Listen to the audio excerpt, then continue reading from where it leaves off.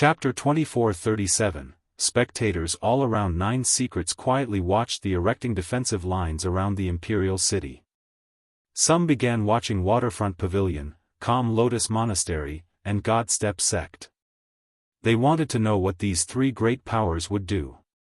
The other two have clearly formed an alliance, turning into an even greater beast. That's why people were curious about the other three. Would they side with the Bingqi clan and attack War Saint or continue to serve the king in times of danger? Unfortunately, these three great powers showed no signs of mobilization, only wanting to spectate. It's over for the dynasty if no allies are coming. An ancestor murmured after seeing a lack of reinforcement from other sects within the system. What a shame, this wouldn't be happening if Lucidity and Silver Secret were still around. Another became emotional. After all, to a certain extent, War Saint Dynasty was the reason why Nine Secret system eventually became one of the three top dogs in Imperial. Its destruction would result in chaos and war. At that point, not only would it lose its status as one of the top three, the Li and Mu might even take advantage of this and destroy them. The long-standing system would turn to ashes. Because of this, the visionary ancestors became worried. The destruction of Nine Secrets meant the destruction of their sections. How can a bird lay eggs without a nest? The rebels are attacking. Chaos engulfed both the imperial city and Skyrap. Numerous cultivators and citizens started fleeing from this troubled land. The flames of war would certainly ravage this area, all could become victims to its heat. That's why people were smart enough to run before the armies got here. Even the guards and maids in the imperial city were panicking. They started to run with the royal descendants. Of course, some took advantage of the situation and started stealing the treasures here. Many precious items and decorations were quickly taken away. On the other hand, Wuxia didn't give a damn, only acting as a spectator among the chaos. He didn't try to stop the ones fleeing or stealing, just quietly watching the whole thing. Your Majesty, it's not too late to go. War Saint Dynasty seemed to have given up, so Jiadi still insisted on taking Wuxia away before the armies got here. Wuxia smiled at the loyal man. Jiadi, go, don't worry about me. I'll be waiting here to watch the fun. I'll leave if it's not interesting enough. But Your Majesty, the armies are coming. How can I face the resting Lucidity King if something were to happen to you? Jiadi went on. Don't worry, we'll meet again, and you won't be seeing him any time soon either. Wuxia patted his shoulder and consoled. Despite the old man's relentless persuasion, Wuxia remained calm and ordered him to leave. In the end, Jiadi gave up and prostrated on the ground. He respectfully said, Your Majesty, your useless servant will be leaving now. Please take care. Take care. Wuxia nodded with a smile. Jiadi stomped his foot out of frustration before leaving the imperial palace. Wuxia stayed in the garden while looking at the shiny barriers in the sky. The kingdom is about to topple. Who will lose their patience and jump out? Can't wait to see this and the real players behind the scene. It will be a beautiful reversal as well. Rumble. Finally, the imperial city was surrounded by the great armies. Not even a mosquito could get through. Clank. Clank. Clank. The sounds of steel echoed with blinding flashes. The soldiers on the walls have unsheathed their weapons, eager to fight. Despite the unrest in the imperial city, the Imperial Guard Legion maintained order, ready to protect the city. This was the strongest legion at the capital, the final line of defense, the Divine Protectors. Clank. The bottom of a spear loudly struck the ground, causing sparks to go flying. A fully armored youth stood on the wall, aggressive and brimming with fighting spirit. Though his aura wasn't on the same level as 8 Formation True Emperor, he still looked like a divine spear. He stood there proudly, seemingly immovable. Tang Hexiang, will he fight to the death for War Saint Dynasty? The spectating ancestors wondered. He was the commander of the Imperial Guard, a genius of the dynasty. Since he came from the royal family, his bloodline was also precious. The guy was already an ascender despite being so young. This allowed him to soar to the rank of commander. He certainly wasn't the strongest general in this legion, but due to his background and innate talents, some considered him to be a future successor. That's why he became the commander of one of the 7 legions. People actually thought Lucidity King would appoint him as crown prince. Hexiang was quite influential in the royal family with the support of many ancestors. No one expected for an unknown brat like Wuxia to win the role. They thought that this careless appointment from Lucidity was the biggest reason for War Saint's decline. Ma Mingchun, what is the punishment for betraying the dynasty? Hexiang shouted at the Central Legion. Mingchun was the commander of this legion. He was floating in the sky and replied, General Tang, I am not betraying the dynasty. The new king is useless, bereft of a single ounce of integrity and morality. He will only cause harm to the people. We are simply doing this for their sake. General Ma is right. 8 Formation True Emperor appeared in the sky, exuding his aura just like a king. Brother Tang, I know you are a loyal man, but you need to make a choice right now. Your new king is a rapist that will only cause harm. This land was built by the effort of our late king. I will not allow it to fall because of this tyrant. We do not wish to overthrow War Saint dynasty, we simply want a wise king to rule it instead. People held their breath after hearing this. They looked over at Tang Hexiang. He had lost to 8 Formation True Emperor in the past, so the two were considered enemies. Would they fight each other today? The crowd took this fight very seriously. The Imperial Guard was mighty. Plus, Skywrap City had a lot of aces. They were fighting on their home turf, having all the advantages.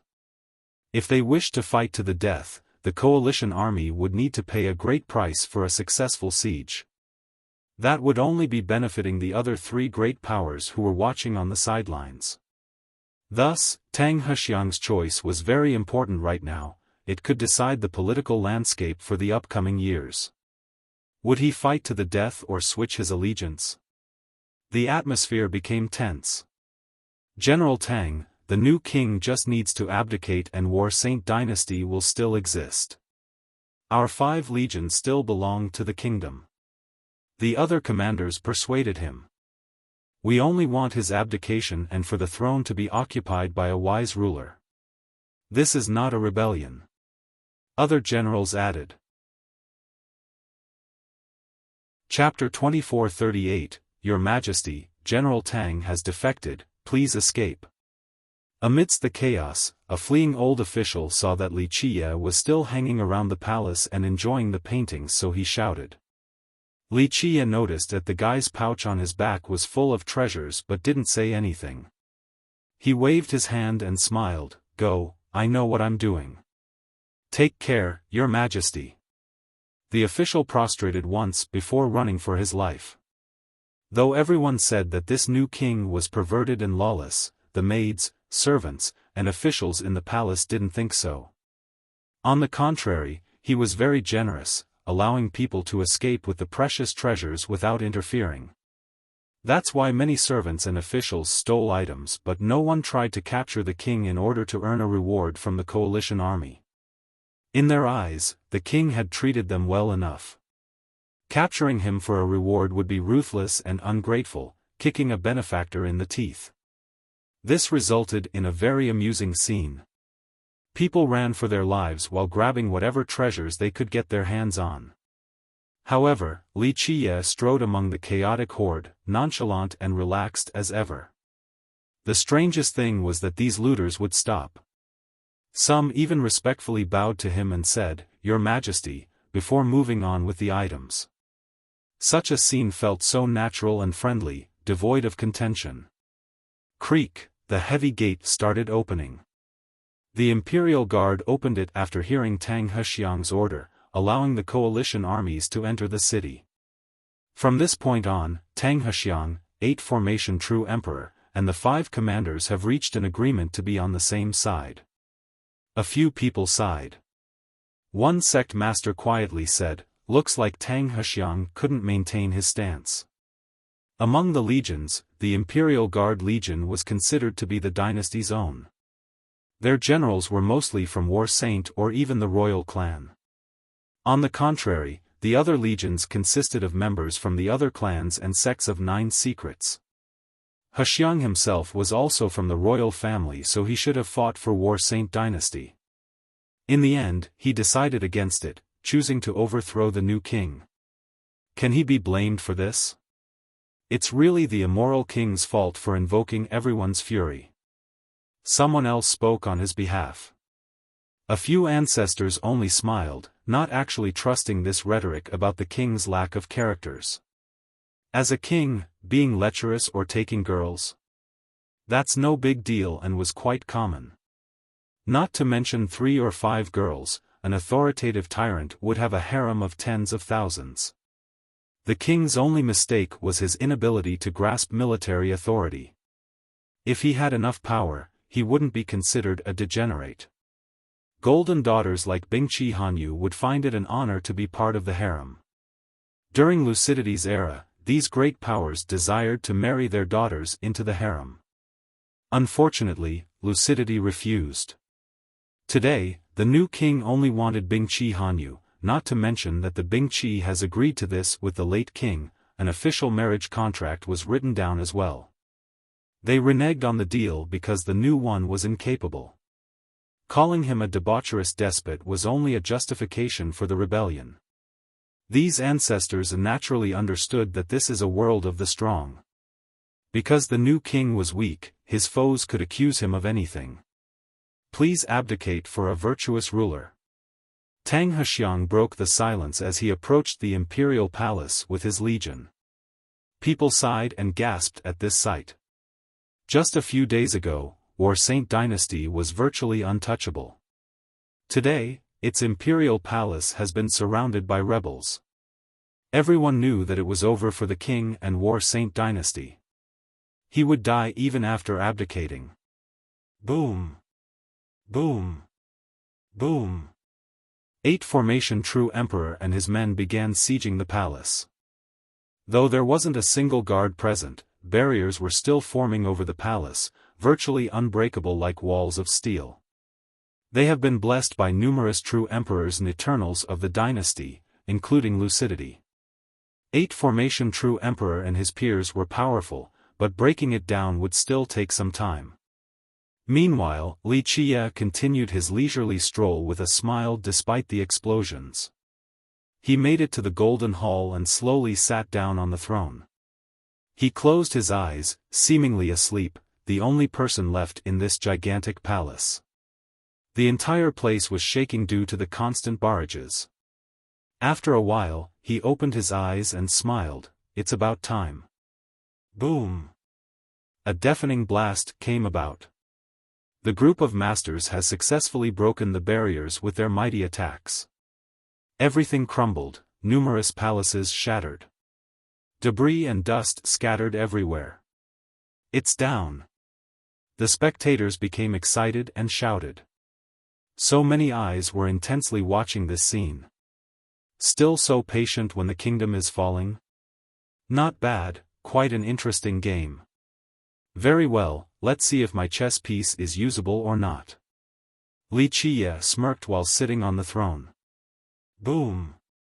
8 Formation True Emperor unleashed a world-destroying palm strike. The roof and walls of the Golden Hall collapsed, revealing Wuxia before everyone.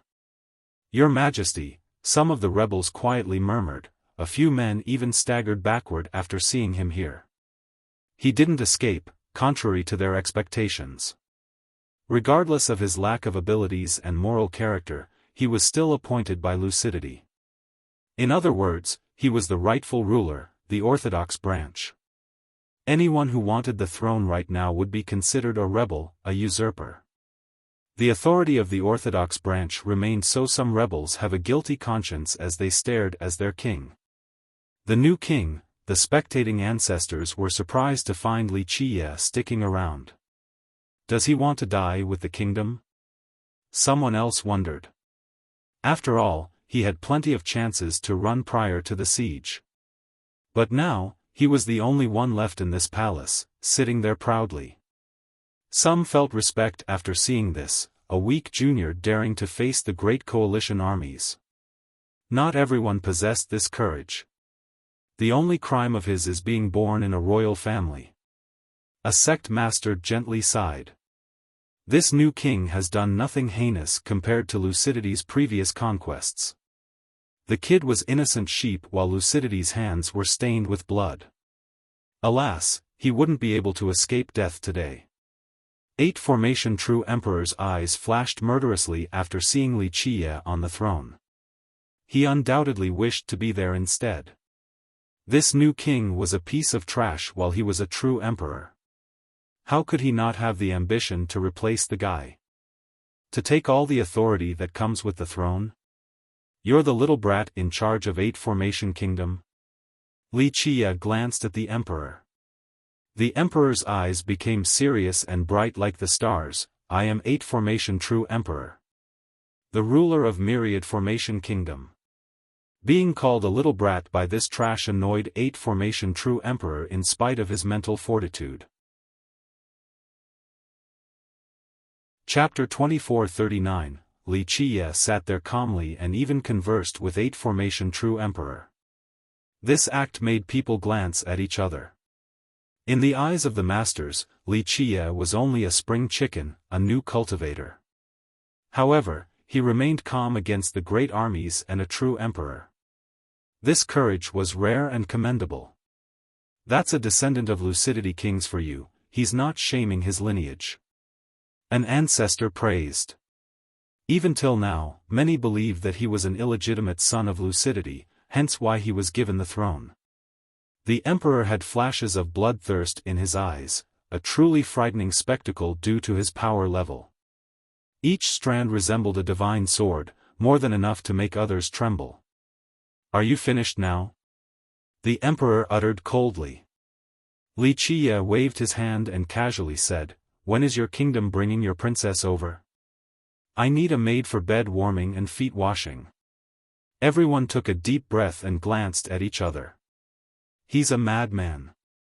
Many shared this thought. There was no saving this guy. He was the only one left in the palace, yet he still dared to talk in this manner. The guy was insane indeed, or he wouldn't have ordered an attack on the Bingqi over one woman. Ignorant fool. The emperor raised his hand and crushed the void with an explosive sound. He then lunged for Wuxia. It's over. Everyone knew the outcome without looking. The new king's cultivation was pitiful to the point of being negligible. Just one finger from the emperor could turn him to ashes, let alone a full attack. A buzzing noise happened before any physical contact. Very few could actually hear this faint sound, the rippling of space. Wuxia suddenly disappeared from the throne. Boom! The palm strike crushed the throne, but Wuxia was nowhere to be found. Where is he? The spectators were confused. The guy seemed to have vanished into thin air. Wait, is he crushed into a pulp or a mist of blood, evaporating into nothingness? Some speculated. No, someone saved him. A powerful ancestor said with a serious expression. What? The crowd was shocked. The one who saved him was simply too fast, beyond visual discernment. Moreover, the guy did it before 8 Formation True Emperor. This being must be extremely powerful, or the emperor would have stopped him. Who did it? This question popped up in everyone's mind. Sun Lengying? Or someone else? Thinking about Sun Lengying made people shudder. The shadows of his terror still remained above 9 secrets. True Formation was startled, since someone capable of this task was obviously stronger than him, capable of moving freely in an untraceable manner. The 6 commanders felt the same way and started to analyze the surroundings. Unfortunately, they didn't notice anything. Go, search everywhere.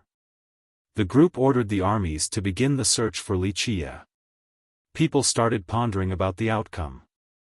Though this was a successful siege of the imperial palace, the new king was still taken away by someone. The coalition armies naturally didn't like this, especially Tang Hexiang's group. As long as the new king was still alive, they wouldn't be able to have a good night's sleep. He was a problem that needs to be dealt with. It didn't matter who would take over the throne, but as long as Li Qie was alive, his position would be questioned, just a usurper. Moreover, Li Qie could even become someone else's card. They might fight using his name and take over in the same manner. At the very least, it is over for War Saint, the end of their golden age. An ancestor said after seeing the mess at the palace. He recalled when lucidity used to order the world in an imperious manner. No one dared to disobey his royal decrees. But now, his authority was gone in the wind, just like him. Even if War Saint dynasty could continue, it would no longer be as strong as before. The fall of War Saint allows for the rise of others. This is only the beginning, not the end. Someone else sentimentally said. Lucidity was unique. In the present, anyone dared to take his position would have trouble subduing the people. The Bingqi and Myriad Formation Kingdom together weren't enough to force the other three great powers to submit. If 8 Formation True Emperor were to ascend, they would definitely refute his coronation. Their excuse would be that Li Qie, the rightful king, was still around. Thus, 8 Formation and the others knew that it was impossible to seize the throne until Li Qie is dead. Not only would the other 3 powers not recognize the new ruler's legitimacy, but the other sects and clans might also resist as well. Thus, Li Qie's survival became quite a headache. Looks like war is inevitable in the future. One ancestor was pessimistic about the current developments. Li Qie had no intention of retaliating against the palm strike, but someone else saved him in that split second. When the light returned, the scene was completely different. What he saw was no longer the palace but rather, an open ocean of clouds. He stood on top of a solitary peak as the clouds floated below his feet. His robes fluttered with the wind. There was an old man standing next to him, his savior. Old geezer Wind? Why did you save me? I was waiting for a fun show.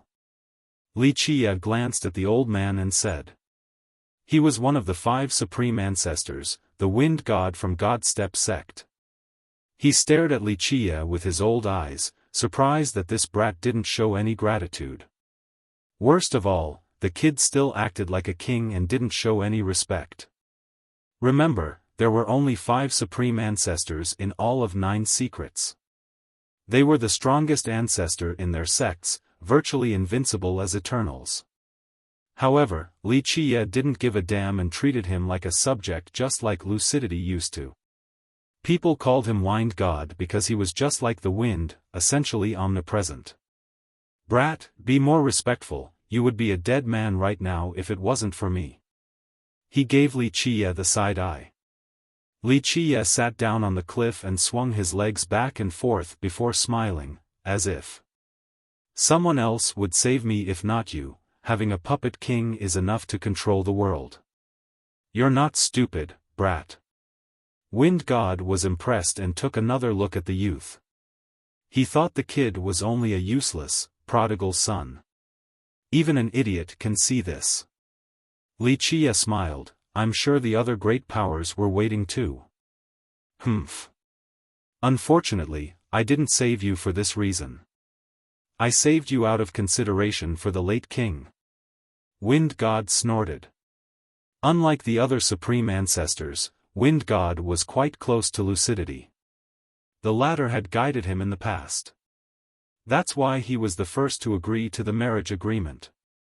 Because of this, he saved Li Qie so that lucidity's lineage would continue on. Chapter 2440, Either Way. Li Qie sat by the edge of the cliff with his hands as support while swinging his feet, enjoying the clouds beneath. Wind God glared at him, thinking that lucidity was such a great and invincible man, yet his child was anything but. This might be a stain in lucidity's otherwise perfect life. What is your cultivation, and what merit laws are you learning? He asked, still distant. The 13th level, and as for merit laws? Whichever ones, cultivation is too easy, so no need to be picky. Wuxia casually answered.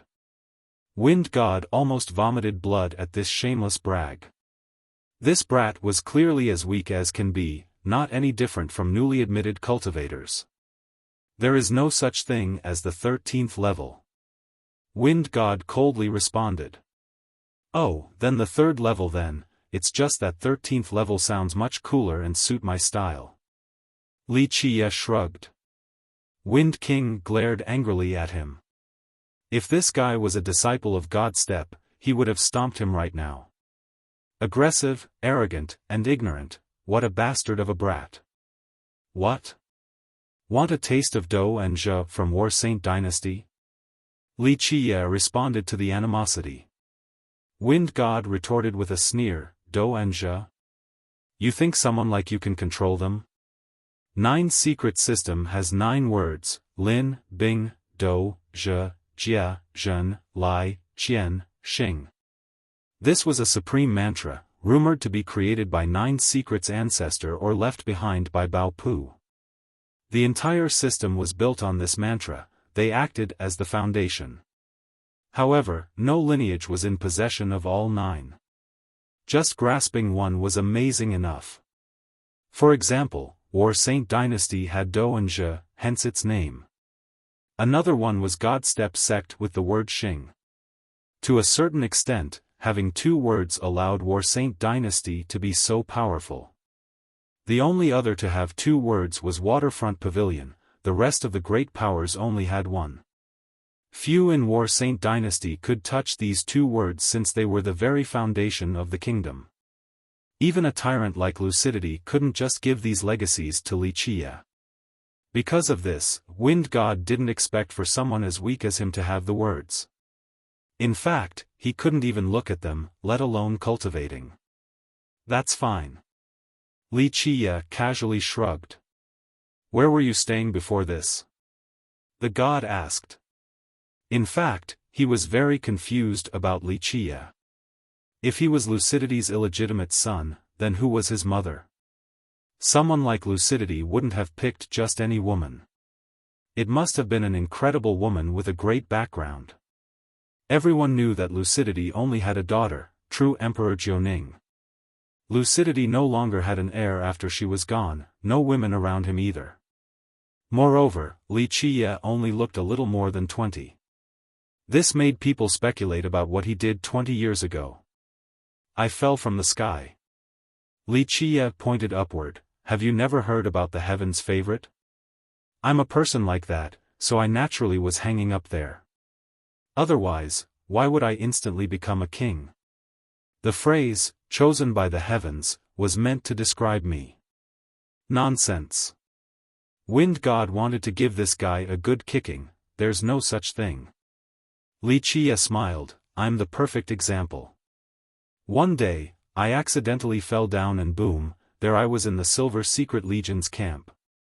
Lucidity saw me and instantly knew that I was chosen by the heavens, capable enough to make War Saint prospers, so he instantly made me the crown prince and handed the kingdom over. Wind God felt like slapping this nonsensical brat now. No one would believe this crap. Little did he know that Wuxia was indeed telling the truth outside of the chosen by heaven's part. He didn't embellish anything else. Why aren't you making this land better then? It is lost thanks to you, looks like you're not really the chosen one by the heavens. Wind God mocked him. You just don't understand.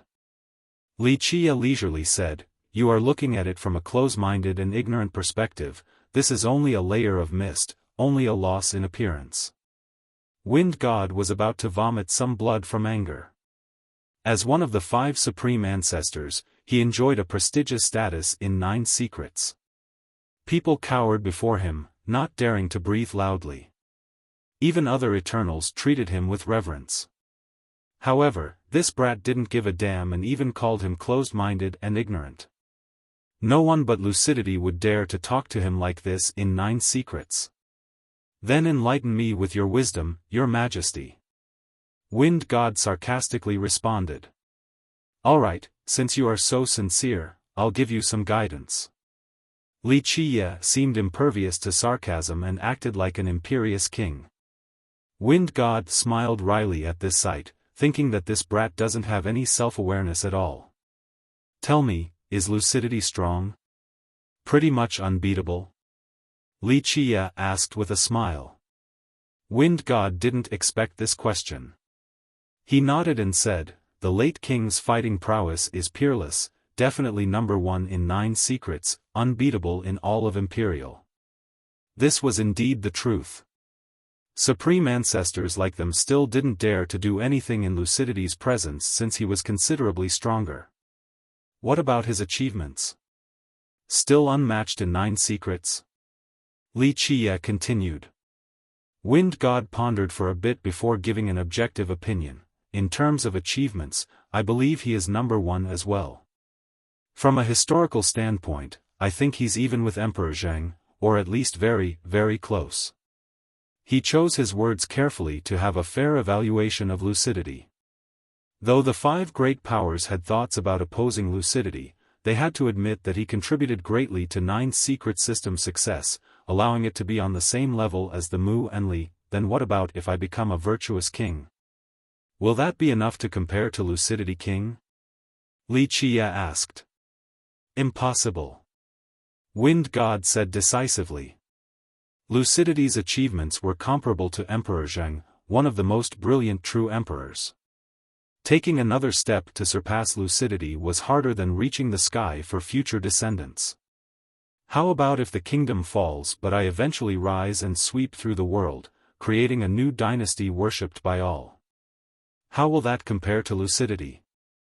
Wuxia smiled. Wind God, despite his experiences, still became startled because this bold thought was simply insane. Wuxia continued before hearing an answer, this kingdom is useless if it can't allow me to have a peerless contribution. It would be a waste of time for someone chosen by the heavens like me. After a while, Wind God stared at him and said, have you gone mad? You tell me. Wuxia smiled. In this particular juncture, Wind God found a similarity between Wuxia and lucidity, no in terms of appearance but rather their behavior. Both were as crazy as can be. You alone wants to start a new dynasty? I'm afraid that's daydreaming, unless you are stronger than the late king. Wind God responded. Nothing is impossible, it's all dependent on my whim. Wuxia nonchalantly said. 1. This is my worst nightmare. I literally got up from my desk to lay down in my bed, questioning my life choices. The 9 words mantra is back. It was challenging to translate it for the 9 words true Bao, and I think the outcome was a mess because some of the words are connected. I can't get a 9-word version in English to come out in a coherent manner, the grammatical forms are different while the order matters. For example, Do and Je are actually connected, meaning a soldier/fighter. I can't separate them and have it make sense because the first 2 words mean soldier/fighter as well. That's 4 words meaning soldiers/fighters in the first 4. This time around, I'm just going to use pinyin. Trying to do an English version of them was too ambitious and I didn't like the result too.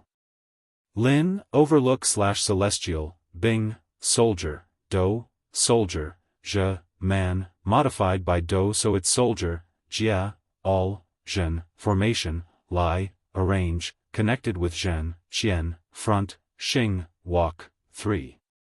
Do also means war, Je means man, so it can also be saint. 4. Lucidity called her Jiuning without the full title, so she could have the same name and title. Might have to change this later if we get her real name.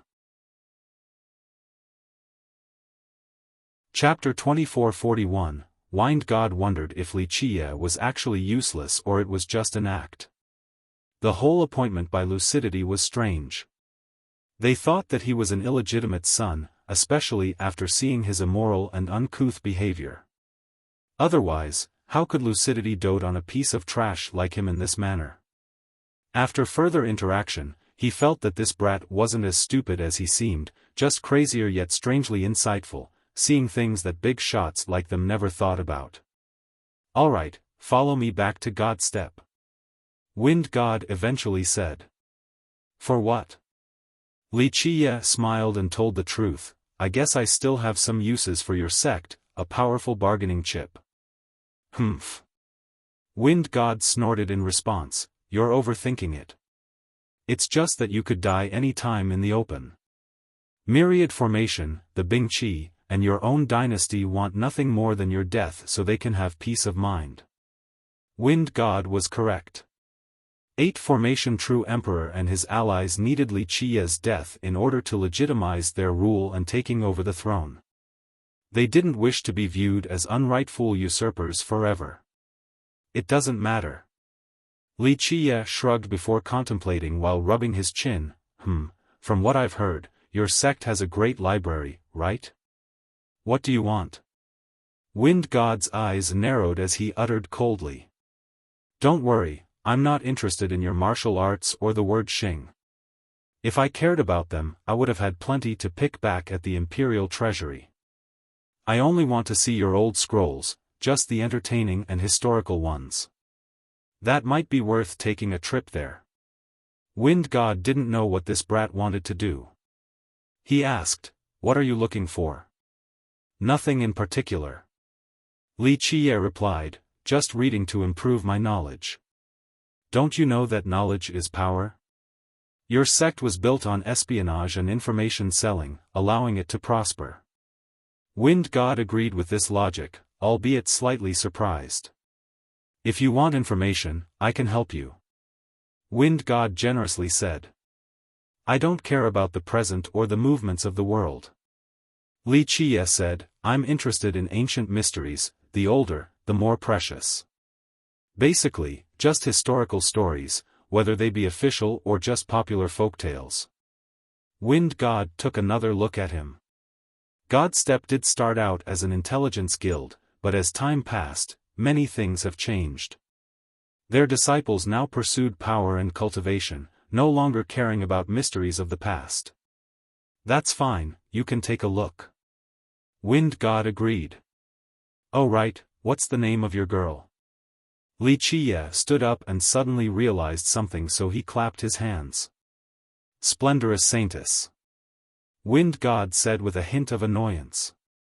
Splendorous didn't only have the most prestigious bloodline in their sect but was also the most gifted. The elders had high expectations for her. Even if she wouldn't take over their sect, she would still become a powerful eternal, perhaps surpassing a supreme ancestor such as himself. They naturally wanted to keep this good seed around. Unfortunately, Lucidity demanded their best bloodline to be a consort. Wind God didn't want this at that point because Wuxia was a useless brat. No one would want to betroth their best disciple to someone like him. Unfortunately, out of both fear and gratitude, he became the first to agree. Of course, refusal was not an option since Lucidity was famous for punishing nonconformity. The first to voice this opinion would suffer the wrath of Lucidity, especially when Sun Lengying and Silver Secret were still around. This was no longer the case. These 3 threats have disappeared. Plus, the kingdom has fallen. Wuxia was a king without land. Under these circumstances, was he still suitable for her? In the past, she could arguably be reaching up to marry him. But now, she wouldn't favor a fallen king like him. What, change your mind?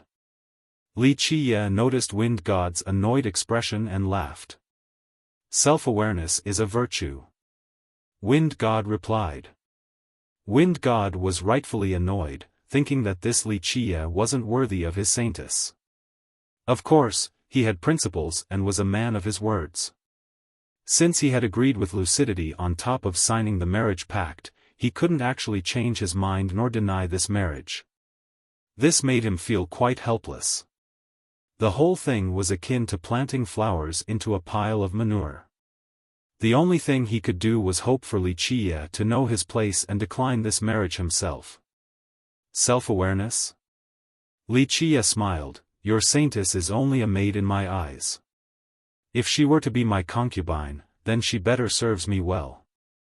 But then again, scrolls and lamps in a cold room, I do need a servant to take care of daily tasks. A fire of fury started in Wind God's mind, wanting nothing more than to slap the brat to death.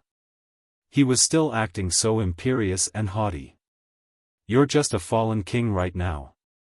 Wind God expressed coldly, his intent was as clear as day. So what?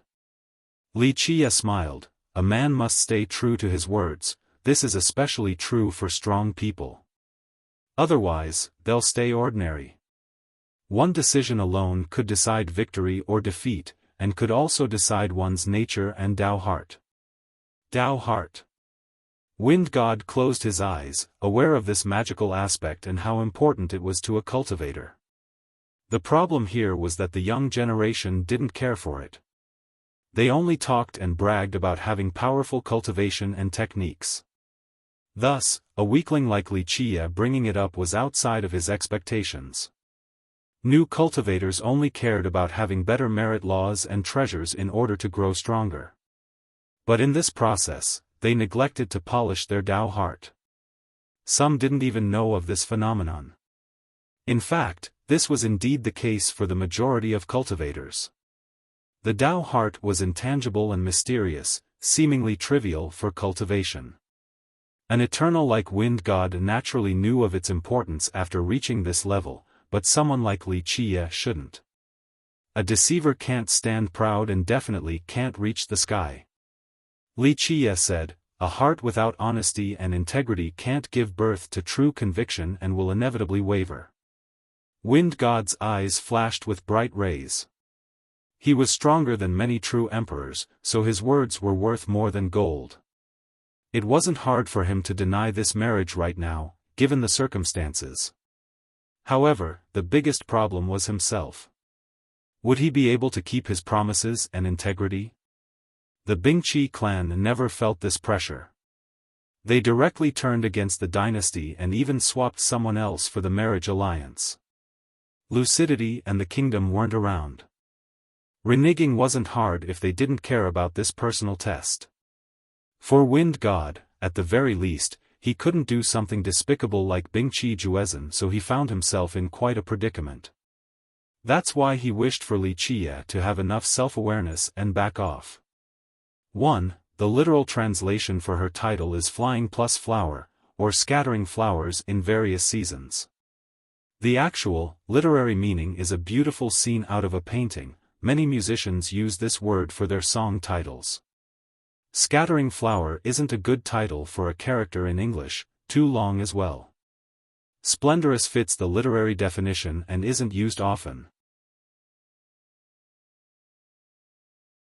Chapter 2442, The Vexed God couldn't do anything when Wuxia didn't wish to back off the marriage matter.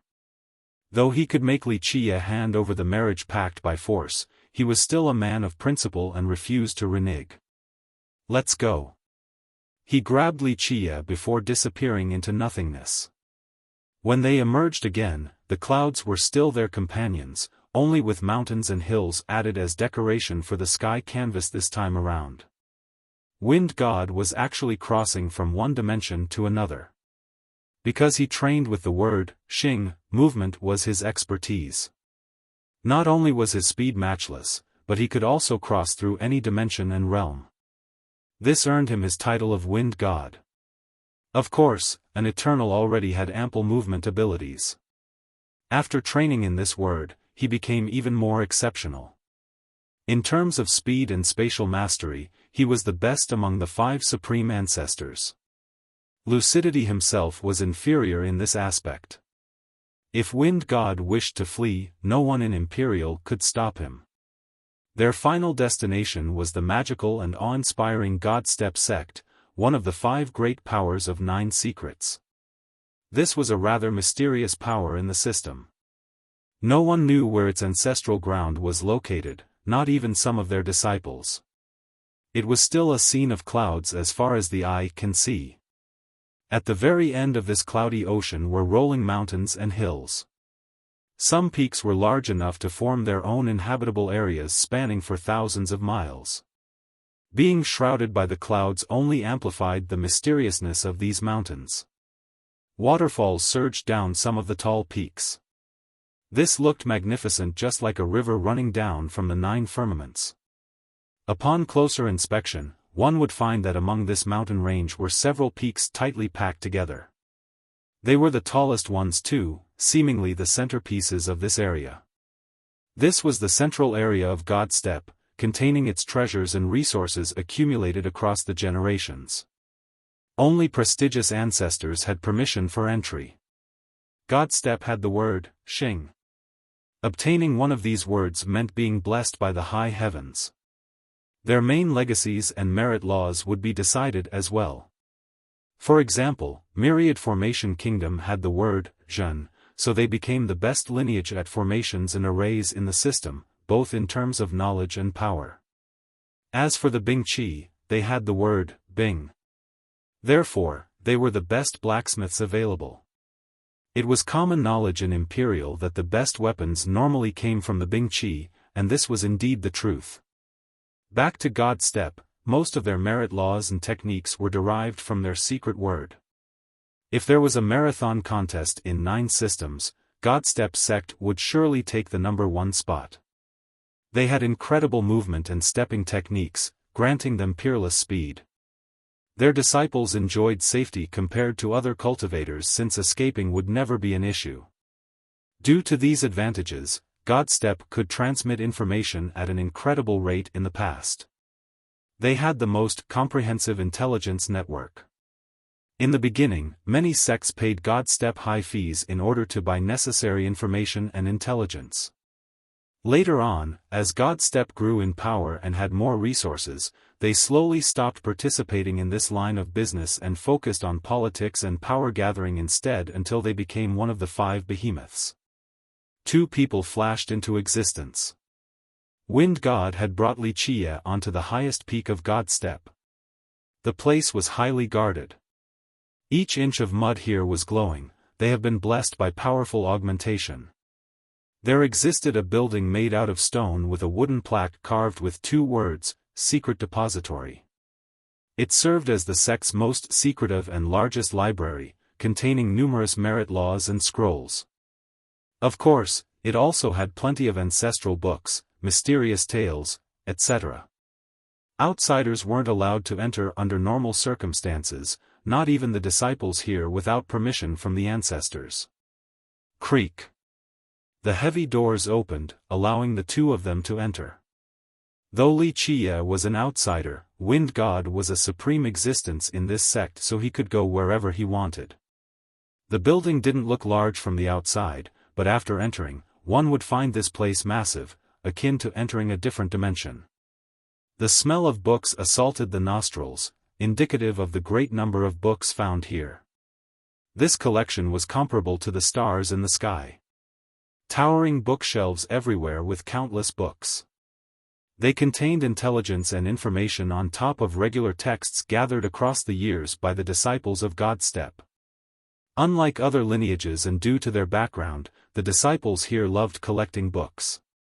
It didn't matter whether the books were useful and precious or not, they still contained information and should be collected. The scrolls here have also undergone a strict filtering process. Some contained pieces of history and secrets and mysteries of various sects that were figured out by the disciples and recorded in their diaries or notebooks. All in all, this depository contained the most trustworthy and varied information about Imperial. For example, when and how a certain progenitor overcame his inner demon during a Tao enlightenment session. Or just gossip, how many wives did one progenitor have, how many lovers? Secrets were no longer secrets here. Wind God brought him to the section containing ancient recordings and said, "Everything in this depository is open to you, with the exception of the merit law and technique sections. You can read anything else." Wind God was being very generous, letting an outsider into their best library on top of letting him read virtually everything else. One couldn't ask for more. Wuxia smiled and went to the corner furnished with a table and chair made out of stone. On the table were one lamp, an inkstone, inkstick, and ink brush. It was obvious that people used to record mysteries down in this place. However, that was all in the past. There was a layer of dust on the table now. Wuxia casually took out a scroll made of deerskin from a bamboo cylinder. He opened it and found that it was an incomplete map. A casual glance left a smile on his face.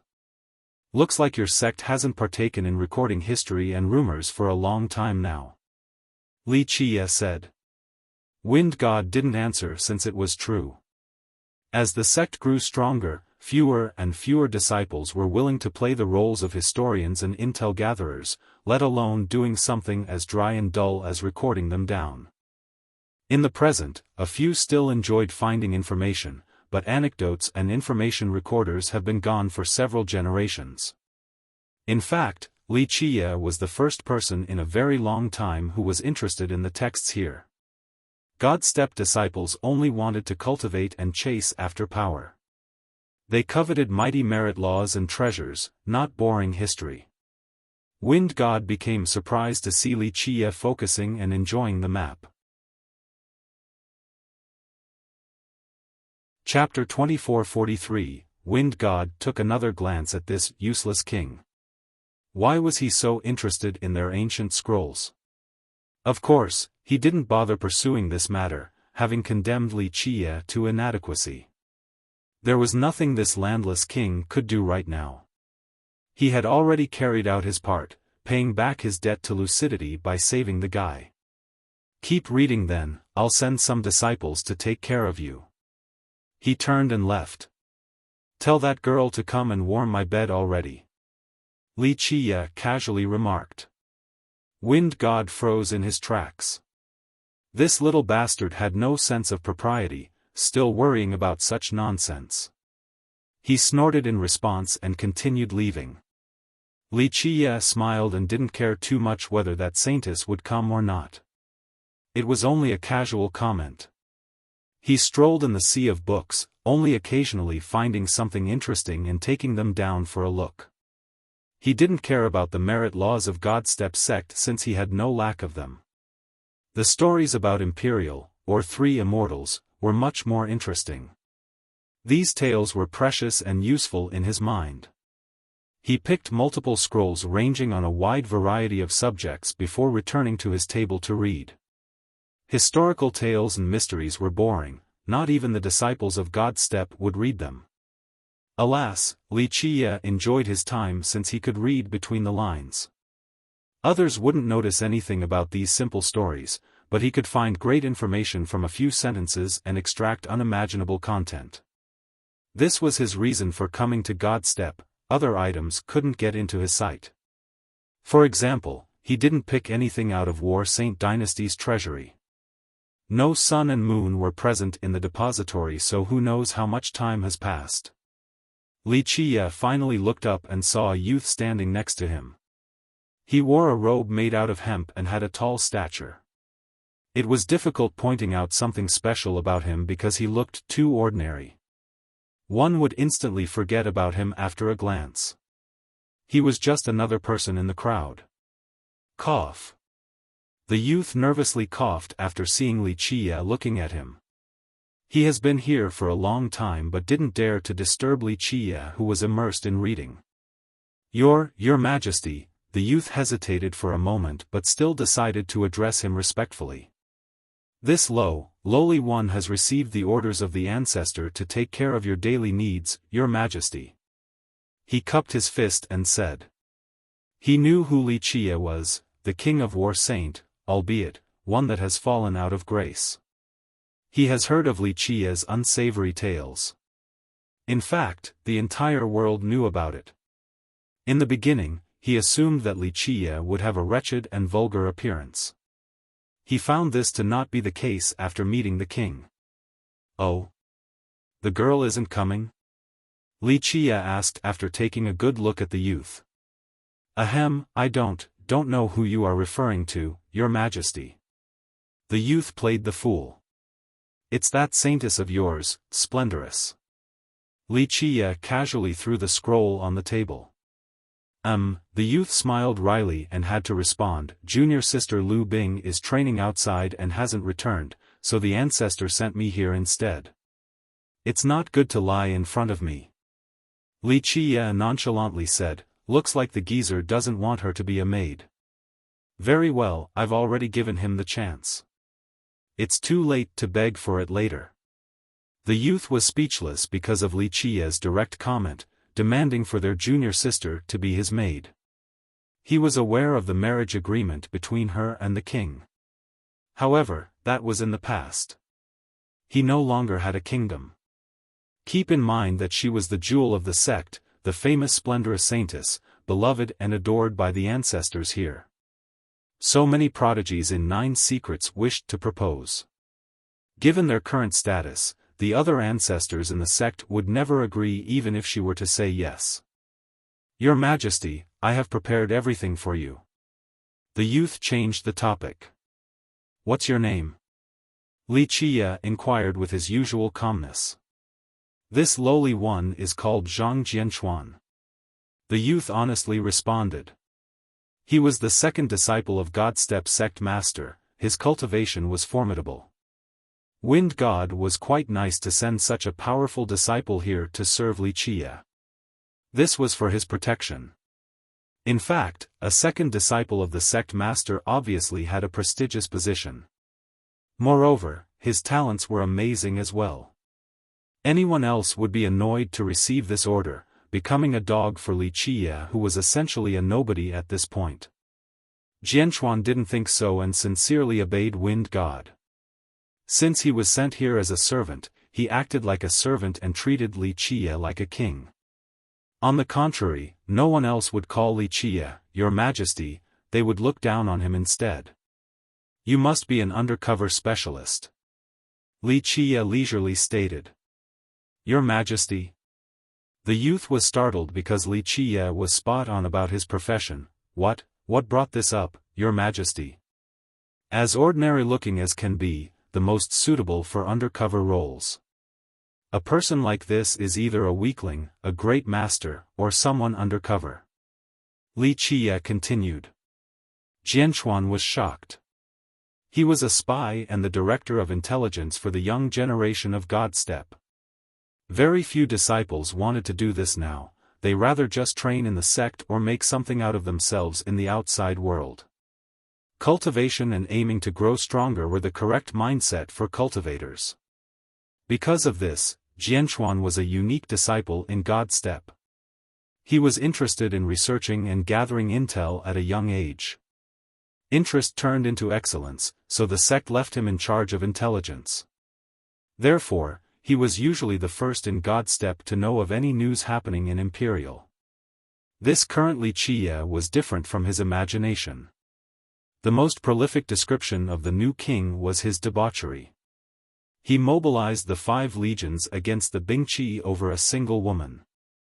Moreover, Jianchuan received news that he didn't bother to fight back against the rebels, so the kingdom fell just like that. It painted a picture of weakness and incompetence. The guy was clearly a useless young master.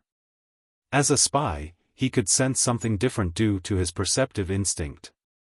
Maybe he gathered the wrong information or there was more than meets the eye.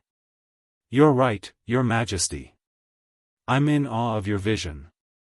He bowed again, calming down. "No need to flatter me." Li Qie waved his sleeve. "You seem smarter and more flexible than the old geezer." Jianchuan smiled wryly and didn't dare to comment about the supreme ancestor. Wind God was the boss here, rarely seen by the juniors. Even ancestors needed to be reverent towards him. Only Li Qie would dare to the supreme ancestor, an old geezer here. "Lead the way," Li Qie said. The youth didn't dare to show any slight and showed Li Qie the way. Chapter 2444, Wind God showed his generosity once more by preparing a place on a mountain next to the depository for Li Qie. Only the top-ranking ancestors could stay in this place. He did so for both Li Qie's safety and to keep this whole thing a secret. So many were searching for this fallen king, including War Saint Dynasty, the Bingqi, and Myriad Formation. His very existence was a thorn in their side. Moreover, other powerful sects and even systems were secretly looking for him. They didn't wish to kill him but thought that he could be used as a bargaining chip. Controlling this king meant that they controlled the orthodox symbol and royal rule of 9 secrets, to a certain extent. Fortunately for him, Godstep sect resided in the sky and rarely associated with outsiders. It was extremely difficult for someone to come in and search for news of him. Zhang Jianchuan did an amazing job serving Li Qie, allowing him to spend his days in comfort and leisure. He focused on reading the mysteries and historical events recorded here. These texts were considered to be entertainment at best by the disciples, but he considered them to be precious. By using the content, he could put one and one together for useful information, or to find certain things he was looking for. Outside of cultivation, it was just reading and reading, flipping through the pages among the ocean of text. He found valuable information and eventually obtained a thorough understanding of 9 secret system. At this moment, no one understood 9 secrets better than him, not even Lucidity King. The 9 words were within his grasp as well. As they spent more time together, Jianchuan found all of the previous rumors about Li Qie to be false. The guy has been meditating and researching the ancient texts. Some were too old for their sect to decipher, yet Li Qie could read them without any difficulty, to Jianchuan's astonishment. This was the infamous perverted king? No, he looked like a scholar, hard at work. Could it be that the king had changed after the fall of his kingdom? Jianchuan thought. But he found this to be incorrect. If the king were to be devastated by the loss of the kingdom, he would be cultivating hard in order to become stronger so that he could take it back in the future. The guy didn't give a damn about merit laws and techniques right now. In fact, he seemed to not care about growing stronger and drowned himself in reading these entertaining texts. No disciples would want to waste their time doing so. Your Majesty, may I ask why you are interested in them? Jianchuan's curiosity eventually got the best of him. Golden pavilions and colorful jades exist in these words. Li Qie said with a smile. Jianchuan didn't believe in this common phrase in the mortal world about the benefits of reading. He thought that mortal scholars only said this line for motivation. To understand the present, one must know the past. Li Qie glanced at the youth and said. I see. Jianchuan carefully absorbed the meaning of this phrase. If one has no way of reaching the apex to have a clear perspective on the world below, what should they do instead? The answer is to read extensively, then everything will be clear. The answers are hidden behind the fog of history, some are purposely erased. Jianchuan still thought that it was pointless for cultivators to do so.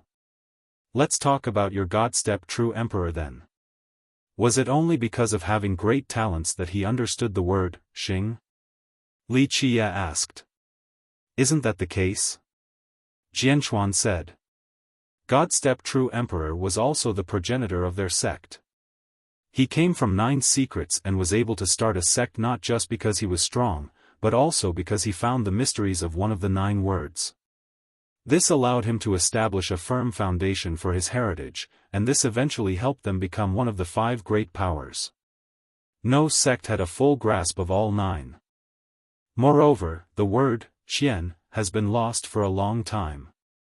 There was a period where Xing was missing as well until Godstep true emperor. He was able to understand it enough so that it could return to see the light of day.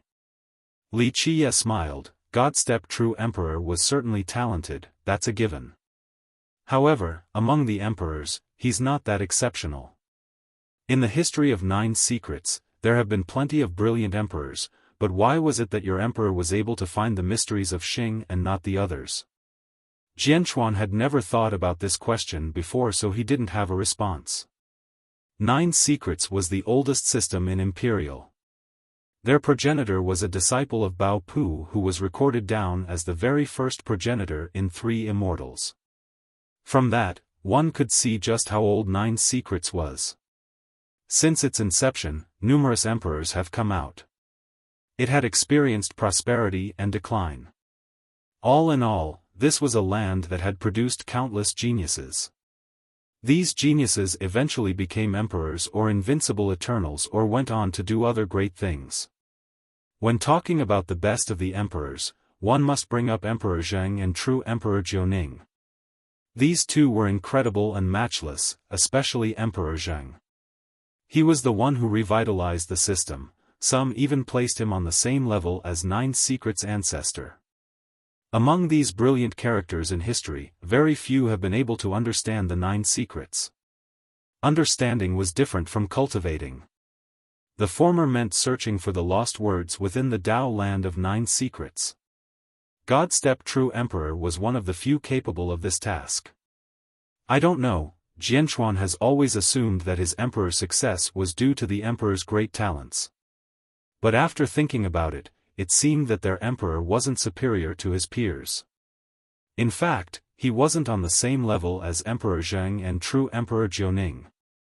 No, he seemed to be inferior to Weapon Break True Emperor and Myriad Formation True Emperor as well. Both Weapon Break and Myriad Formation had tangible achievements. For example, Weapon Break created a weapon on the same level as those created by progenitors. That's a heaven-defying deed.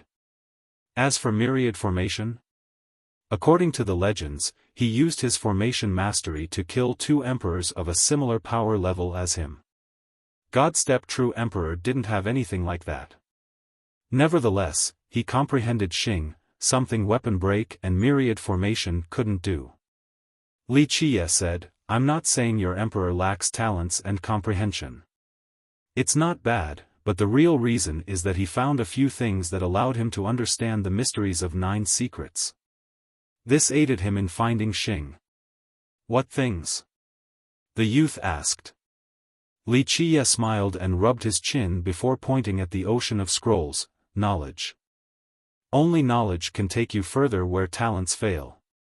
With sufficient knowledge, you will be wise and discerning. It will also polish your Tao heart."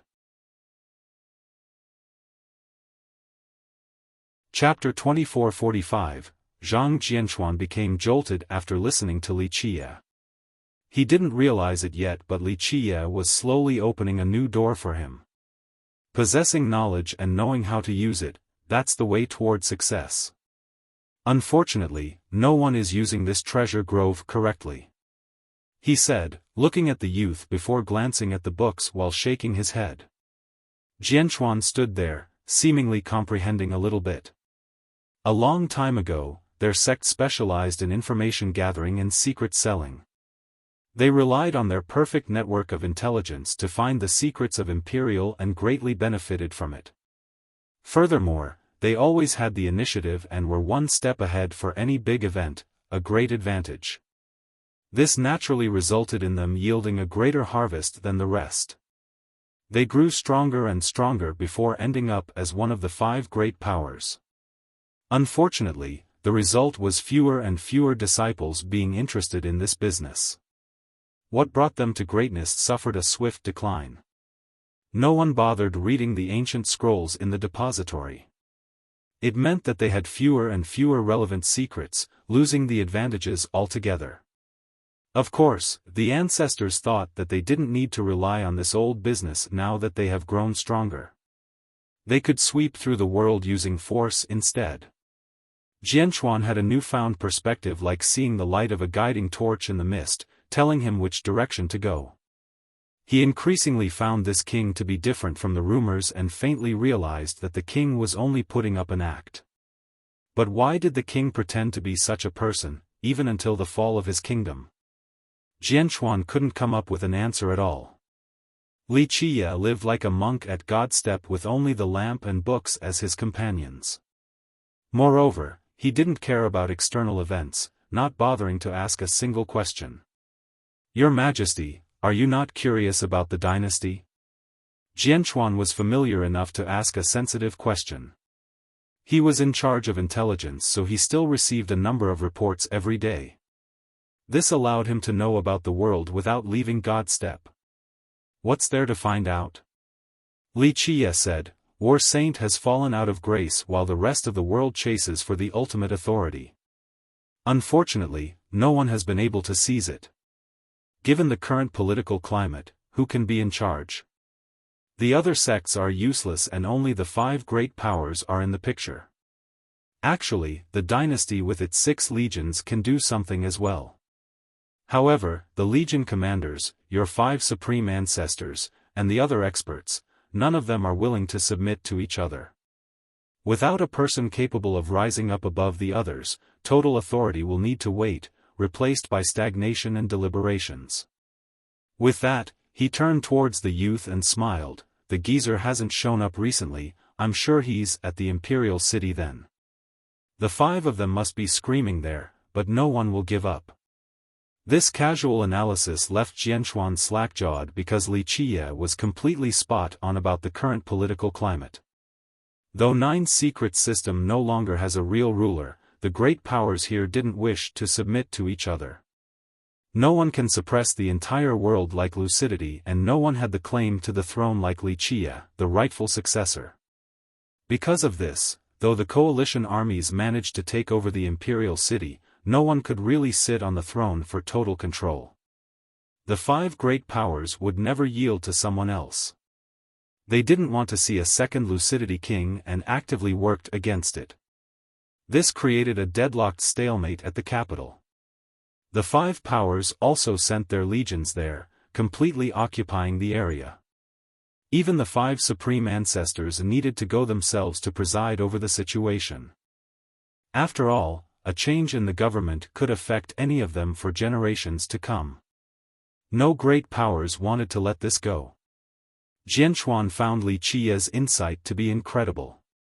He knew everything that was going on without taking a single step out of the door, quite unbelievable. The youth calmed down and quietly said, Your Majesty, the ancestor is indeed at the Imperial City right now. It's only a waste of time. Li Qie shook his head and smiled. The 5 great powers and these supreme ancestors will, one day, come to see that they are running around blindly. This land still belongs to whom it meant to belong to, everyone else has no idea what they're doing, mere chess pieces. Only the players can decide the fate of 9 secrets. Your Majesty, who are the players then? Jianchuan asked, perplexed. You'll find out later. Li Qie smiled mysteriously. The answers are usually unexpected and will astonish people. However, there is one idiom pertinent to the situation: the mantis stalks the cicada, unaware of the oriole behind. Who knows who the real players are, but many certainly think they are, unaware that they are mere chess pieces. Jianchuan shuddered.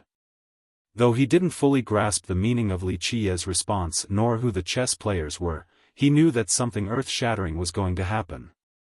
Though the depository had many scrolls, Li Qie had gone through most of them and got all the information he wanted about the things he was searching for, a great success. Didn't your progenitor leave behind a plain tablet? Li Qie put away the scroll and looked at Jianchuan today. The youth nodded. Yes, the null slate is located on the ancestral peak. Alright, let's go take a look. Li Qie said, there's not much to look at here in God's Step, we'll see if this tablet will be different. Jianchuan was surprised because Li Qie has been staying indoors the entire time. Now, he wanted to go take a look at the null slate. This lowly one will prepare for you, Your Majesty. Jianchuan quickly agreed. After taking care of minor details, he led Li Qie to the ancestral peak. This area was rumored to be where God's Step true emperor meditated in the past. Later on, it became a place for the disciples to come and reminisce about their patriarch. It was naturally the tallest peak in God's Step with numerous buildings. However, people were most interested in the stone tablet on top, bereft of any engraving. The null slate was next to the precipice, personally erected by the emperor, or so they say. No one knew why the emperor left this wordless tablet here. Perhaps it was to test the descendants, and that it contained a supreme art. Others believed that it was a meteor from an external realm. The emperor left it here for the descendants to study. No one has been able to comprehend it since the foundation of God's step. Plenty of true emperors and eternals from the sect have tried and failed. In fact, they have even invited the ultimate genius of the Mu, Xiaofan, to come take a look. The youth still couldn't see through it and the mystery remained. All in all, the null slate's purpose and the emperor's intent became an age-long question. Despite the futility of it all, disciples from God's step still came to take a look, hoping for a miracle. Chapter 2446. Zhang Jianchuan took Li Qiye to the ancestral peak for a look at null slate. The two of them crossed through numerous mountains among the clouds via bridges to make it there, meeting many peers and seniors along the way. As one of the 5 great powers, God's step was obviously powerful with substantial resources. Despite being hidden in the sky away from the rowdiness of mundane life, the place was still lively. More than 10,000 disciples were around. Second brother. The brothers and sisters on the path greeted Zhang Jianchuan. Jianchuan wasn't famous in 9 secrets, but he had a high status in God's sect, being the second brother and all. Moreover, his talents for cultivation and amiability earned him the love of his peers. He also nodded and greeted them in response. His brothers and sisters found it quite strange to see their second brother being so respectful while serving Li Qiye. In their sect, few elders and ancestors would need the second brother to wait on them. However, this youth didn't look older than Jianchuan and was clearly a new cultivator, not an expert genius that could sweep through the world. How could this youth enjoy such treatment from their second brother? Everyone became curious as a result. "Brother, who is this gentleman?" A vivacious girl came up and asked. Jianchuan was very careful in answering. He smiled and said, "An esteemed guest of our sect." He was experienced enough to give a reasonable and watertight response. Of course, no secrets last forever since Li Qiye has been staying here for so long. The top disciples have figured out Li Qiye's identity. Who is that next to second brother? Why is second brother serving him? Someone asked their senior brothers and sisters. To which a senior brother snorted and said while staring at the weak Li Qiye, "Humph, that's our king." The young disciples took a deep breath and quietly said, He's the fallen king? War Saint Dynasty's ruler with the shortest reign in history." A senior sister sneered, "That's him, the wretched and perverted king, deserving of losing his kingdom. It's already a blessing of 3 lives that he is still alive." This sister had nothing but contempt from the heart for the infamous king. Losing a kingdom over a woman? A man like this was a piece of trash. Hi, don't be so loud, he is still our guest." Another girl said. "It's fine." A senior brother joined in, "It's no longer the era of War Saint, the land is no longer his. This useless pervert, no, this piece of trash is not worthy of our saintess." "That's right." The first senior sister agreed, "Our senior sister is heaven's favorite, the jewel of our sect. She's beautiful and talented, only a monstrous prodigy is worthy of her, not this debaucherous trash." No wonder why these disciples had such prejudice against Li Qiye. They were fans of their senior sister, Splendora Saintess. They knew that she had a noble bloodline on top of being perfect in every facet imaginable. She was the pride of their sect. The girls adored and looked up to her, the boys had a crush on her. For her to marry an incompetent and perverted king was akin to planting a gorgeous flower in a pile of manure. They naturally became indignant and resentful. Moreover, this king had already lost his kingdom and became even more unworthy. That's the new king. Many disciples pointed at Li Qiye along the way and whispered, "The perverted one." Not anymore, just a fallen king, a dog without a master. A male disciple scorned, "He's lucky to have shelter here and being alive." Indeed. Another instantly chimed in, "He would be dead if it wasn't for us hiding him." Jianchuan also heard the whispers and awkwardly apologized to Li Qiye, "Your Majesty, don't mind them. They don't mean it. He didn't realize that he had considered Li Qie to be anything but a lecherous king. The guy was more than he was letting on. Li Qie only smiled and ignored the whispers, not commenting on it. The ancestral peak was sky-high with a formidable presence. There were towering architectures and billowing clouds and mist along with a pure atmosphere. It looked like a land of paradise from the distant. The majestic aura made it seem that there was a dragon slumbering beneath, and it could wake up and disperse the cloud during its ascension. Before the precipice was a flat, square rock. It stood on the mud without being buried in the lower half. Nevertheless, it remained stable as if it had taken roots below. It had a reddish-brown color, the entire thing was in plain sight, clearly without any engraving, not a single spot. Such a rock seemed to have been unearthed then brought to this place, untouched. On the surface were traces of weather, such as rain and mist. Oh, and various faint handprints. Ever since God-Step True Emperor left it here, so many disciples have come to try and comprehend it. They rubbed it, hoping for a connection or a hint to the mystery. Unfortunately, none has been successful. This rock remained a rock, seemingly its true form. Great geniuses have come and left empty-handed for millions of years. Recently, they invited an exclaimed prodigy, Mu Xiaochen. Even he himself failed to find anything.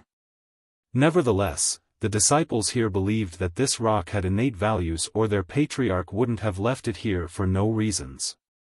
It was their own fault for being unable to understand it.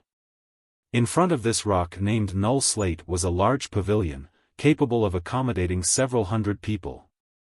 Once Li Qie and Jianchuan got here, they found a large group hard at work. A few disciples were leaning against the rock, hoping to sense something from physical closeness.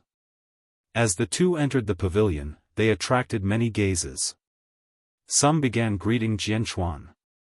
He didn't say anything and focused on preparing a seat facing the tablet for Li Qie first, then burning some scented grass for him, a perfect environment for Dao searching. Next, Jianchuan started a fire nearby in order to boil some tea for him. There was a reason why this youth was chosen by Wind God to serve Li Qie. Jianchuan was someone who would carry out all orders with sincerity.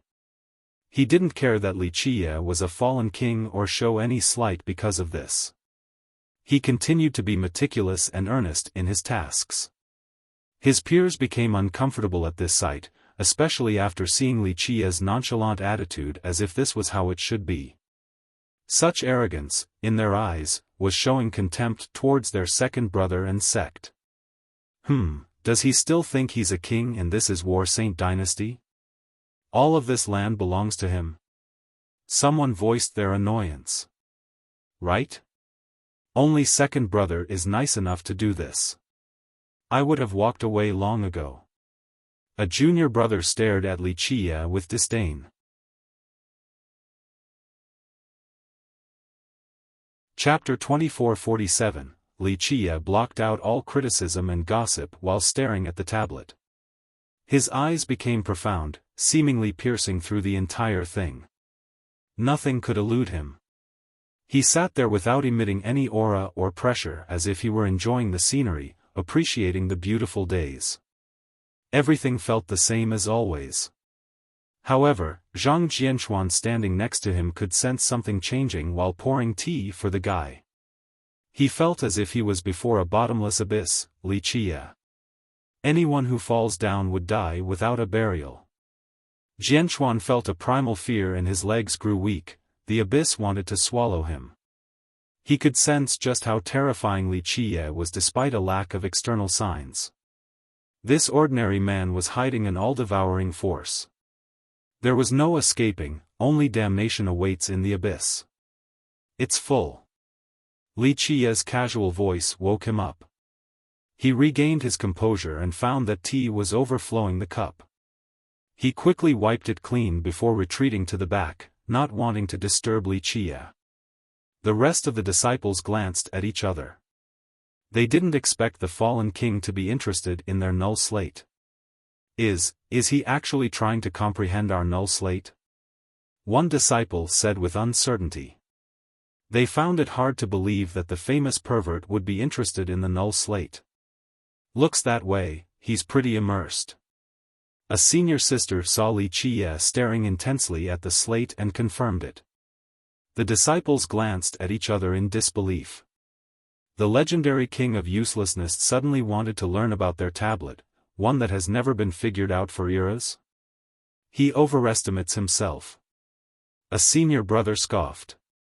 A senior sister nodded in agreement. No one has been able to understand our null slate. The past aside, even Mu Xiaochen, Imperial's greatest genius, didn't see anything from it, let alone a perverted king like him. Does he think this is a game? Only the most brilliant in history would be able to see something. No one else. A junior sister supported. The senior brother spoke again. How can someone like him be comparable to Mu Xiaochen? He is only trying to start over again and create some fame, but all this will bring is further humiliation. A useless pervert like him can only be a prodigal son. Everyone nearby nodded unanimously, agreeing with their brother.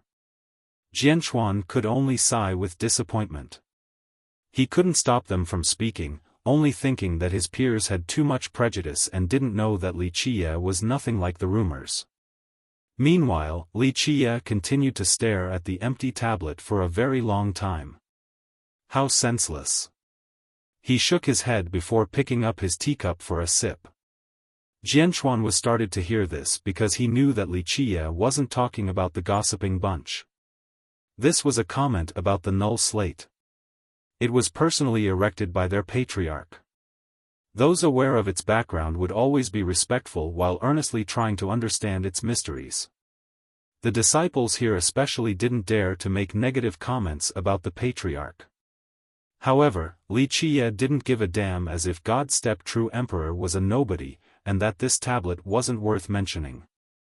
Jianchuan's rumination was interrupted by the gentle clattering of decorative ornaments. A sweet fragrance whiffed in the air. Everyone could feel her beauty and style before she got there. Senior sister. The disciples in the pavilion and those near the tablets all stood up respectfully with hands straight down. A figure finally appeared on the ancestral peak, accompanied by plum blossoms and floating clouds. In the next second, the figure was standing before the pavilion. This enchanting woman was tall with appealing long, white legs. Her legs were perfectly shaped. A little bit more would be redundant, but a little bit less would be deficient. Such jade legs made others have the urge to touch. She wore a thin, pink dress with yellow embroideries of little flowers and a silk girdle that accentuates her curves. One glance was all it takes to see her perfect outlines. She was full of life, a fair complexion with a touch of pink like the peach blossom, and was as vibrant as spring itself. The images of flowers would occasionally appear around her. Her step seemed to give birth to the flowers on the ground, looking like they were chasing after her. Junior sister, you're here. Jianchuan was surprised to see her. Lu Bing, or Splendorous Saintess, the daughter of God-Step sect master. Moreover, she was also a descendant of Wind God, so a great bloodline flowed within her. Because of her prestigious status and noble bloodline, Lucidity asked for her specifically in the past. Wind God chose to comply, albeit unwillingly. The disciples exchanged glances after seeing her. Some started looking over at Wuxia. The marriage between the two of them was no secret. There was a system-wide announcement during Wuxia's coronation. During that period, every disciple in God-Step hated this marriage. They felt indignation, especially the male disciples who were her fans. These youths hated Wuxia to the core. Nevertheless, they couldn't do anything except to accept reality. After all, Wuxia still had authority and was still the leader of 9 secrets, standing at the apex with 7 legions beneath him. Moreover, he had an eternal-like Sun Lengying as his backing. This was enough to look down on the world, be the master of life and death, the decider of others' fate. Splendorous Saintess had no choice but to acquiesce. This was no longer the case. The imperious king had fallen, his authority became non-existent, just another dog that has lost its master. To be frank, even their great ancestor, Wind God, needed to be respectful before the new king just a while ago. But now, an ordinary disciple of God's step could look down on him, or even bully him. Thus, how could a useless brat with no authority and backing marry their golden jewel? He's not worthy of their saintess. The eyes on Wuxia slowly turned cold. If the saintess were to give an order right now, many disciples would be more than willing to give Wuxia a good beating, or even take his life. She finally looked at him with an unfriendly stare. His lazy appearance only confirmed his uselessness, so her first impression of him was terrible. Moreover, she had heard of how he took innocent women in the capital before, completely lawless. If she were to meet someone like him on the street, she would kill them without any hesitation. Chapter 24:48. The crowd held their breath while staring at Wuxia, overwhelmed with excitement about what's to come. Some had a grin on their face from schadenfreude. This group wanted to see Wuxia humiliated and shamed. Wuxia didn't seem to notice these disciples and even the saintess. He continued to drink his tea and enjoyed the floating clouds ahead. Splendorous saintess entered the pavilion and headed straight for him with coldness in both her glare and expression. Jianchuan could tell what she wanted to do judging by her demeanor and said, "Junior sister, you're here." He gently shook his head while speaking, gesturing her to not do anything rash, especially without permission. "Greetings, Brother Zhang." She slightly bowed towards Jianchuan but ignored his signals. It didn't take long before she stood in front of Wuxia, accompanied by a gentle fragrance. "Take it out." She stretched her jade hand towards him and demanded. Wuxia didn't bat an eye, not bothering to glance at her. "You are blocking my view." She turned red, embarrassed, after receiving this arrogant treatment and angrily glared at him. As the princess and jewel of God's step, she has always been the centerpiece wherever she went, the moon surrounded by the stars. She was used to flattery and reverence, causing her to have some pride and arrogance herself. However, Wuxia didn't bother to look at her before everyone and treated her like air, truly infuriating her as a result. "This is God's step, not your war sainty dynasty. It is over for your kingdom," Splendorous coldly said. She reminded him that he was only freeloading off their sect right now, no longer an imperious king like before. He nonchalantly responded, "Scram before I become angry, do not block my view." "Who do you think you are?" Many disciples furiously roared. This comment has incited the anger of the crowd. How could they let anyone insult their princess, especially a fallen king that is freeloading at their sect? Splendorous was furious, already annoyed at this marriage in the first place. Moreover, the king had a terrible reputation and this only exacerbated her distaste and disdain towards him. Plus, he was a nobody now, just a parasite at their sect. How could such a person look down on her in this manner? It was the heaviest insult in her eyes. She glared at him and said, "War Saint Dynasty is no longer in charge, hand over the marriage pact, don't humiliate yourself any further." The crowd ate it up. One of them loudly shouted, "That's right, we're a great power of 9 secrets, how dare this landless king act like this on our territory? Humph, someone useless like him isn't worthy of our senior sister. He needs to get the hell out right now.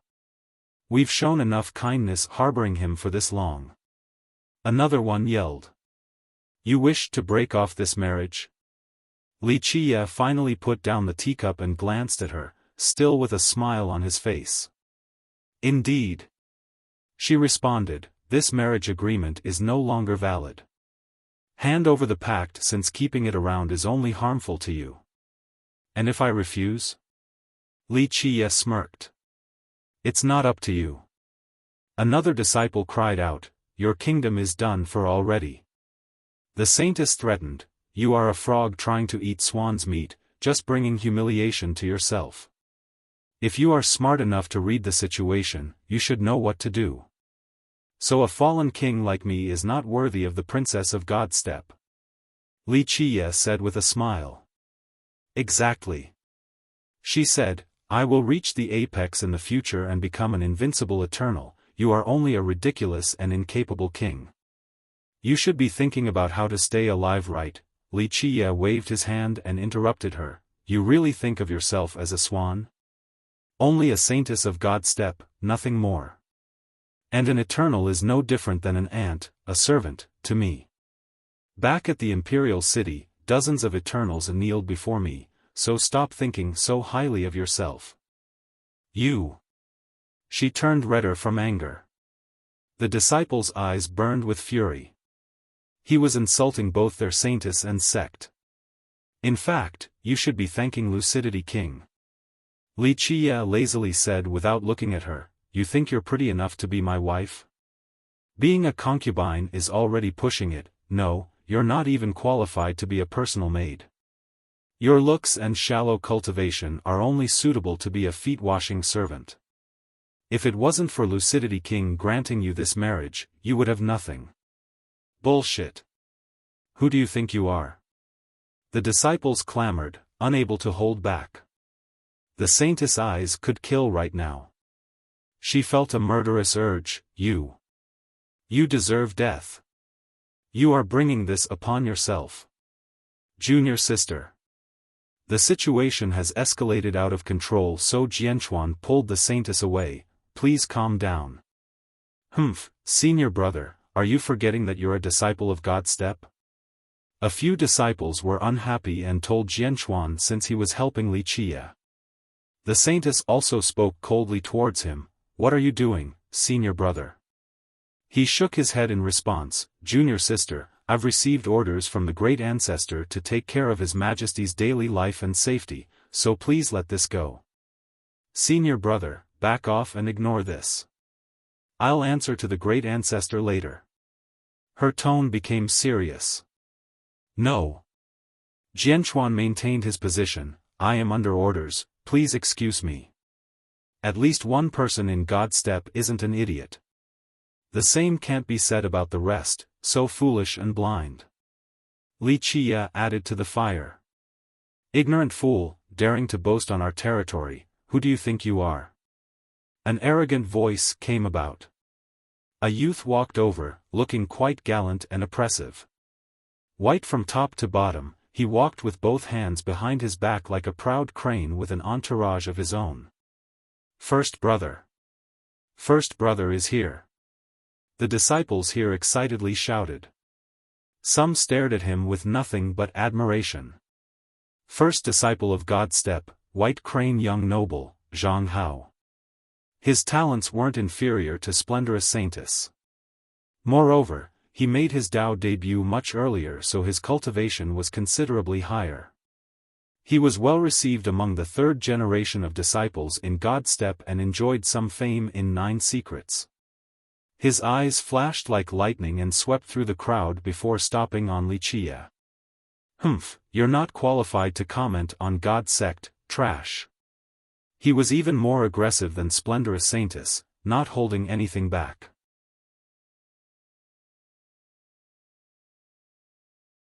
Chapter 2449, I'm trash. False, I'm the king that you all need to prostrate before and lick my feet. God's step and the great powers are only insects before me. Even your wind god needed to kneel, and as for you all? A bunch of insignificant ants that won't even get to lick my feet, needing to kneel 10,000 miles away from Skyrap. The disciples here were shocked at such blatant insult. They weren't worth a single coin in his mouth. You sure know how to talk big. But insulting our sect is punishable by death. Some loudly retorted. A real man doesn't bring up past glories. White Crane young noble felt the urge to kill. He said with disdain, people were only worshipping War Saint Dynasty and Lucidity King, no one gives a damn about a useless king like you.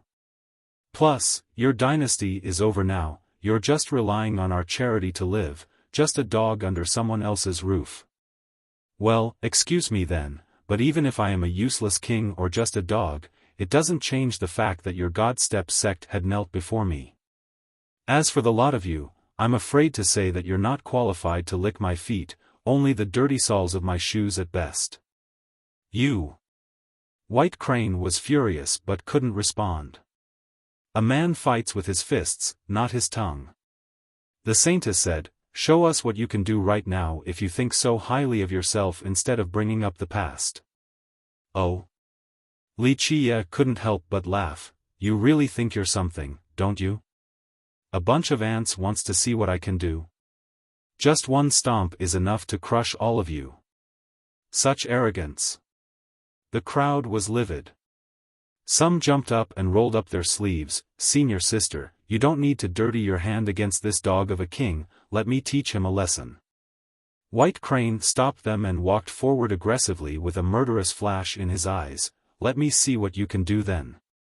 "Senior brother, you can't."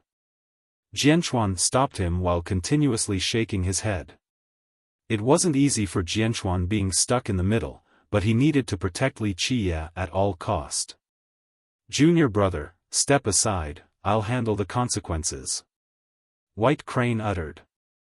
Jianchuan disagreed. "Senior brother, I'm not trying to oppose you, it's just that the great ancestor has repeatedly told me to take care of His Majesty before leaving, so please, ignore us or we can't answer the great ancestor."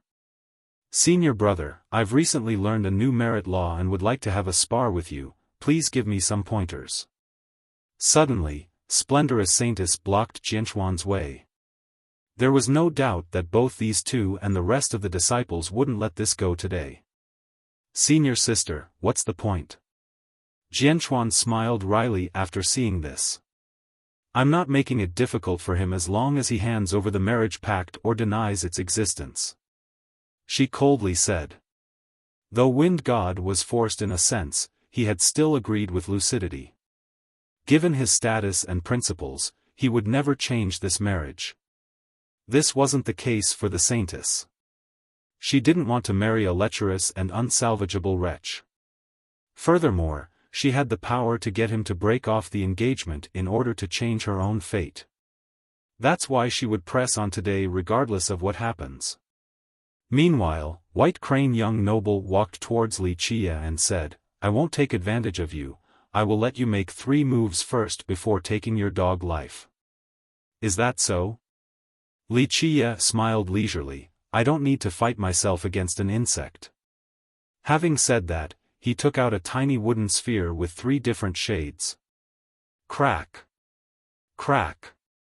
It flew out of Wuxia's hand and crazily assembled in a huge one. Boom! It slammed down from above with the force of a mountain, aiming straight for the young noble. Ancestral 18 transformations, the treasure refined from 3 ancestral trees and had their power. The crowd didn't expect this at all. The young noble's eyes narrowed as he shouted, "Activate!" He raised both hands in the air like a deity raising a pagoda to stop the incoming sphere, throwing away his offer of 3 free moves earlier. Boom! He far underestimated the power of the sphere. Crack! An ear-piercing sound of bone breaking came about with blood gushing out. Both of his arms were pulverized. Boom! The sphere instantly bounced back to the sky while issuing rambunctious detonations. Its spinning speed increased and headed for the young noble once more. The rolling distance amplified both its speed and size. The sphere continued to assemble and became 10 times larger than before. It was bigger than a hill now and carried a world-destroying power. The crowd quickly retreated, aghast. Chirp! During the split second before the impact, the young noble soared to the sky like a crane with lightning speed and successfully evaded the sphere. It didn't give up and exploded once more, increasing in size again. It bounced to the sky, heading straight for its target with incredible speed. Buzz! Space fluctuated. The young noble seemed to have grown a pair of wings. His movements became fluid like a dancing crane. He once again evaded the sphere. Boom! With another quake, the ball gained a massive increase in both size and speed. Rumble. Detonations resounded all over the sky. The ball crazily gave chase, but the young noble's movement technique was indeed peerless. He had learned one of Godstep's very best, allowing him to fly just like an immortal crane, allowing him to dodge successfully again and again. However, the sphere had no limits to the growth of its speed and power. After it reached a particular size and speed, even the young noble's great technique was no longer enough. Activate. He noticed that exerting his technique to the limit wasn't enough, so he roared, summoning a gigantic shield in order to face it head-on. Bang! The grounds and the mountains nearby trembled because of the impact. His shield instantly shattered to pieces, scattering all over. Ah! He screamed with more broken bones and blood gushing out everywhere, nearly being smashed to bits. Who knows if he even had one single intact bone in his body right now. He started falling down from the sky, but the sphere didn't spare him just yet. Boom! It activated itself with another explosion before starting the spinning trajectory. This time around, its speed was on a whole new level, looking like it wants to render him to a mist of blood.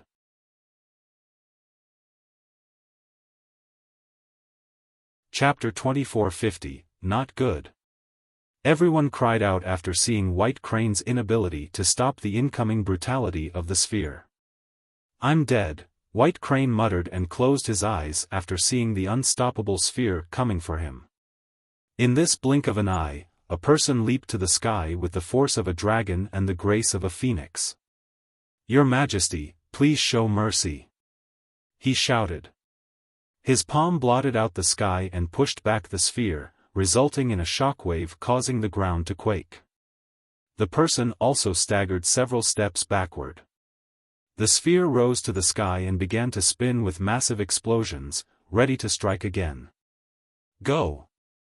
The person grabbed White Crane and jumped into the pavilion.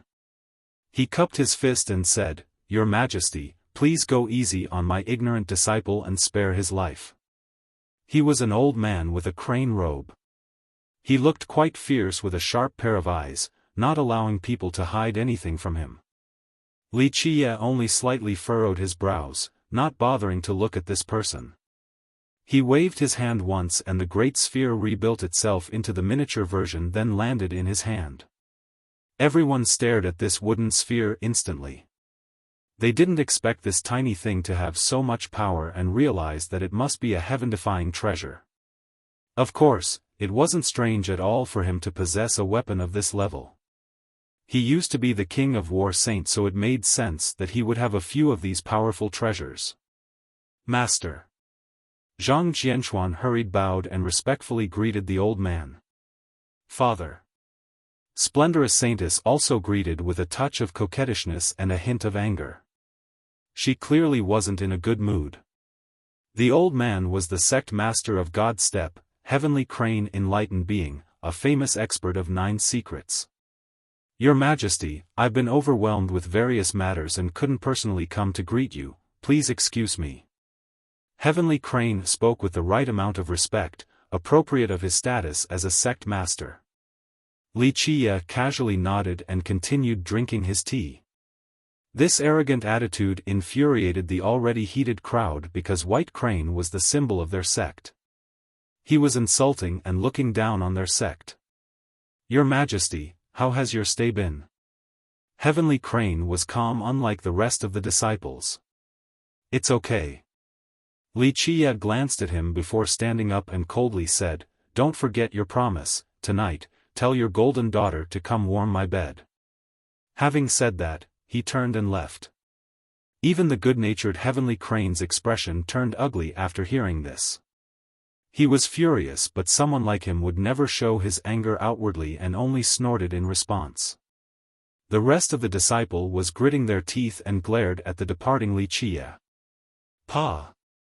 The saintess felt the same way and said with disdain, "A frog wanting to eat swan's meat, he should take a look in the mirror first." Wuxia ignored all of them and continued leaving. Jianchuan had no choice but to follow right behind him. "Master, this little bastard is pushing it," one disciple angrily said. Yes, sect master. The other ones chimed in, he's only a useless and lecherous king with no kingdom, since when can someone like him do whatever he wants at our sect? Why are we allowing him to disgrace us like this? It'll be over soon. Heavenly Crane's eyes turned cold as he stared towards the horizon, revealing a murderous intent. Father, we need to end this. A guy like him wants to marry me? In his dream. The saintess stressed. Binger, I will deal with it. Heavenly Crane said with a cold expression. He would never let his daughter marry a fallen king, especially one that was so wretched. Back in their place, Jianchuan opened his mouth but eventually decided from speaking. In fact, he was under great pressure. Protecting Li Qie earlier could be viewed as a betrayal by his fellow disciples. You think that I have gone too far? Li Qie chuckled after noticing this. Jianchuan smiled wryly, Your Majesty, you should try to be closer to other people. He could tell that Li Qie wasn't that terrible to be around, that he wasn't such an intolerable person all the time. To which Li Qie responded, Closer. If I were still the king of 9 secrets with 7 legions under me, how would my stay here be? Jianchuan had no response. From top to bottom, your entire sect would want to kneel and lick my feet. When I become angry, everyone will live in fear. To put it bluntly, just one order of mine and heads will start rolling on the floor. He turned and glanced at the youth and continued, Dignity and pride? Those only apply when speaking to weaker people. Before Lucidity King, not to mention disciples like you, even your ancestors will act subservient, stemming from their helplessness. There's no pride and dignity involved at that point. But, Jianchuan didn't know where to start retorting. But now, I am only a fallen king. Li Qie continued, Indeed, just a fallen king, a dog that has lost its master in everyone's eyes. However, in my eyes, your sect members are mere ants. Why is it that they want nothing more than to be able to lick Lucidity's feet, but just a few comments of mine and they feel insulted? It is because you all have yet to see a massacre from me. When I herald the stench of blood, everyone will realize that being able to prostrate and licking my feet is an honor. He grinned after the last sentence. Jianchuan could only sigh. He didn't wish to comment because he was still a disciple of Godstep. Leave now. Li Qie gently waved his hand. Jianchuan bowed and quietly left. Li Qie began meditating to search for the Grand Tao. He reached a state of Zen with his mind traveling freely. The primordial tree slowly appeared. It poured out faint strands of light, just like the opening of multiple worlds. Each strand represented the birth of a new one.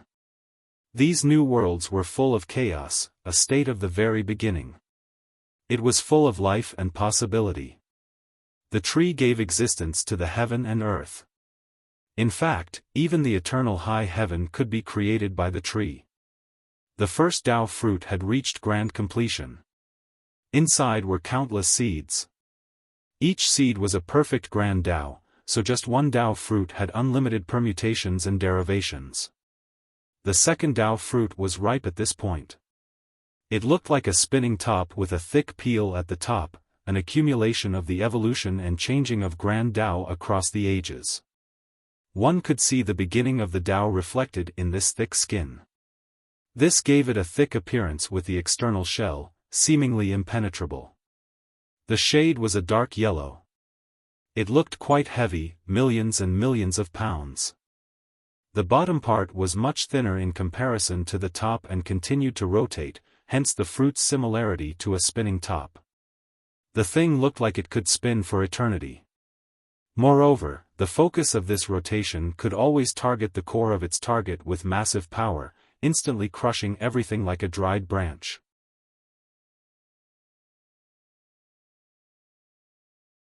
Chapter 2451, Li Qie couldn't help but smile while staring at this thick and tough Tao fruit. He gave it the name, Acorn. It contained massive and overbearing power. Time for the third Tao fruit, but this will be tough. Li Qia murmured, "It will open a new beginning once ripened, but every fruit after will need a more potent area to support them." Once all three fruits were ripened, this presented a challenge for both Li Qia and the primordial tree. In the beginning, Li Qia speculated that once the tree matures into a skyblotting creation, it would have a total of 12 Dao fruits. It wasn't going to be easy. The more Dao fruits, the greater the pressure and challenge. In fact, adding one more fruit was doubling the stress. After all, from birth to maturity, not to mention the previous fruits, these things required a massive amount of primordial energy. Adding one more fruit meant requiring more supply. The tree itself needed to grow as well. At this moment, these powers and life relied on Li Qia's personal power as the fuel. In order to open a new cultivation system, suppressing the old world wasn't enough. One needed enough force to open a new world. Massive energy, ability to withstand the stress, and an immovable Dao heart were necessary for this process. Otherwise, one wouldn't be able to handle the alternation of the old and the new world. Their Dao heart would crumble along with their grand Dao. The frames of these worlds would be destroyed, resulting in the death of the cultivator since they would turn to ashes. Perhaps death wasn't even the worst outcome of this endeavor. If the Dao heart were to falter and succumb to the evil path, that would be the most terrifying consequence. Breaking the old and starting the new required a daring decisiveness only found in the apex existences in each epoch. However, when these apex masters fell to the evil path, they would start a disaster, robbing their epoch of light. Nevertheless, Li Qia remained calm despite the frightful pressure mounting on him. His Dao heart remained resolute. From the start of time, eras came and went, epochs replaced one another. In the river of time, there have been geniuses with insane talents and brave overlords. These beings were incredible. The current prodigies right now were insignificant in comparison, like a speck of dust. Li Qia naturally couldn't compare to these beings in terms of talents. The only thing he had was an immovable Dao heart, his greatest possession and power. It didn't matter how tough the road was in the future, he could move forward, step by step. No problems could stop him, no disasters could hope to slow him down. Li Qia, the man with the eternally unwavering Dao heart. Some time passed before he returned from his meditation. Though he had recalled the tree, some of its light still shone upon him, bringing new hope and a new dawn for the world. At this moment, just a single wave of his hand contained an epoch-crushing power. The light slowly dispersed and he hid his terrifying aura. He returned to the origin just like a simple and natural stone, devoid of any carving. He smiled, realizing that only the true overlords could see through his mysteries at this point. When he walked outside, Xiaofan has been waiting. The youth happily walked up and quietly said, "Your Majesty, the sect master and fellow ancestors are here to see you." "Oh? Look like a big crowd." Li Qia chuckled after hearing this. "Quite a few, please be lenient, Your Majesty." Xiaofan hesitated before softly speaking. Li Qia leisurely smiled, "Sounds like something will happen then." "Well, I'm only speculating." Xiaofan smiled wryly, "The great ancestor is still at the capital, so I don't really know what will happen." Despite saying so, as the person responsible for intelligence in God's step, he naturally knew what was going on but didn't dare to reveal it. He was powerless anyway. Li Qia didn't care too much if the youth didn't dare to speak. The two of them quickly made their way into the main hall. The room was full of people, the influential ancestors sitting down. Many important disciples were standing behind them, crossing their arms in front of their chest. All eyes fell on Li Qia instantly. Some were disdainful, others sneered, a few were simply curious. "Your Majesty, please excuse us for interrupting your session." Heavenly Crane enlightened being cupped his fist and smiled. Heavenly Crane still sat down on his chair, not bothering to stand up. In the past, they would be on their knees to greet the King of Nine Secrets right now. Unfortunately, because of recent events, they no longer give a damn about this fallen king. Even the disciples here look down on him. Li Qiye sat down and briefly observed the crowd. Splendorous Saintess and White Crane young noble were present as well, standing next to the sect master. The Saintess stared coldly at him with clear contempt in her eyes. Meanwhile, the young noble sneered, trying to hide his murderous intent. This was beyond Jinchuan's control, so he stood quietly to the side. A third-generation disciple like him couldn't speak before the sect master and ancestors. "Everyone's here," Li Qiye lazily said. "Your Majesty, you have been staying here for a long time, but the ancestors never got a chance to see you. This is why everyone is here today."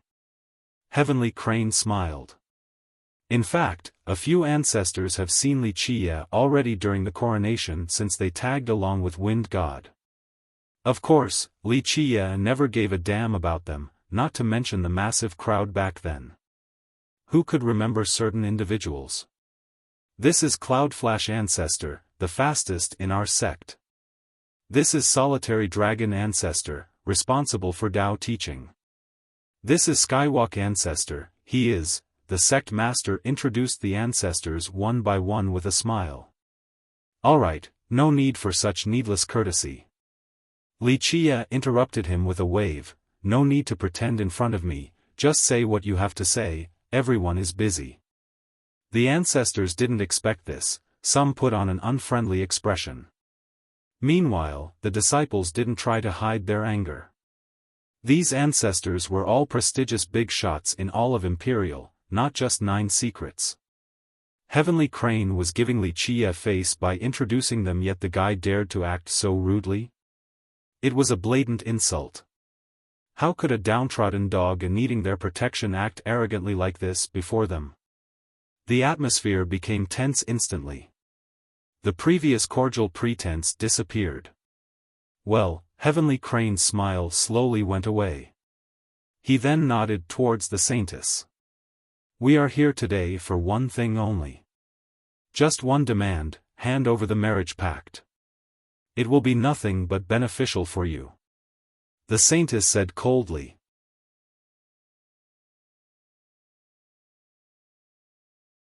Chapter 2452. The other ancestors calmly sat there after Splendorous made her demand without being taken aback. This was all part of their plan. The disciples outside the hall were staring at Li Qiye with different emotions, mainly negative towards Li Qiye. They didn't know what was about to happen. Only the members of the upper echelon were part of the planning. Li Qiye looked at the Saintess and smiled. "So ultimately, all of you wish to deny this marriage and have it annulled." "That's right," the Saintess coldly said. "Marriage is the most significant event in life where the party's social status must be in harmony. You are no longer the king of 9 secrets, and War Saint is heading for destruction, no longer on the same level as Godstep sect. Be smart and personally back off instead of doing something so senseless." Splendorous made it clear enough without holding anything back. This was indeed the case. Marriage was of the utmost importance. Before everything became decided, she grasped the best opportunity in order to change her fate. She would never marry this incapable king and be connected with him in the future. She had unlimited potential, not only beautiful but also talented. How could she agree to a husband like him? She was a phoenix soaring on the horizon and couldn't be tied down to a man like this. The 9 firmaments were her goal. Social status must be in harmony? You aren't qualified to bring that up before me. Li Qiye smiled and shook his head. "You." The Saintess turned red and glared at him, anger churning deep inside. "You're just a homeless dog right now, stop boasting so shamelessly." A disciple outside yelled with indignation. Even White Crane young noble scoffed in response. "Can't even appreciate a favor." Ahem. Heavenly Crane interrupted everyone and revealed a smile. "Your Majesty, the young ones are too impetuous, please forgive them." Li Qiye didn't respond, only staring at Heavenly Crane with a thick smirk. The sect master said seriously, "Your Majesty, we are one of the 5 great powers in 9 secrets, so we can keep our words and have no intention of changing our mind about the marriage, Father." The saintess was alarmed. This was completely different from her request, so she became afraid that her father might actually marry her off. Ahem. Heavenly Crane coughed again and continued, "Your Majesty, our saintess should indeed marry you as long as everything fits, Father. I rather die than marrying this useless king." The saintess was astounded and cried out, "Behave!" Heavenly Crane acted awe-inspiringly just like a sect master and raised his voice, "It is not your place to speak during an important event for the sect." The saintess angrily stomped her foot before stepping to the side. She didn't dare to act impudently before the ancestors. Meanwhile, White Crane young noble was surprised. He didn't expect this development after hearing his master. Heavenly Crane continued, "Your Majesty, because of our sect status, the marriage of our saintess is a grand event and can't be taken lightly. Don't you agree?" And? Wuxia smiled, seemingly amused. "Your Majesty, my daughter will marry you soon, so it is about time for you to present the bride token. May I ask what you have in mind?" Heavenly Crane smiled heartily. "What do you want?" Wuxia leisurely asked. Heavenly Crane went on, "Your Majesty, as you already know, I only have one daughter and Godstep only has one saintess. Her marriage should be grand, that's only appropriate for a man of your stature. In my opinion, the bride token requires 5 true emperor treasures, at the very least." The saintess' eyes became wide open. This was the opposite of her expectation. White Crane young noble smirked, realizing his master's intent. The ancestors remained calm, not surprised in the slightest. Meanwhile, the disciples outside the hall took a deep breath. This was definitely a big ask.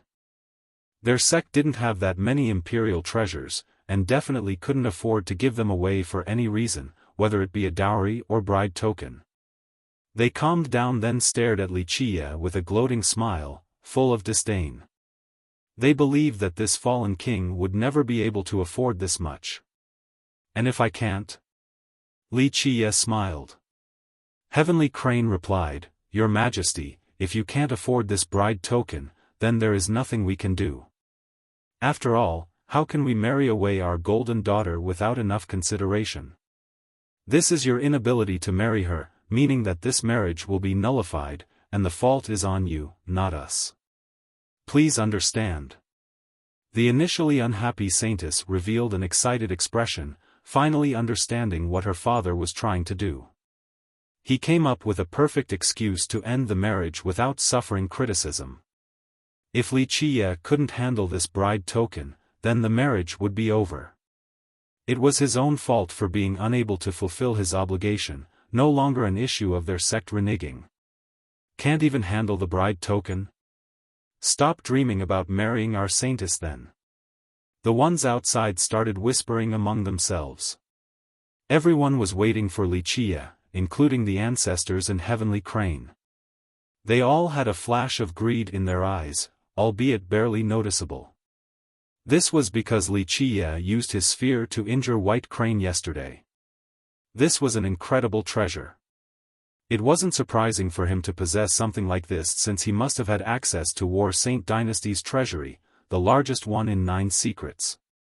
Thus, Heavenly Crane wanted to know how many treasures Wuxia took with him. Just thinking about this made him greedy. If Wuxia had enough on him, perhaps even an ancestral weapon, it would be a godsend opportunity for their sect.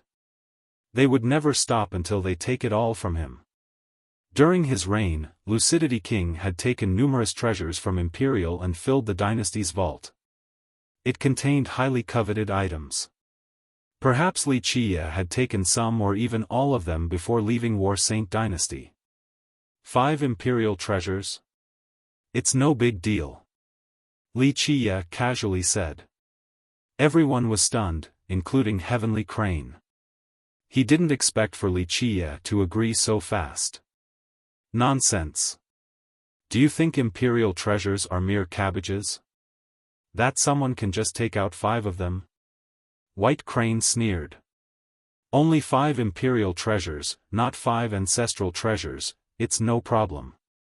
Wuxia smiled.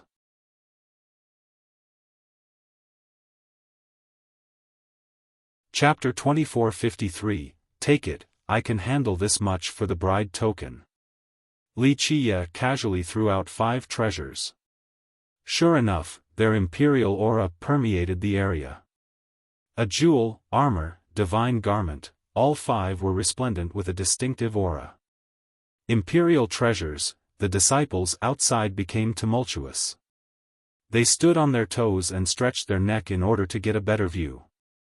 Although Godstep sect could come up with similar treasures, they couldn't just throw them away in such a careless manner, treating like them cabbages. After a while, the sect master and the ancestors calmed down, then glanced at each other. They didn't expect for Wuxia to be so generous, so they didn't know what to say, only standing there awkwardly. This request was to get Wuxia to back off on top of probing him out. If Wuxia couldn't come up with this bride token, then their sect could annul the marriage without any problem. It would no longer be them breaking their promise but rather Wuxia's inability to marry the saintess. All of them realized something. If Wuxia could do this to items considered great treasures by others, it meant that he had many more than just 5. This naturally startled them.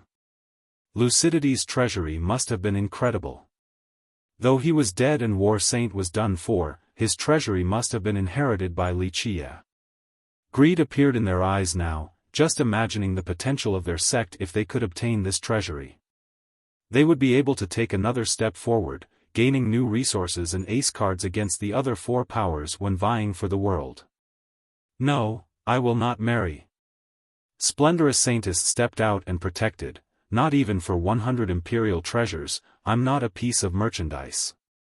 I don't agree with this transaction. Is that so? I've given you the bride token, from now on, you are my woman.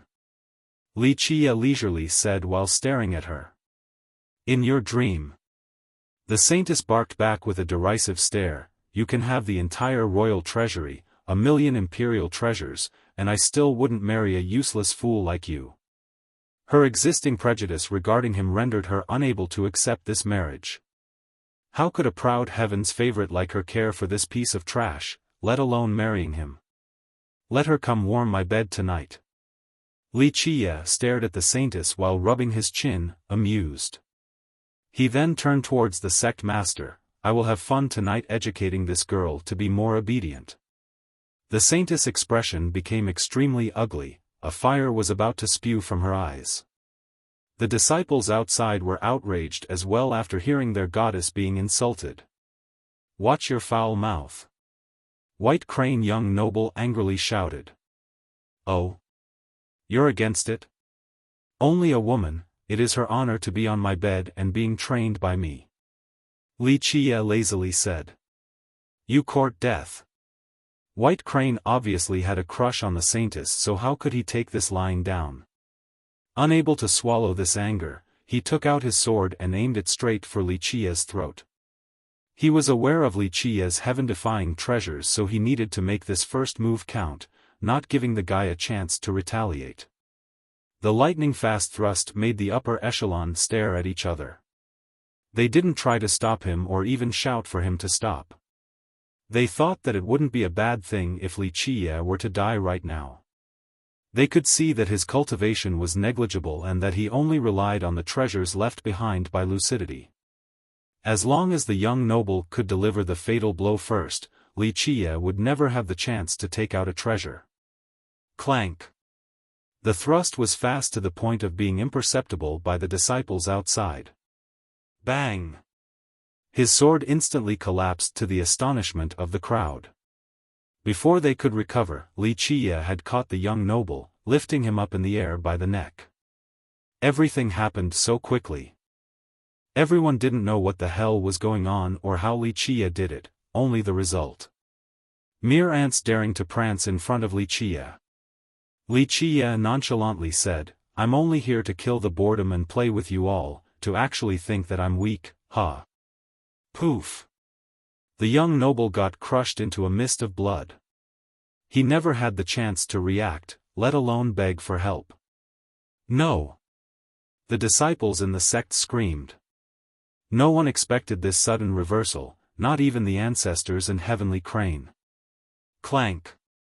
Clank! Clank! The shocked elders instantly stood up and unsheathed their weapons, glaring intensely at Wuxia. Oh? Want to go together? That's fine, I'll see what you all can do. Wuxia gave them a quick glance and smirked. Brat, you're too arrogant. Heavenly Crane had a cold expression, same with his tone, daring to kill in our sect, you think we can't do anything? He no longer addressed Wuxia as His Majesty, and had a murderous flash in his eyes. Though White Crane was his disciple, the youth was also like a son to him. Revenge was in order. Wuxia didn't care for them at all. Godstep is nothing more than an ant nest to me, can't reach the apex. Ignorant fool. One ancestor roared. With a loud explosion, he swung his huge hammer straight for Wuxia. Boom! Before the actual impact, the entire hall has already collapsed from the force. No big deal. Wuxia smiled and raised his hand. A powerful shockwave vibrated in the air.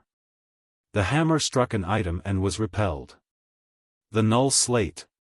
Many were astounded after seeing the item in Wuxia's hand. Heavenly Crane and the ancestors gasped before staring at each other. Not even in their dream would they expect Wuxia to summon the null slate on their ancestral peak so easily. Ever since Godstep True Emperor left it there, no one has been able to move it in the slightest. But now, Wuxia just needed to raise his hand and the slate from the faraway peak came to him, simply astonishing.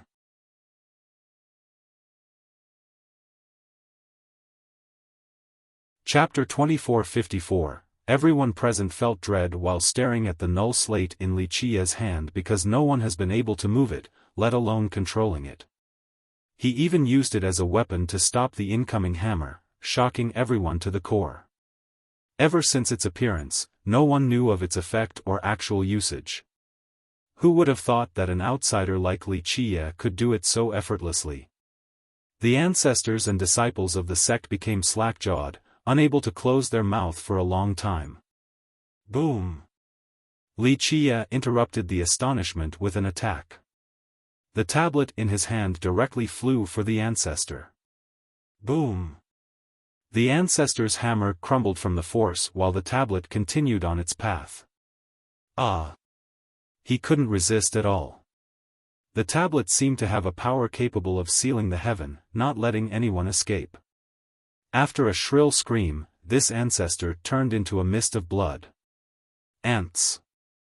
Wuxia nonchalantly said after catching the tablet again, completely indifferent as if killing an ancestor was no big deal. On the other hand, the entire sect was shaken by this insignificant murder. Kill him. When the upper echelon regained their composure, they instantly felt fear and all had the same thought, Wuxia must die. Boom! The ground quaked and mountains shook. Pavilions and buildings crumbled with debris and mud flying everywhere. They finally made their move, utilizing their strongest attack. Mighty weapons rose to the sky, aiming for Wuxia without mercy. The heaven fell and the earth split due to the murderous intent. The frightened group's first reaction was to kill Wuxia instantly or they would be the next victims. Fools! Wuxia chuckled and the tablet in his hand went back to work. It came out with the force of a meteor and ravaged the land. Rumble! The weapons from the other side started collapsing against the tablet, unable to withstand a single blow. Finally, the tablet loomed above and suppressed them all. They thumpingly fell to the ground on their back, unable to move a single finger.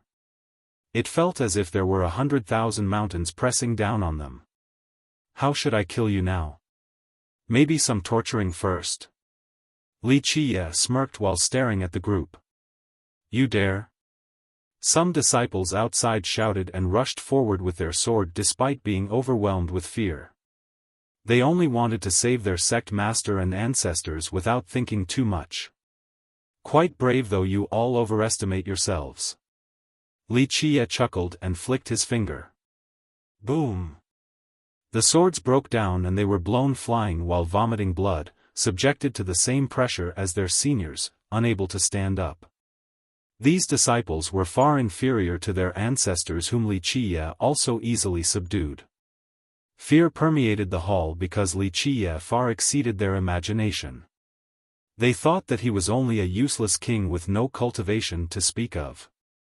However, he proved them wrong in a terrifying manner. A realization struck them: no wonder why he viewed them as ants earlier. This was indeed the truth. The group felt a cold chill, making their hair stand on end. It wouldn't be difficult for Wuxia to destroy their sect at all. Running? Wuxia noticed the pale saintess with fear in her eyes trying to turn and run. He simply raised his palm and she fell into his control, completely sealed. Her body started flying towards him. Being grabbed by him left her stricken with horror. Didn't you look down on me earlier? But now, I can do whatever I want, and who can save you? You dare? She quivered and shouted. There's not an act in this world that I don't dare to do. Wuxia grinned. With a loud rip, he tore her dress, revealing her white as snow and shiny skin, albeit mostly covered by her inner garment.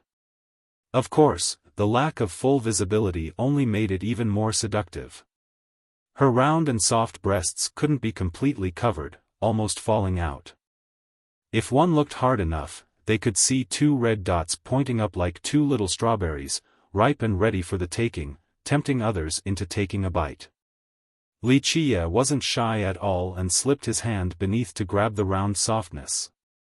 He rubbed and kneaded without holding back. Splendorous was an innocent girl and has never been subjected to this type of harassment before. Under his appreciation, they seemed to be sticking out even more, adding to the enticement. No, she cried out, the shame of being in public made it even worse. You won't die a good death. Heavenly Crane bellowed after seeing this public humiliation. Shut up. Wuxia flicked his finger again, striking the sect master's mouth and spilling blood. Wuxia continued speaking to the saintess, you think too highly of yourself. If I want a woman, I just need to wiggle my finger and numerous goddesses will come running. As long as I am willing, I can do you whenever, so do you still think you're an imperious princess? But even an imperious princess isn't worth a single coin before me. Tears started to flow down her cheeks, but she didn't even dare to cry, afraid that it might stimulate Wuxia. Your Majesty, Jianchuan standing beside him finally got on his knees and started begging, shivering with fear. Oh? Asking me for mercy? Wuxia smiled and looked at him. This lowly one is from God's steppe, it is my home, the shivering youth quietly beseeched. He was the only one on scene qualified to beg for mercy and the only one that Wuxia would give some consideration to. Wuxia smiled and casually threw that saintess to the side, a bit interesting. Fine, I'll spare you for now. The saintess hurriedly pulled up her dress and covered herself before looking on the ground. She didn't dare to weep loudly while continuously quivering, scared out of her mind. Actually trying to take my treasures, can't be any stupider. Wuxia smiled and said. The moment he finished, warning gongs resounded across God's steppe. Rumble.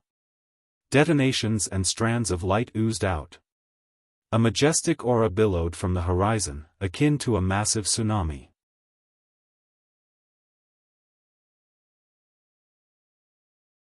Chapter 2455, Boom. The boundless light illuminated both the sky and God's steppe. An invincible aura of emperors permeated through every inch of the land. It seemed as if these great beings were awakening along with Eternals. This powerful aura was more than enough to crush the heaven and earth, suppressing the 8 directions. Not to mention the birds and fish, even the disciples here shuddered. Some crawled on the ground from the pressure. Our true power is awakening.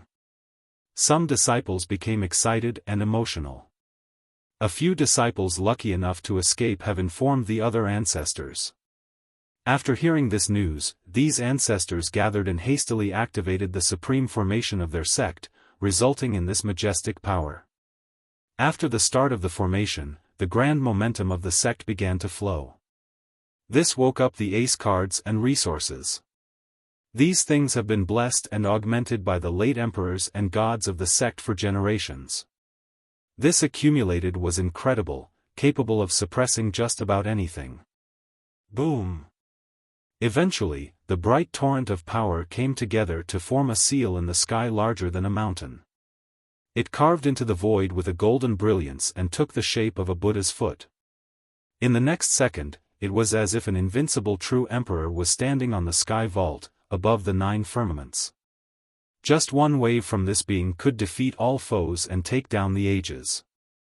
Wuxia laughed in response, "Know your place. Even your progenitor can't do anything, let alone a grand momentum." Boom! The seal answered by stomping down on Wuxia. Space crumbled before this force. All evil creatures and demons would be rendered to dust. This stomp combined the momentum from the geography of the sect along with generational blessings, truly an apocalyptic strike. Mountains and rivers collapsed, even the stars and celestials turned into nothingness. Break! Wuxia didn't mind at all and raised the null slate. Buzz! The center of the tablet became a whirling vortex, gathering all the strength in this world. Boom! Something unbelievable happened. The tablet actually broke down, revealing its true appearance inside, a great shield. This shield was made from stone, looking both simple and ancient, adorned with tiny runes that were brimming with power. Raising this shield was akin to raising an entire world. Bang! Wuxia slammed this shield straight for the foot. The shield emitted blinding lights, capable of tearing the world asunder. The foot was crushed from the impact. Pieces fell down after another before a total collapse. Boom! The sect quaked as a result while huge boulders from the sky started falling down. The impact didn't stop there. It continued going, seemingly wanting to crush the momentum of the sect completely. No! The ancestors screamed in horror. They knew that if their momentum were to be destroyed, then the sect wouldn't be able to escape the same fate. Thus, they crazily poured their power and true energy to fuel this momentum. This force became bright once more after the empowerment, wishing to stop the shield slam. Poof! A few ancestors couldn't handle the shockwaves and became blood instantly without the chance to scream. "Your Majesty, please show mercy." A loud roar came from the horizon. A might as vast as an ocean of stars came forward and aided the momentum. Finally, this momentum was able to stop the onslaught of the shield. Nevertheless, the areas around the sect were devastated. In this split second, someone arrived in God's step with the speed of the wind. His godlike aura carried a world-destroying capability. Great Ancestor! The members of God's step became ecstatic after seeing this old man. "Geezer, try this." Wuxia laughed and casually slammed his shield forward again. Wind God had only just returned and saw this terrible scene. He rushed here only to be met with a shield slam. Activate! He performed his strongest attack, turning into the most terrible storm in existence. Rumble! This violent storm shot to the sky, destroying everything in its path. Unfortunately, regardless of how terrifying and mighty this storm was, it was still extinguished by the shield. The shield was as feeble as little breeze going up against the swing of a gigantic, magical fan. Wind God fell from the sky like a meteor before smashing into a peak, reducing it to rubble. The sect members were speechless. Wind God was their supreme ancestor, one of the 5 in 9 secrets. They were matchless with the exception of lucidity and Sun Lengying. But now, someone as powerful as him still couldn't stop a single blow from this shield. If this terrifying news were to spread, all of Imperial would tremble with fear. Boom! Dirt and rocks went flying as Wind God crawled out of the mess, bloodied and injured everywhere. The sect members heaved a sigh of relief. If their strongest ancestor were to die to a single strike, it would be too hopeless. Your Majesty, please, Wind God prostrated on the ground, afflicted with fear, my disciples are idiots, please think about our past relationship and the ancestors of 9 secrets and spare us, we will accept any punishment. He finally realized that Wuxia was the real monster. Even Lucidity King back then wasn't at this level.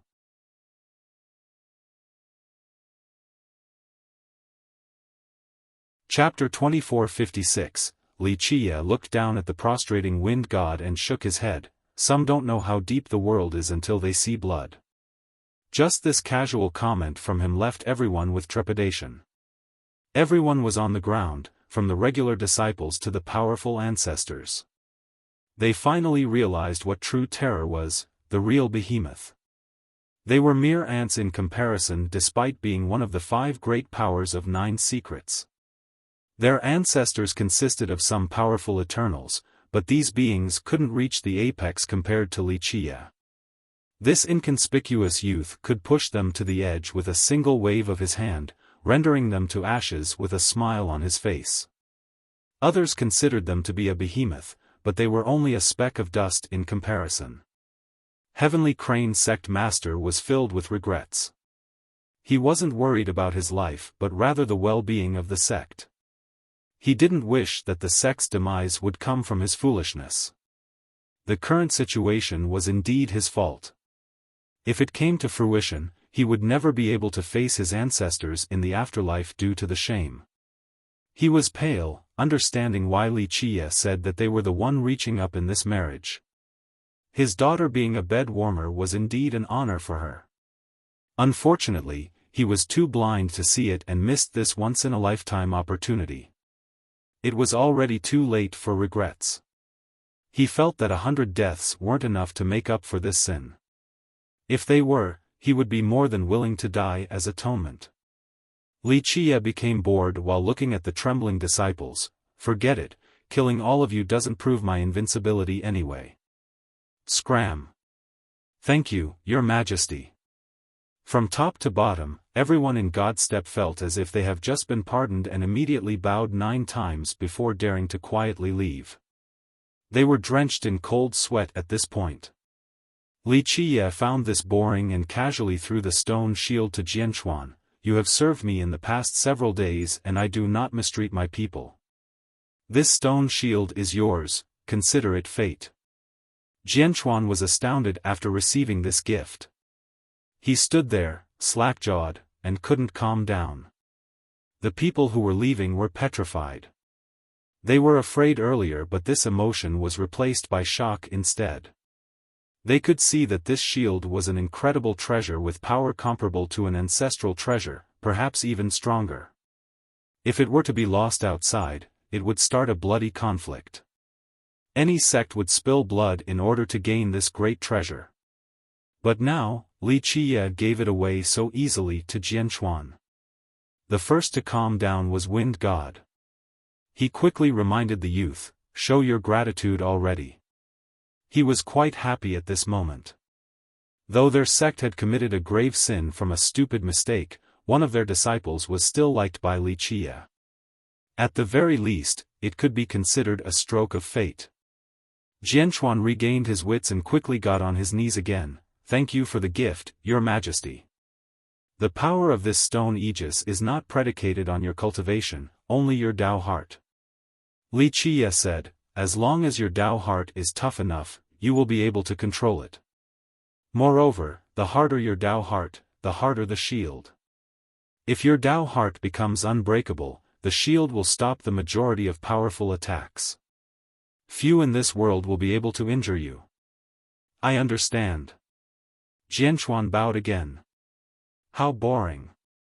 Wuxia then turned his glance towards the rest of the crowd before turning to leave. Wind God wanted to speak, but Wuxia was nowhere to be found now. He was considered the fastest person in the present, virtually omnipresent. However, he wasn't on the same level as Wuxia in terms of speed. He sighed after analyzing the situation. This was a godsend opportunity, yet they just let it slip away from their grasp. After a while, he spoke with a grim expression, "From today on, Godstep will be closing our doors. No disciples will leave without permission. Also, no one is allowed to speak on the event today, or kill without mercy." He was aware that regardless of Wuxia's intention, the guy certainly had his reasons for putting up this act and didn't want to be exposed. Doing this wrong could result in a calamity for their sect, so he ordered for all disciples to keep this a secret. "We understand," the remaining disciples respectfully said while on their knees. Wind God then turned his attention towards Heavenly Crane. He shook his head with disappointment. "Go reflect on your errors in isolated confinement.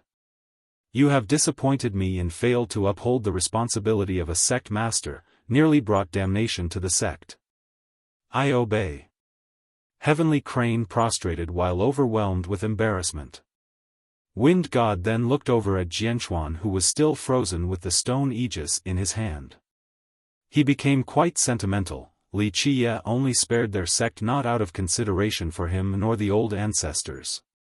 It was because of this disciple. "Train hard, come ask me if you have any questions." Wind God told Xiaofan, "We still have a long way to go, the sect needs you." Normally, a disciple like Xiaofan wouldn't be personally taught by a supreme ancestor like Wind God. After all, he was low on the seniority ranking. Many before him wanted to be caught by Wind God. Furthermore, he wasn't the most talented or the one with the most potential and could only be considered a regular prodigy.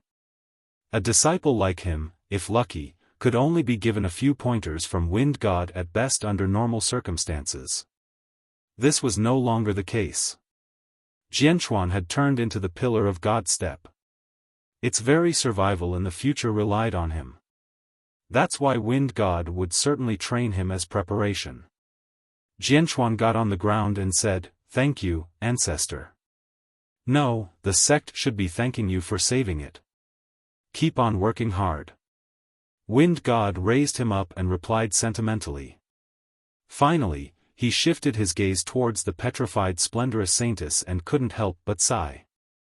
He agreed to this marriage with lucidity out of fear and willingness to repay his debts. After Lucidity's death and War Saint's decline, he hoped for Wuxia to give up on the marriage on his own volition. Who would have thought that the tables would turn in this manner? Splendorous Saintess no longer had a chance and this marriage was over. Prior to this, the disciples here believed that Wuxia was reaching above his station. Now, the opposite was clearly the case. They no longer had this opportunity either. Wind God was lamenting that they have wasted this incredible fortune and nearly brought forward a disaster. He had all kinds of emotions while looking towards the departing direction of Wuxia. He finally understood why Lucidity King would pick Wuxia to be the successor. Old Ginger is indeed hotter than young Ginger. Lucidity's vision far exceeded theirs. This new king was untouchable. The people in this world would be shocked after finding out. The so-called Trash King was even more terrifying than Lucidity King. Lineages would quiver in response. Lucidity was unbeatable enough. If the new king were to take back his reign, who could actually stop him? Wind God gazed towards the direction of Skyrap. The great powers and legions were still vying for power, confident in victory. Little did they know that they were mere chess pieces on the board. Despite being drenched in cold sweat, Wind God found optimism in a bad event, since this could actually be a good thing. Their sect could stop mingling with the other bad parties now and have a clearer direction for the future to avoid a terrible fate.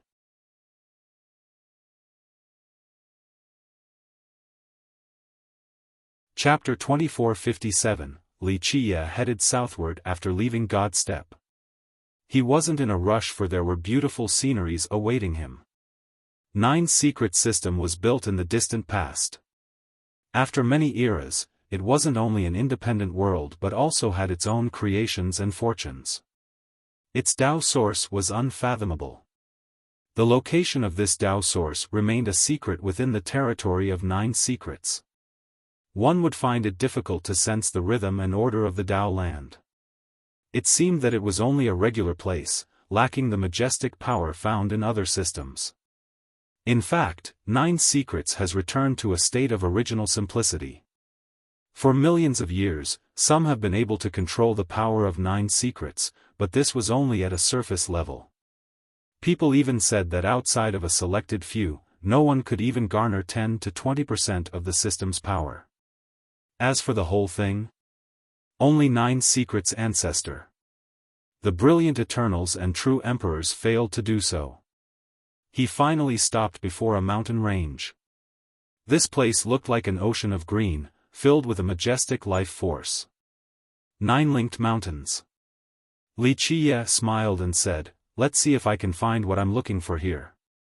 After all, Nine Secrets is still Bao Pu's disciple. This place was a famous location in Nine Secrets. Some even considered it as holy ground. An aerial view of this place was beautiful and verdant, with 9 peaks standing out from the rest. They formed a circle, almost creating a crown with 9 sharp tips. Inside this circle were 9 lakes of varying colors.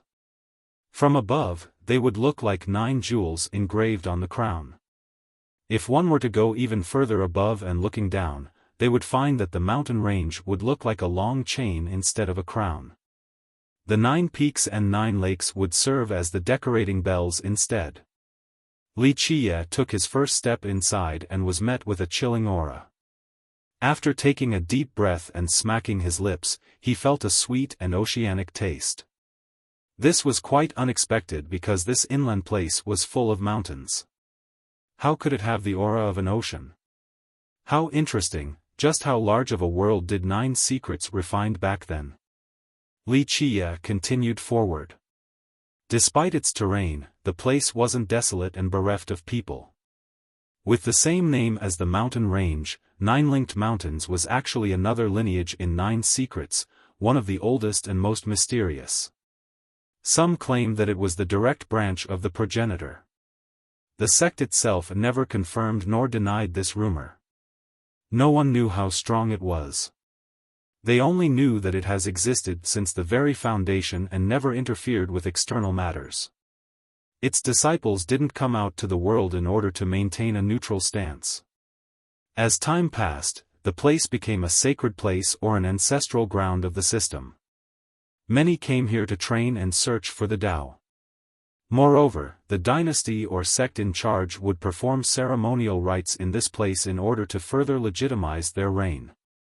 Because of this, the Tao source was believed to be in this mountain range. Of course, Skyrap Mountain was another candidate, but War Saint Dynasty never commented on this. However, the long-living ancestors felt that the former was the more likely candidate. Ultimately, whether the Tao source was located in Skyrap or not didn't affect War Saint Dynasty.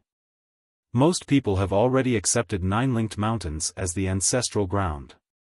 Nine-linked mountains didn't have that many disciples per generation, only a few dozens or so. Due to its vast territory, its disciples spread far away from each other, so it looked very desolate, unlike a thriving sect. Strange enough, this cold and cheerless sect continued to survive. Nine Secret system had many different rulers at this point. Heroes have turned to ashes, but Nine-linked mountains remained. "Who are you?" someone asked as Wuxia reached the base of a mountain with a wooden hut. The entrance to this mountain wasn't an impressive gate made out of stone, only by 3 pieces of wood. It looked like it could fall down at any moment. There was a tiny plaque with the words, "Nine-linked mountains." The calligraphy was slovenly and ugly. Even a new learner could do a better job. A shabby gate and terrible plaque. If it wasn't for the massive mountain range, people would wonder if this was an impersonating sect.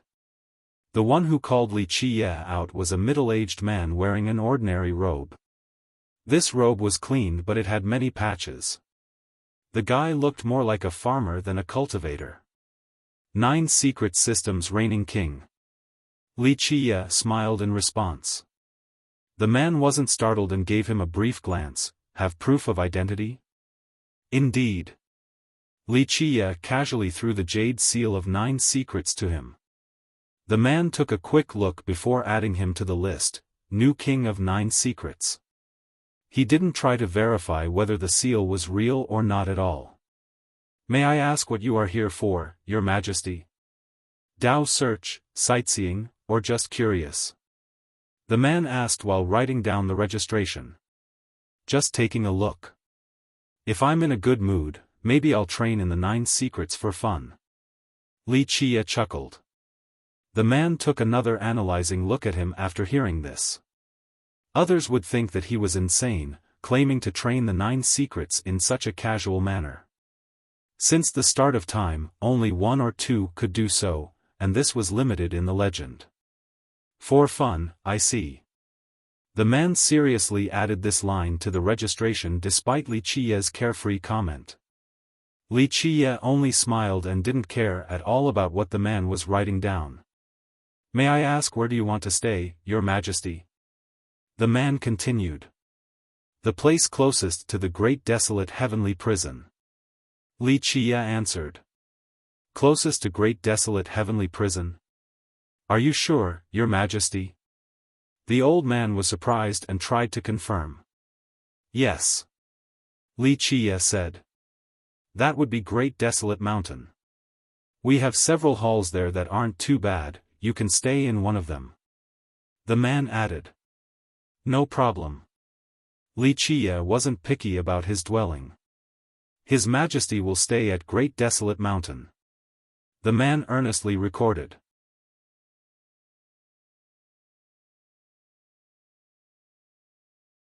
Chapter 2458.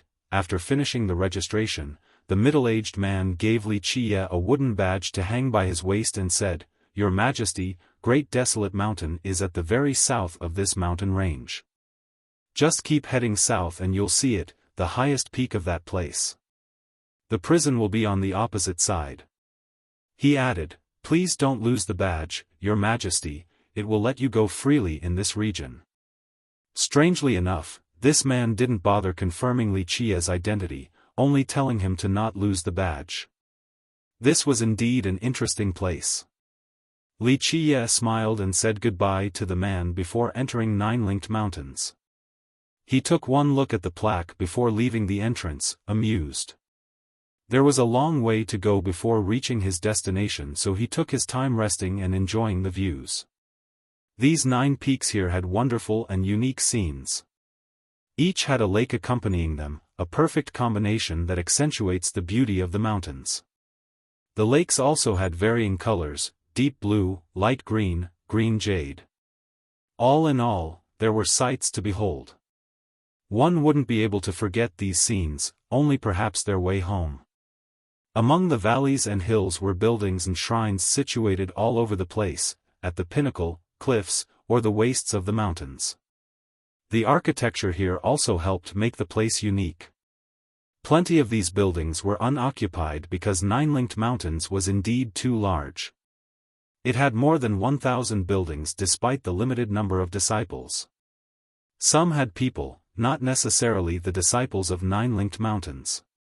In fact, an accurate census hasn't been done.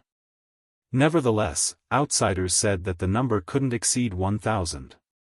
In 9 secrets, having less than 1,000 disciples almost disqualify a group from being called a sect.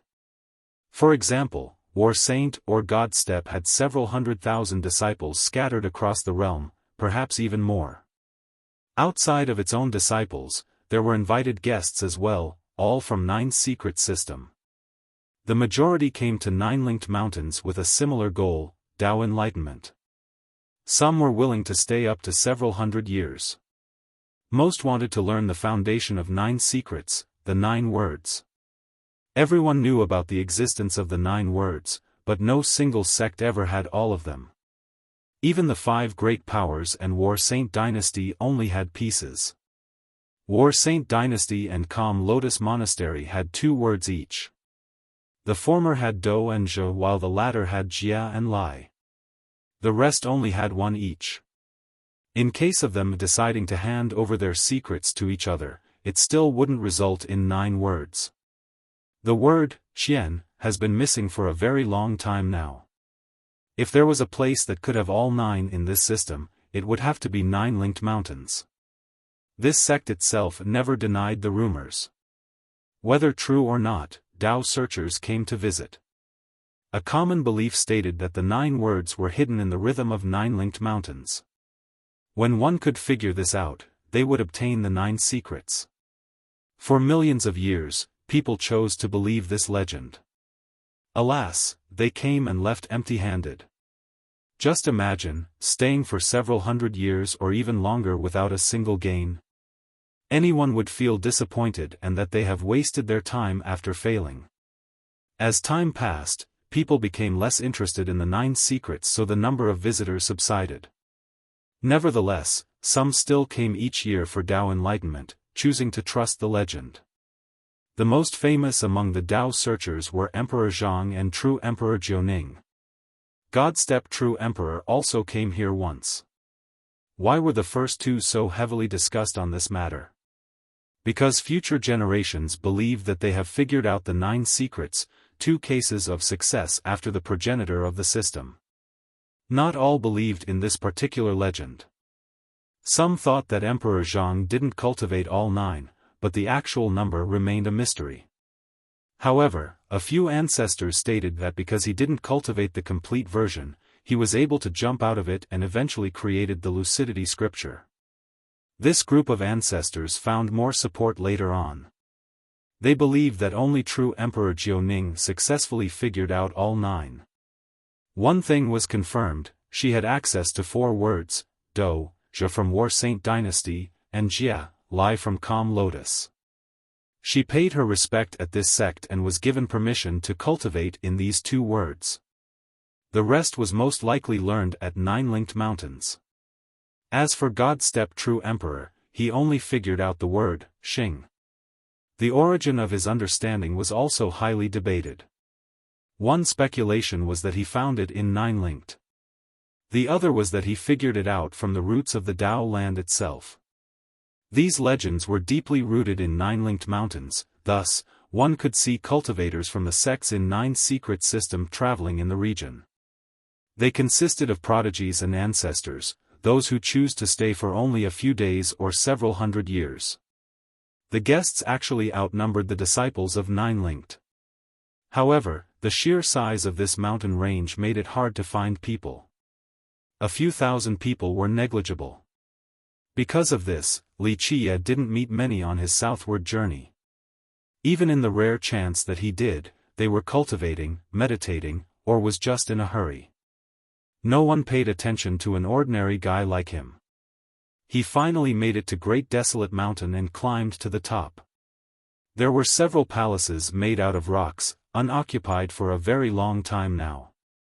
This was one of the 9 highest peaks, reaching to the clouds and locating in the southern region. Unfortunately, few disciples of 9 linked and guests wanted to stay here. The temperature was wintry and accompanied by a powerful murderous energy, seemingly traveling from the primordial past to the present. Though billions of years have passed, this energy wouldn't disperse. It would greatly interfere with regular cultivation, let alone a Tao enlightenment session.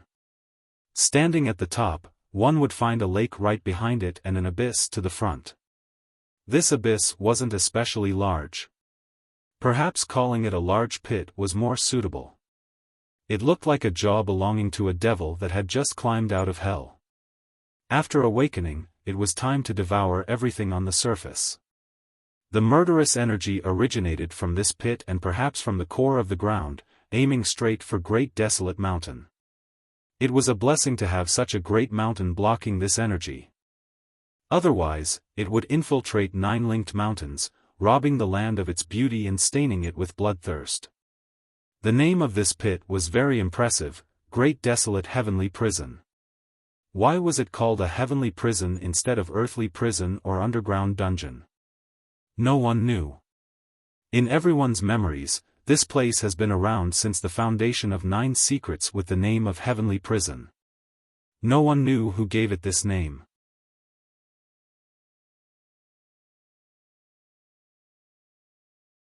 Chapter 2459. Wuxia remained aloof about the mountain and the lake, only caring about the great pit. He smiled while gazing at the prison. Looks like Lucidity King himself coveted this place despite not being able to see through the mysteries. In fact, many people knew the name of Grand Desolate Heavenly Prison. It wasn't because of the prison in and of itself, but rather Lucidity King. Rumor has it that back in the olden days, this prison had imprisoned very powerful beings. There was no escaping either. Another one stated that the progenitor of 9 secrets used it to imprison a few murderous people. The system also repeated this in future generations. This practice stopped later on because of a very simple reason. If one could subdue the enemy enough to put them into the prison, it meant that the enemy was helpless and could just be killed easily. Moreover, there was no escaping after entering this prison. Throwing someone into this place was no different than killing them.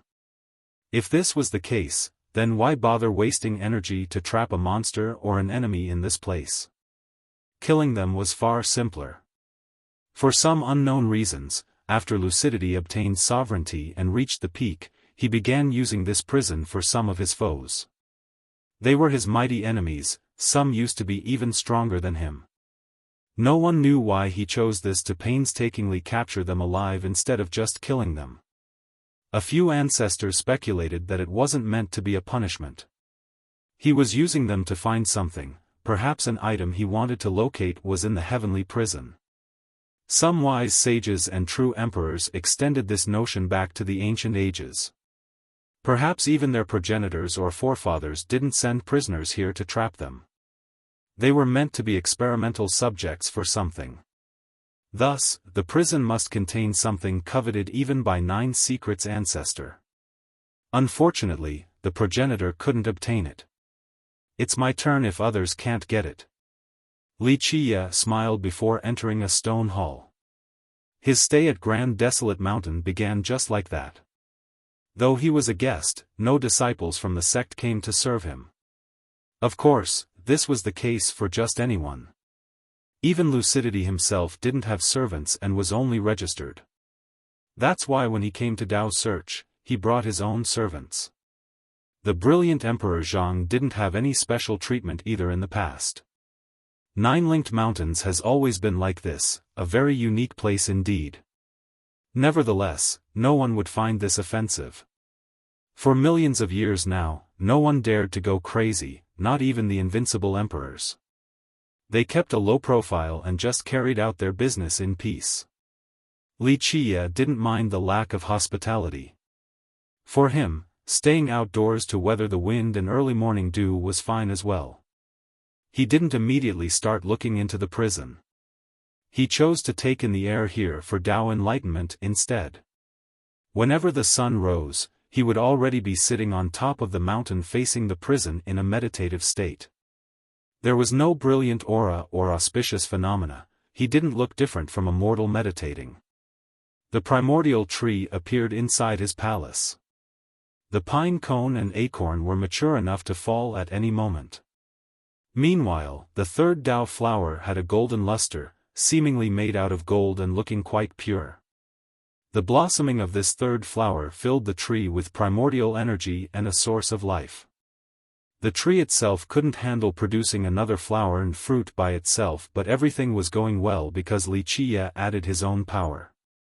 The tree required a massive amount of supporting energy, but it also brought endless primordial aura to him. He could turn this force into his own as he fused them into his flesh. His physical constitution became different from everyone else, far superior. Days of serenity and Dao enlightenment went on. The entire world seemed so tranquil. After all, this was the deep south of 9-linked mountains, its most deserted area. No one was here to bother him with the exception of another soul. It was an old man wearing a woodcutter outfit, a shabby and old robe made of cheap cloth with a hemp rope around his waist holding up an axe meant for wood cutting.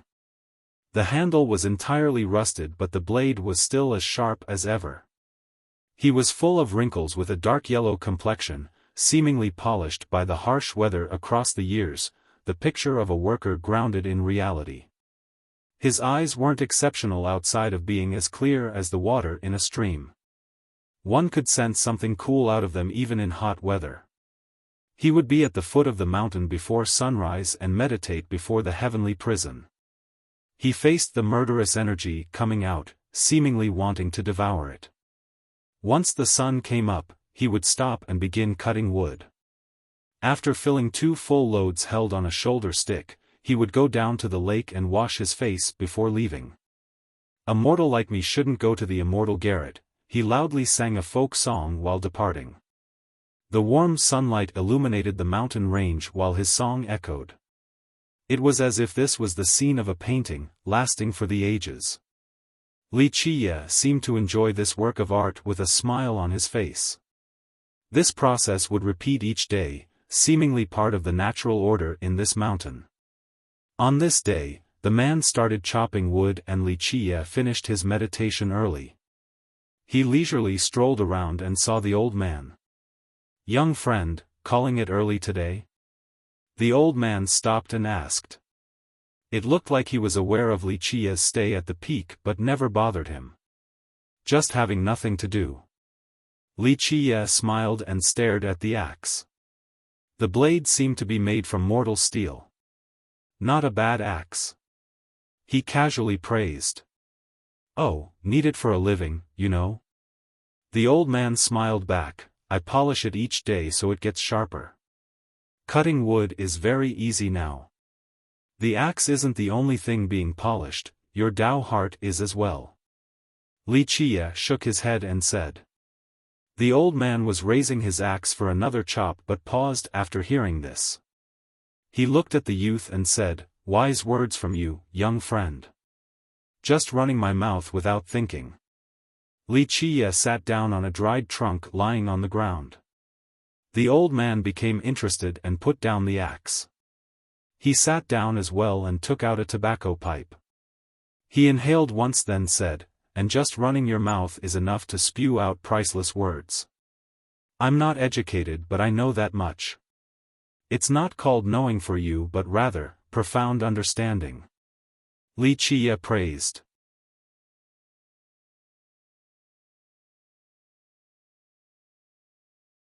Chapter 2460, It's an honor to be praised by you, young friend. The old man inhaled his pipe again before breathing out a long puff of lingering smoke. The mood was good as if they were old friends. Wuxia then continued into the forest, no longer chatting with the old man.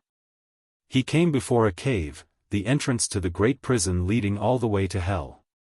It was unfathomable and as dark as ink. No one could see what was inside regardless of their cultivation and heavenly gaze. This has always been a mystery. Was it an actual prison or something else? The ones pushed inside couldn't come back out so no one knew anything about the inside. While standing at the entrance, he was naturally met by the powerful murderous energy resembling a violent gale. Each strand was as sharp as a blade, capable of flaying a person. His eyes narrowed, intending to pierce through the darkness to see the deepest area. It's bottomless, who knows how far it goes without entering. A person clicked their tongue behind him. The old man from before appeared out of nowhere and was sitting on a boulder nearby while smoking his pipe. Wuxia smiled and agreed, "Indeed, or perhaps there is no bottom so one can't see it." With that, he sat down on the boulder as well and glanced at the old man. Using murderous energy to train, it's not a bad method. I'm just a clumsy man using a silly method.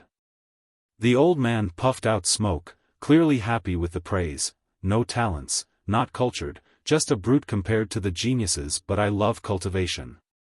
I'm aware that only through arduous hardship will I be able to reach perfection.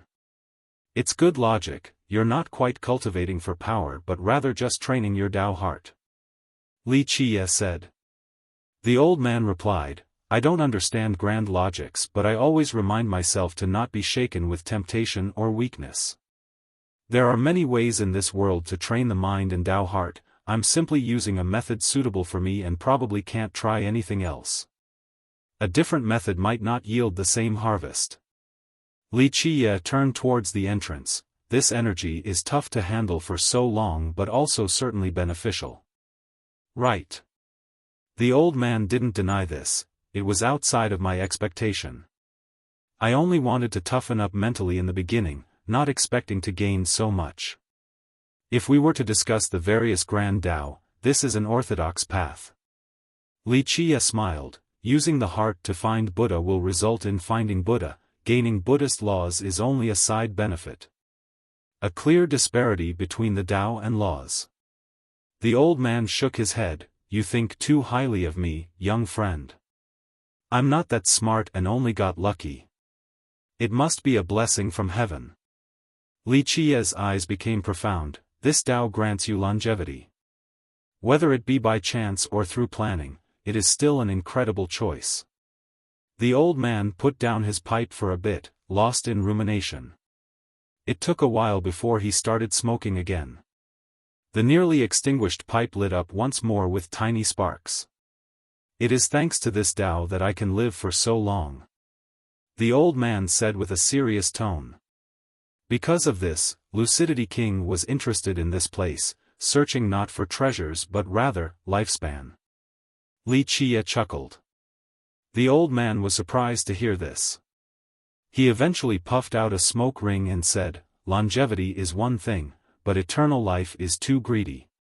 He was referring to Lucidity's reign for 3 long generations. This was an incredible miracle in Imperial. The only way to continue surviving was to enter immortal.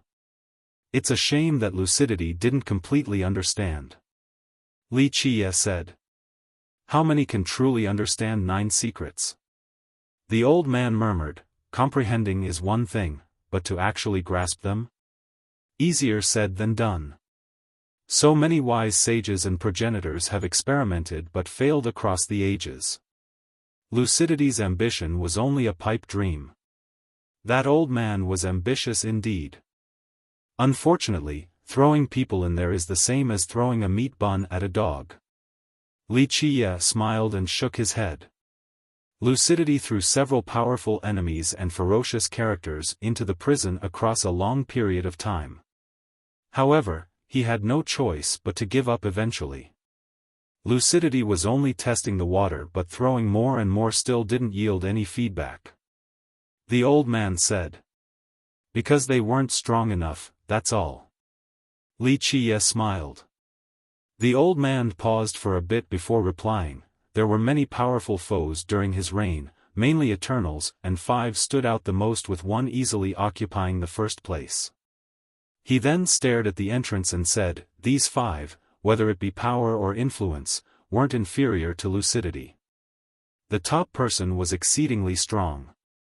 To what extent? Li Qiye smiled. The old man stared deeply into the cave and said, a big shot that had lorded over Imperial. Lucidity back then wasn't his match and had lost too. If it wasn't for true Emperor Jiuning, the capital would have been gone. Later on, several clans worked together with 9 secret system and managed to capture him alive. Lucidity then threw him into the prison. Unfortunately, this guy didn't come back out either.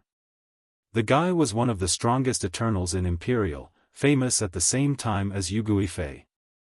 Very few could match him. The old man said sentimentally. An outsider would be stunned right now. Remember, Lucidity King reigned for 3 generations. His power was immense and unquestionable, not just in 9 secrets but all of Imperial. Some even said that he could be placed among the top 3 of masters. But this powerful foe overwhelmed Lucidity King. Virtually every power in Imperial joined in the coalition just to capture him alive. Just how powerful was this guy? Yet, an existence of this level still disappeared after entering the prison, seemingly dead without a grave. The prison was a frightening location. Still too weak. Li Qiye said flatly, maybe throwing in a progenitor can be effective, the rest are only going there to die. The old man had no response after hearing this. In this world, how many people can throw a progenitor into this prison? Only another being at the progenitorial level. Anyone inferior would find this harder than reaching the sky. The old man puffed out smoke rings and said, "It's understandable. 9 Secrets' ancestor failed too, so everyone else is just being overly optimistic." Back in the ancient era, this progenitor also researched the prison but didn't dare to go in. Perhaps a progenitor could come back out alive, but the cost must have been unimaginable. Nothing is certain in this world. Li Qiye smiled and left for his peak. The old man knocked his pipe to get out the ashes before putting it away. He placed his axe on his waist since he had finished collecting his wood and began to leave. This process would repeat every day. He would gather wood, then sell it in the city outside in exchange for food. A mortal like me shouldn't go to the immortal garret, his song would always echo in these parts, becoming eternal. It would still be there 100 years from now.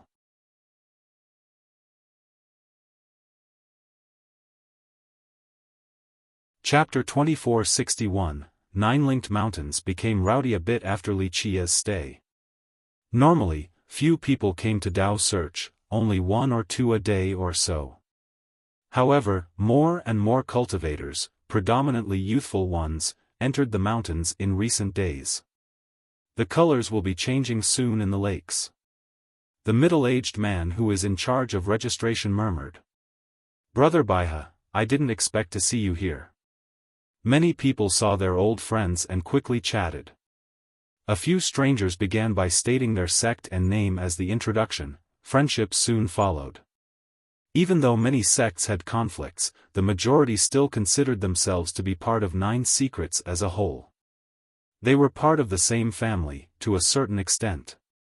Thus, when there was no direct conflicts or contested benefits, they remained amicable with each other. "The 9 lakes are changing, are you here to test your luck, Brother Baihe?" Conversation sparked between old friends. The youth named Baihe shook his head. "Brother Wu, you think too highly of me. Obtaining the fortunes here is easier said than done, not to mention their rare occurrence. Even if one were to occur, it wouldn't be my turn anyway. Too many geniuses are here, such as the princess of the Bingqi and fairy of Calm Lotus. Is this information reliable, Brother Baihe?" The youth with the last name Wu was startled. Baihe replied, "Very. I'll be honest with you, Brother Wu, not just those 2 but even Saber Saint and the True Emperor are personally coming." "What? Waterwatch Saber Saint and 8 Formation True Emperor too?" Brother Wu felt trepidation. "Indeed, those 2. I believe the 5 heroes are all coming, and some people from War Saint Dynasty too," Baihe solemnly revealed. "Aren't they stuck in a stalemate at Skywrap City?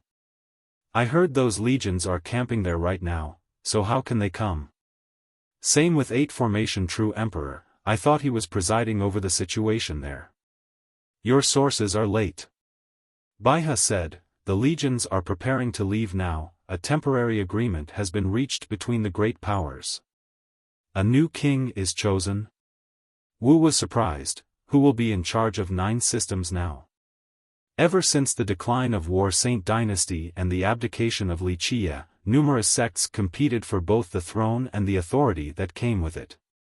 "No one for now." Baihe shook his head. "The lineages have agreed to put that matter aside for now. At the same time, War Saint Dynasty is consolidating its power once more, there are rumors of the Sacred Cabinet returning. A centipede dies but never falls down." Wu murmured, "Quite surprising that the dynasty can rise again. That's why this trip to 9-Linked Mountains is very important." Baihe lowered his voice. "The fortune here might affect the political climate. Isn't that an exaggeration? This isn't the first time the lakes are changing color and previous occurrences haven't yielded many results." "Sounds hard to believe." "Not at all." Baihe disagreed. "Putting the lakes aside, the current political climate right now is different than the past. Lucidity King had a firm grasp on his reign, so it didn't matter who got something from the lakes, they wouldn't be able to do anything with it. But now, the balance is hanging on a thread. Just a little spark of conflict can ignite a great war, so don't you think this event can be significant? Wu calmed down and said, "That's true, the situation is very delicate right now. Just one spark can change everything. If something amazing were to come out of the 9 lakes, then everyone will be pulled in, resulting in a bloody battle." He shuddered after thinking of this. In the past, people were only competing for the treasures or fortunes at the lake, not thinking about influence and power since Lucidity King was untouchable. Now, chaos permeated the system and sects had other agendas when coming to this place. The influx of people didn't slow down, so the mountains became bustling with noise and excitement. "Let me tell you something shocking," a cultivator told his friend with a mysterious tone. "What?" "Acting all mysterious now," the friend said. This cultivator pulled his friend to a corner and looked around before whispering, "I found out something earth-shattering." "What is it?" The friend noticed his companion's serious expression. "Do not tell anyone else, all right? I found out that the new king is staying right here in 9-linked mountains." "Really?" The friend jolted backward and shouted. "Sure."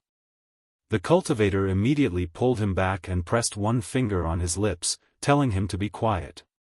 This friend took a while before calming down, staring at the cultivator in disbelief.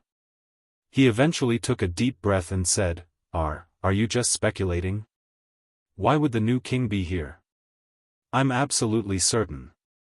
During the registration, I accidentally saw the new king's name on that scroll, it can't be fake." The cultivator hurriedly said. "Impossible. So many people tried to find him and failed, so why would he run here? It must be a fake." The friend remained skeptical. No one knew who saved the king after the fall of Swirap City. Many tried to find him, all kinds of rumors came out but nothing concrete. So now, his presence here was naturally shocking. If people were to find out, the great powers would surely send their legions here. Pretending to be the king isn't a joke, that's a crime punishable by death. The cultivator whispered, "Who would dare to do so? They would lose their head on top of dragging their friends and families down too." His friend agreed. The world wanted the king to be dead right now, so who would take that risk unless they were suicidal? Shit. This place isn't safe then. The friend shuddered. Would armies come the moment the great powers find out? This place will turn into a battlefield and we'll be trapped by the flames of war. How are we going to survive? That won't happen. Don't forget that this is 9-linked mountains, no one is going to cause trouble. This has always been the case.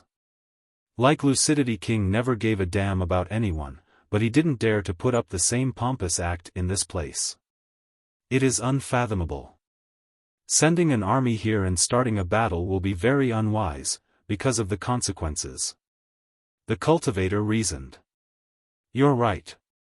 The friend rubbed his palms and became excited. Hee, why don't we go take a look at the new king? Why? He's just a piece of trash. The cultivator was disinterested. A piece of trash, but still a king. If we kidnap him and bring him back to our sect, that will be a great contribution, maybe we'll get rich from it. You're insane. The cultivator slapped the guy's head. That guy is a beehive right now. Messing with him will only incite needless trouble. One wrong move and a disaster will come. How are you going to earn any rewards when you're dead? Ugh, I guess we'll just have to watch and give up on this good opportunity. The friend gave up. He was aware of his own abilities and didn't want the risk.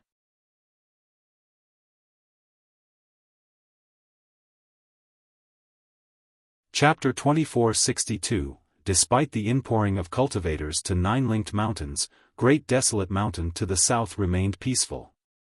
No one came to stay at this area or to bother Wuxia. It was truly remote, far removed from the central area. It wasn't suitable for habitation either, since no one would want to be assaulted by this murderous energy daily. It was akin to suffering without benefiting from it. Only a true masochist could enjoy something like this. Nevertheless, the mountain range spanned for tens of thousands of miles. An influx of 100,000 disciples still changed much, the place still seemed as desolate and empty as before. Of course, Wuxia was happy to be by himself. Unfortunately, this morning, someone was standing outside of his palace. Creak.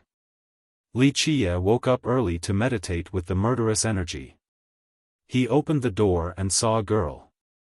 She has been waiting patiently, seemingly for a long time. Just the sight of her could brighten the eyes. Well-defined brows, eyes like the morning stars, curly and animated eyelashes, her soft face looked like a piece of art with perfect proportions, whether it be her straight and tall nose, plump red lips or jade cheeks. People would never get tired of looking at her. Her face had a hint of innocence, unlike her tall figure, proud peaks and round bottom that couldn't be hidden beneath her dress. This made her look mature, like a ripened strawberry anyone would take a bite. Unfortunately for some, her innocent and angelic face was refreshing, washing away all temptation and lust. Her black hair draping on top of her shoulders fluttered to the wind with a misty glow, causing her to look transcending.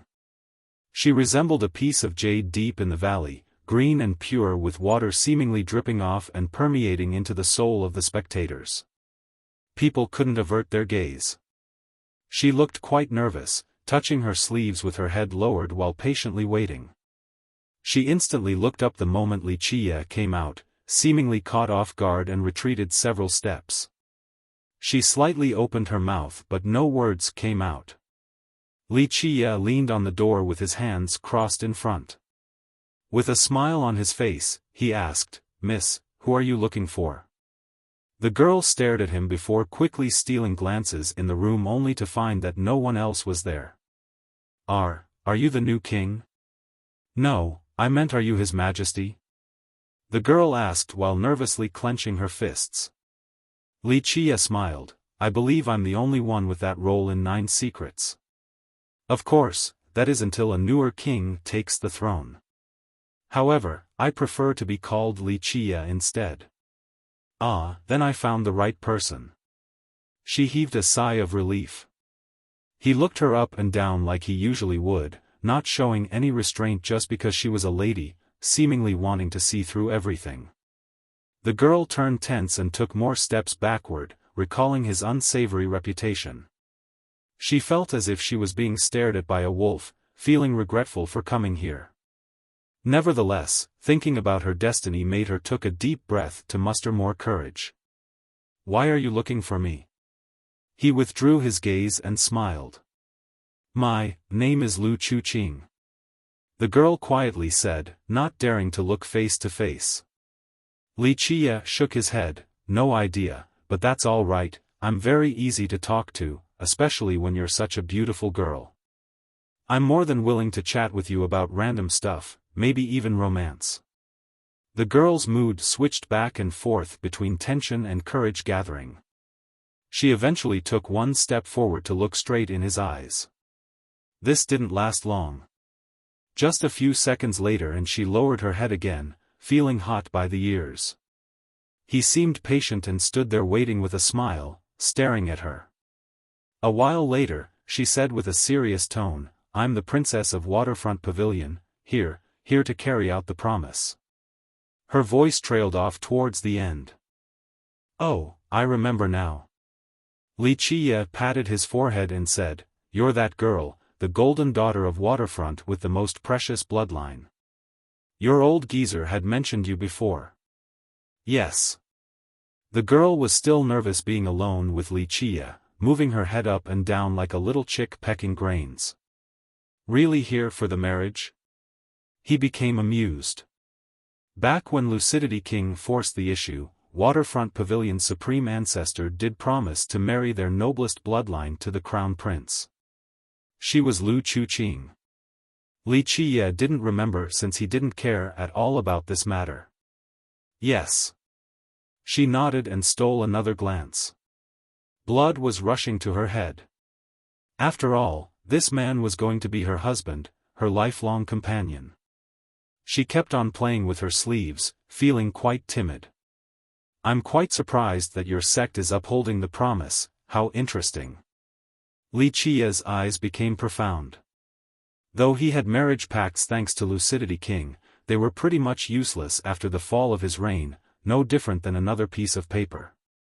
The parties involved didn't quite need to carry it out. In the sect's mind, reneging had little consequences since a fallen king like Li Qia couldn't do anything to them. The first to do so was the Bingqi clan. The only issue was that their supreme ancestor had made a promise. As one of the strongest Eternals, keeping his words was very important, or he could be criticized for it later on. Thus, the clan master of the Bingqi decided to swap Bingqi Ingjian for Bingqi Hanyu.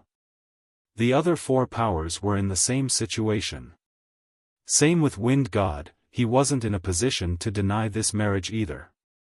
However, the girls didn't have the same limitation. Their life was greatly affected by this.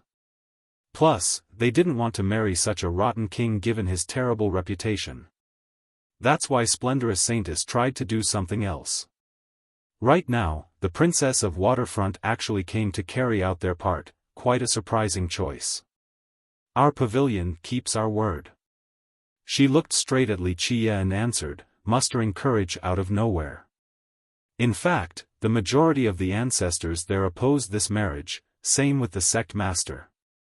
They shared the belief, like many others, that the new king has lost his kingdom, just a dog without a master. It's already a blessing from above that he was still alive. A guy like that still want to marry their princess? Utterly ridiculous. Lu Chuqing was the one who wanted to do so. She didn't want her great ancestor to break a promise, same with the sect's reputation. This was an important event for their sect, one that determined her fate, and certainly not a joke. The promise with the royal family must be carried out.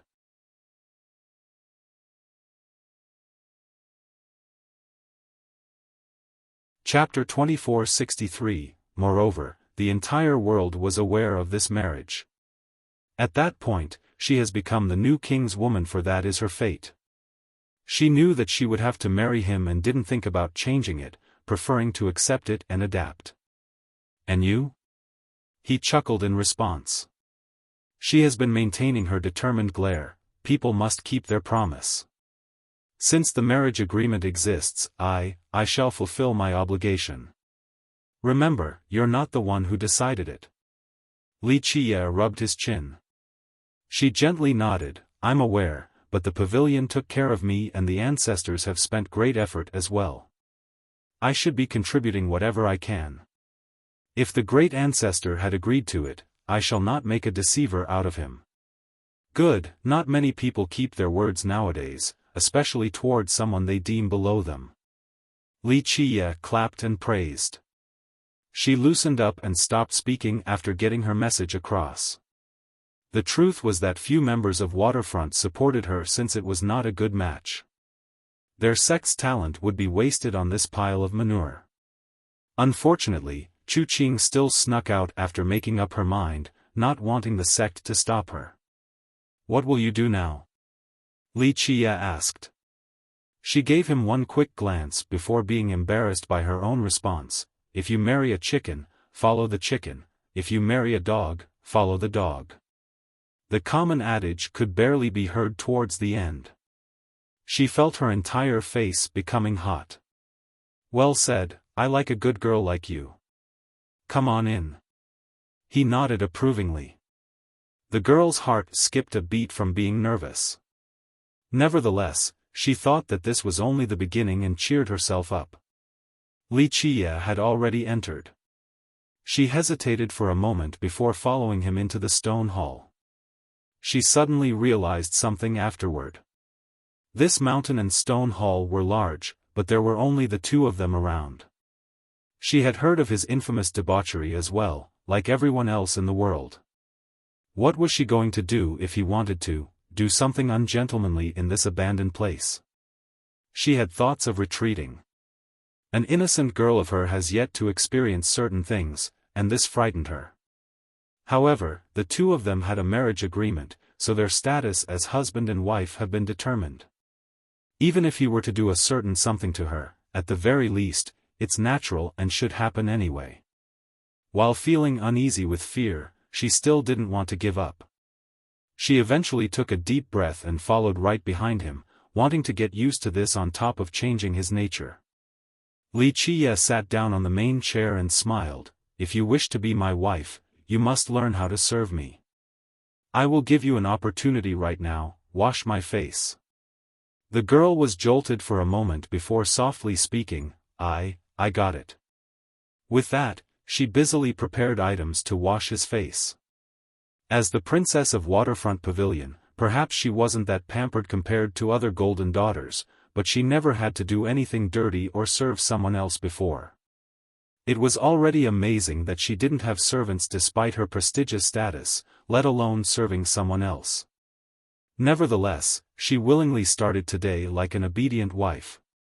Wuxia sat there and watched her rush around like a spinning top, seemingly enjoying this rare, beautiful scene. After a long time, she finally got all the items ready and brought a basin of warm water before him. Go ahead. Wuxia sat still and nonchalantly said. She was surprised again, thinking that he would wash his own face after having the necessary items. Who would have thought that he wanted her to do it for him? She took another breath to relax. This was her husband anyway, she'll be following him for the rest of her life. Clumsiness was inevitable since it was her first time washing someone else's face, but she was meticulous and careful. After she finished, Wuxia smiled and gently touched her exquisite chin. What do you want? She jumped like a frightened deer, thinking about his perverted nature. A man and a woman all alone, what can we do, I wonder? He blinked one eye and said. This was the expression of a pervert, as wretched as can be. She took one step back with a changed expression. We shouldn't do that. Being so nervous made her forget that she was a top prodigy of Waterfront while he was a weakling. What should we do then? He smiled. She had no response despite opening her mouth for half a day. He leisurely continued, You're already my woman, so don't you think we should do something romantic? It's perfectly justified. She lowered her head, agreeing this with logic. It was only a matter of time for certain things to happen between a husband and wife. After a brief lull, she eventually asked, Can you not be like this? Like what? Our matter right now or something else? He smiled. The girl hesitated for a moment before courageously stated her thoughts, just, those ridiculous and unreasonable things I've heard about. Can you change a little? You wish to change me? He grinned, amused. The girl looked straight at his eyes and said, I don't want you to be someone like that. After all, we're married now and there is a long future ahead for us. It's fine that you're weak, it doesn't matter, not just anyone can become an expert, but I hope that others won't mock my husband for being so ridiculous. I sincerely want you to become a good person instead of being an absurd king like in the past. It wasn't easy for her to say this, but they came from the heart, her most sincere and honest words. She didn't mind that he was incapable and weak, only for him to stop being a perverted and irrational man. There was no changing this marriage, so she wanted to change Wuxia instead. She was an earnest person, so she couldn't help revealing everything to her husband. Her goal in coming here wasn't only for the marriage but also to change him. Makes sense. Wuxia nodded.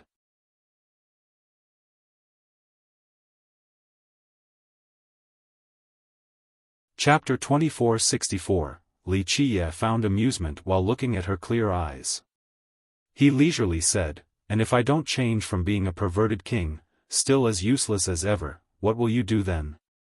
She contemplated before quietly responding, I will keep trying. Wuxia only gained interest after seeing this innocent girl. In order to change a man, a woman must first attract him, so, there are certainly ways for you to change my mind.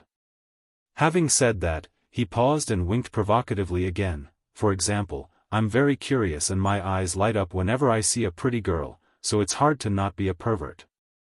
I admit, you are very beautiful, but if you want to restrain me, you must serve me well, especially in bed. If you can make me forget my ways there, then maybe you can change me. That's why you need to try your best and show me what you got. He spoke, looking a bit sinister. The blushing girl no longer dared to look straight at him and quietly replied, How can you say something like that? The already bashful girl couldn't handle the blatant flirting and wanted nothing more than to hide in a hole right now.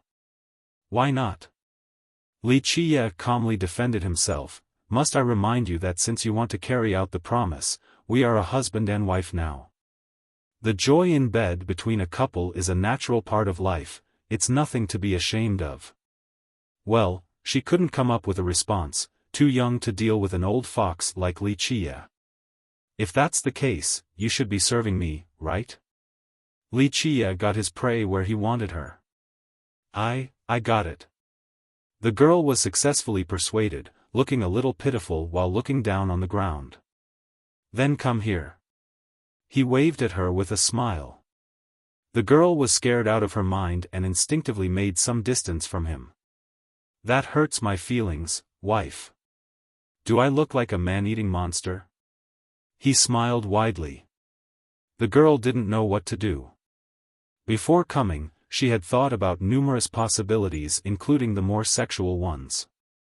However, this was happening all too fast. It was their first meeting and he already wanted to start. She was caught entirely off guard. Come now. Wuxia chuckled and waved again. The girl took a deep breath and mentally told herself that she could do it. Wuxia was right, they were married now, so this was only a matter of time. She closed her eyes and continued walking towards him, feeling a tingling sensation on her scalp. These few steps seemed like an eternity. As the distance lessened, her nervousness rose. She felt her legs trembling with anxiety. Now, inches away from him, she could faintly feel the hotness of his breath, causing her to go numb and weak. She had the urge to run but fought against it. Her eyes were closed, not daring to look at him. Her hands still timidly held on to the sleeves. He looked like a bad young master while she resembled a bullied maid. It's pointless just standing there. Have a seat, I won't hurt you. Wuxia smiled and tapped on his thigh, looking just like a perverted young master. His appearance only added more anxiety to her, causing her to stammer. Changing your mind? He egged her on. She took a deep breath and let caution go with the wind before decisively sitting down on his lap. This was her first time being so close to the opposite sex. Her body became stiff and straight, tense to the core. That's better. He grabbed her by the waist and turned her to directly face him. She let out a soft moan and quickly closed her eyes, imagining the embarrassing matter that is about to happen and feeling hot all over. Time seemed to be frozen. The extremely nervous girl became empty-minded, not daring to move an inch. However, seconds passed by and nothing terrible has actually happened, contrary to her imagination.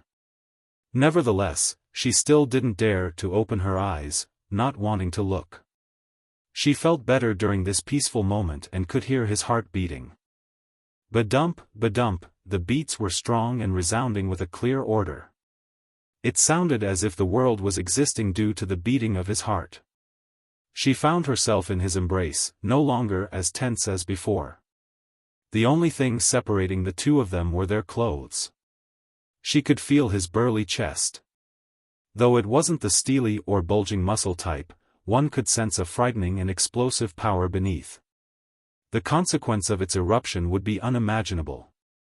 When her soft and ample breasts pushed against his chest, she felt currents coursing through her, turning her weak and numb, an unprecedented sensation for her.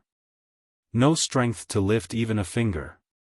She wanted to place her hands to block between the delicate areas but couldn't move them. After a long time, she discreetly opened her eyes to catch a peek of him. His face was inches away. His breath caused her to feel a little itchy and hot, similar to being drunk.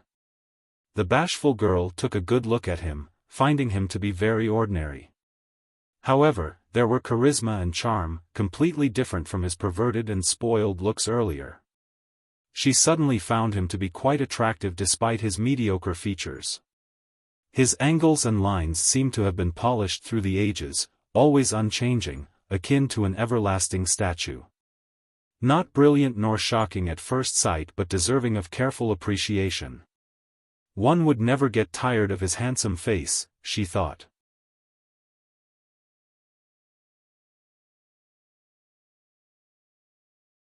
Chapter 2465. The embrace felt quite comfortable and pleasant to the point where Wuxia, seemingly falling asleep.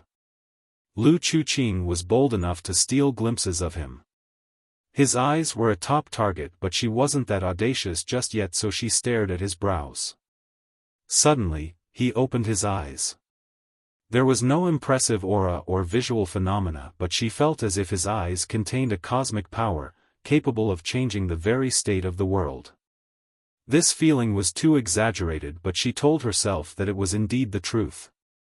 The world turned dark when he closed his eyes and vice versa. He looked at her, peering through her windows of the soul. She found his gaze looking straight into her heart and mind. There was a warm yet penetrating sensation.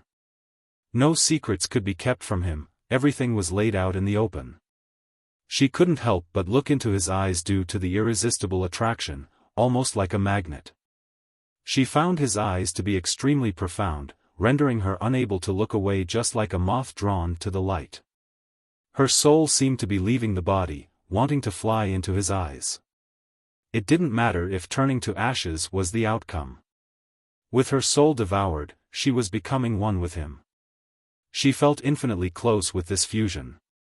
The feeling left her heart jubilating with joy, her entire being was under his control, yet it was as pleasant as floating among the clouds. She wanted nothing more than for time to stop, for she had fallen into his trap, drowned by his embrace. Wuxia had reached an incredible level.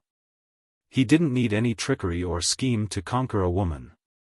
Just his one gaze alone was enough, if he willed it so. "I know I'm very attractive, but you're drooling right now." Wuxia blew softly into her ear before whispering. The girl regained her wits, overwhelmed with embarrassment. She felt weak all over, as if she had no bones to support her, leaving her limping on his chest. She buried her head deep in there in order to hide her red face. After a long time, she coquettishly groaned, wanting to get up, but Wuxia held her tight enough that this struggle was futile. She gave up right away because this act of resting on his chest was very pleasant. She felt happiness, peace, and comfort. This matter wasn't as scary as she had thought. The initial fear and nervousness have all disappeared, even her shyness was dissipating while listening to his heartbeat.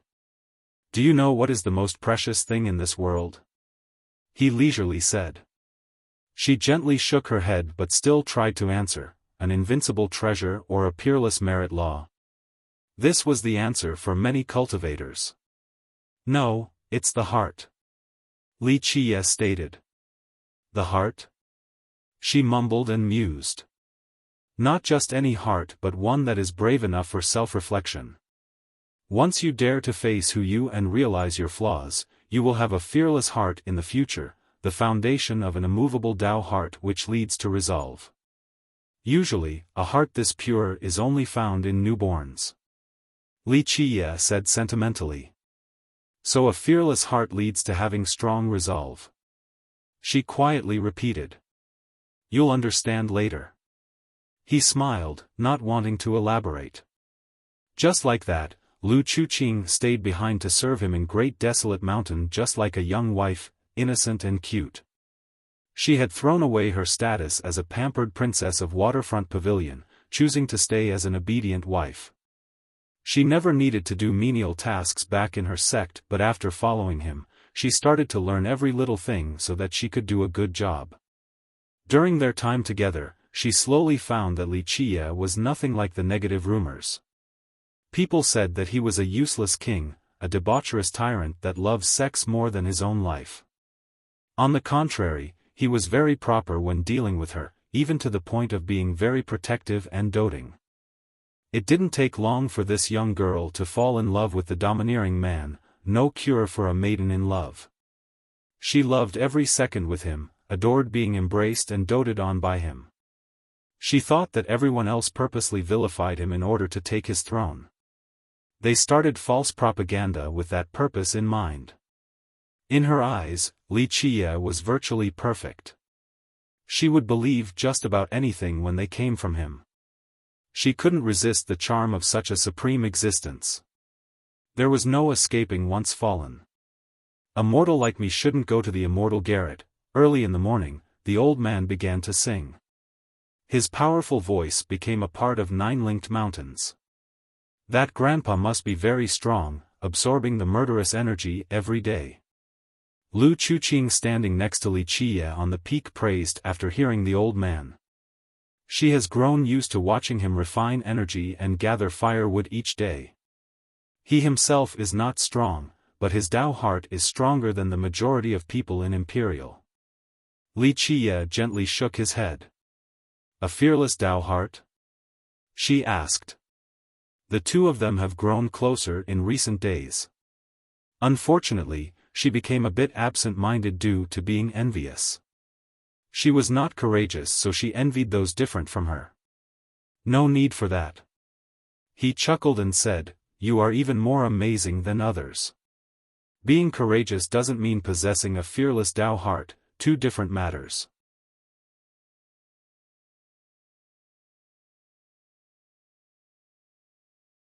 Chapter 2466, Really? Lu Chuqing looked at him and asked with uncertainty. Li Qie fixed some stray hair on her forehead and smiled, "Silly girl, you're courageous with a strong Tao heart. Your issue is being shy, that's 2 different things. The only thing you need is more training. Are you telling the truth?" She felt much better after hearing this but still asked for confirmation. "Don't worry, I wouldn't lie to you." Li Qie chuckled. "Without courage and a strong Tao heart, you wouldn't be standing here right now. You're not the only one who has a marriage pact with me, there are 4 others, but how many are here right now? Only you. It's not because you're foolishly lovable but because you are facing it head-on without denial. You could have avoided, refused, or did some scheming. The courage to do what you did is much greater, readily accepting and wanting to make the situation better." He looked at her and continued, "Of course, this is a combination of you being stupid and having a strong Tao heart." "I'm not stupid." She coquettishly stomped her foot like a cute wife. Li Qie smiled and stared at the horizon. These few things can be trained and polished. How? She wondered. No one is born with a resolute Tao heart. They must be unfeeling or emotionless in that case, but it's impossible anyway. A firm Tao heart is the result of experiences, such as hesitation, fear, and other various emotions, yet the person still preserves. This is a process, not a gift from above. For example, courage is fighting against fear, allowing you to move forward. Right. She became immersed, thinking about how she wanted to run several times after coming here. However, courage still emerged at key moments and helped her. "What you need is more training." Li Qie told her, "I just happen to have a mantra that is perfect for you. Though it won't let you become invincible or add wind to your cultivation speed, it will give you courage and decisiveness." "There's a merit law like that?" She was surprised. "Why wouldn't there be?" He said, "Why do mortals cultivate Buddhism? For Buddhist laws or to become Buddha? These laws are omnipotent, allowing one to gain great abilities. As for becoming a Buddha, it allows you to be untouchable by myriad laws with an eternal Buddhist heart. Which do you think is stronger? The laws or the heart?" Well, she couldn't answer right away. This goes back to the reason for cultivating the Tao. is it to gain amazing abilities or to have an eternal Tao heart? Li Qie continued. She earnestly listened because this was a new and beneficial topic for her. No one has talked to her about this topic before. To become an invincible true emperor isn't hard, but to become one with an eternal Tao heart is exceedingly difficult. The latter might not show up in an epoch. Li Qie continued, with an indestructible Tao heart, no laws can touch you. Even if the world were to collapse, you would still be fine during its destruction. So which is more crucial, having Tao laws or a strong Tao heart? The laws won't make you eternal, but the Tao heart can. Anyone else would be snorting right now, thinking that Li Qie was spouting worthless nonsense. Lu Chuqing didn't think so. She had a rather pure and intelligent heart. Her innate fortunes far exceeded other geniuses. She was completely entranced by the relevant topic, leading her into a new domain. All of this is possible? She said softly. Nothing is impossible for me. Li Qie said with a smile, listen up, I will pass the mantra down to you now. Carefully train and ask me if you have any questions. With that, he began chanting while she carefully listened and memorized every single word, not missing a single detail. Keep in mind that as a princess of Waterfront Pavilion, she had access to its most profound merit laws, even one of the most coveted things in the system, the word, Lin. On the other hand, Li Qie was only famous as a useless and perverted tyrant with no cultivation to speak of. How could such a person comprehend some profound mantras? What a joke. He was going to teach the genius of Waterfront a mental cultivation technique? One would laugh their teeth off after hearing this. What was more profound than one of the 9 secrets in this system, and she had access to one? He was simply displaying his slight skill before an expert, not knowing his own limitations. Strangely enough, Chuqing was entirely immersed in the mantra. As the saying goes, a woman in love is a fool. Li Qie had occupied an important person in her mind. Even just a casual line would be memorized earnestly by her, let alone this wondrous and highly coveted mantra. A fool is blessed in other ways, or so people say. In fact, her pure and innocent heart was the reason why she obtained this great fortune and earned Li Qie's favor. Anyone else, regardless of how subservient, wouldn't be taught this mantra. Though she was bashful and lovably silly, her talents were incredible. She just didn't put as much focus on training as others. Because of this, she instantly memorized the entire mantra and began to research it. After a long while, her wits returned. This mantra is incredibly profound, I can feel it coursing through me. It's because you have the Halcyon bloodline. This cold and penetrating bloodline is helping you with the mantra. He chuckled. You noticed? Her mouth became agape, looking quite cute. People only knew that she had a prestigious bloodline but not the exact one. Only a few ancestors from her sect had this knowledge, yet Li Qie could figure it out. Nothing can hide from my eyes as long as I will it so. Li Qie bragged. She tilted her head and stared at this ordinary yet charismatic man. Perhaps she could never get tired of doing so. You're so much different from the rumors. She murmured. The world is full of illusions and hindrances, no one can see clearly. He said, it is a chess match, how can a piece see the entire board or the actual players? That's why the majority of the world just listen and repeat blindly. I see. She didn't want to think about the rationality behind this line and went back to focusing on her mantra. She eventually had a question. I feel a sense of familiarity as if I've seen it before, maybe not. What mantra is this? You'll find out later, but this is only the beginning. Take your time and understand it, then I'll teach you another. He said. All right. She nodded obediently, just like a virtuous wife. Li Qie smiled, enjoying her demeanor. Others would find this impossible. The princess of Waterfront with boundless potential was willing to marry a useless king and follow him for the rest of her life. Moreover, she even happily learned his mantra. People would think that she was insane and foolish beyond cure. She didn't care about these matters because the moment she came here, she was prepared for the worst. However, after actually spending time with him, reality didn't seem so bad. She actually found happiness and thought that just one lifetime with him was too short. Others could think that she was stupid all they want, she didn't mind at all. She enjoyed her time right now even if Wuxia was actually a useless king like the rumors.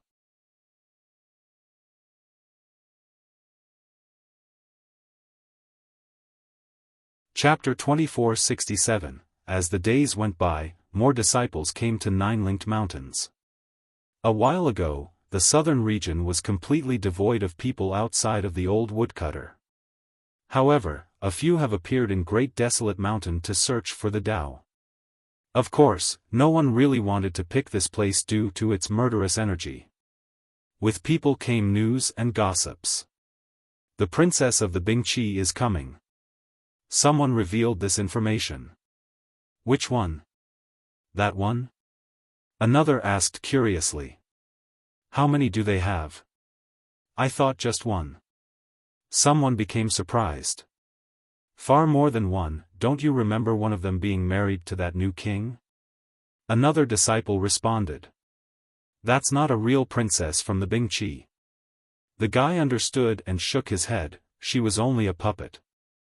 Her name is Bingqi Ingjian, from a fallen branch with no authority and influence, only bestowed the title of a princess to be a sacrifice. The clan only has one real princess, Bingqi Hanyu.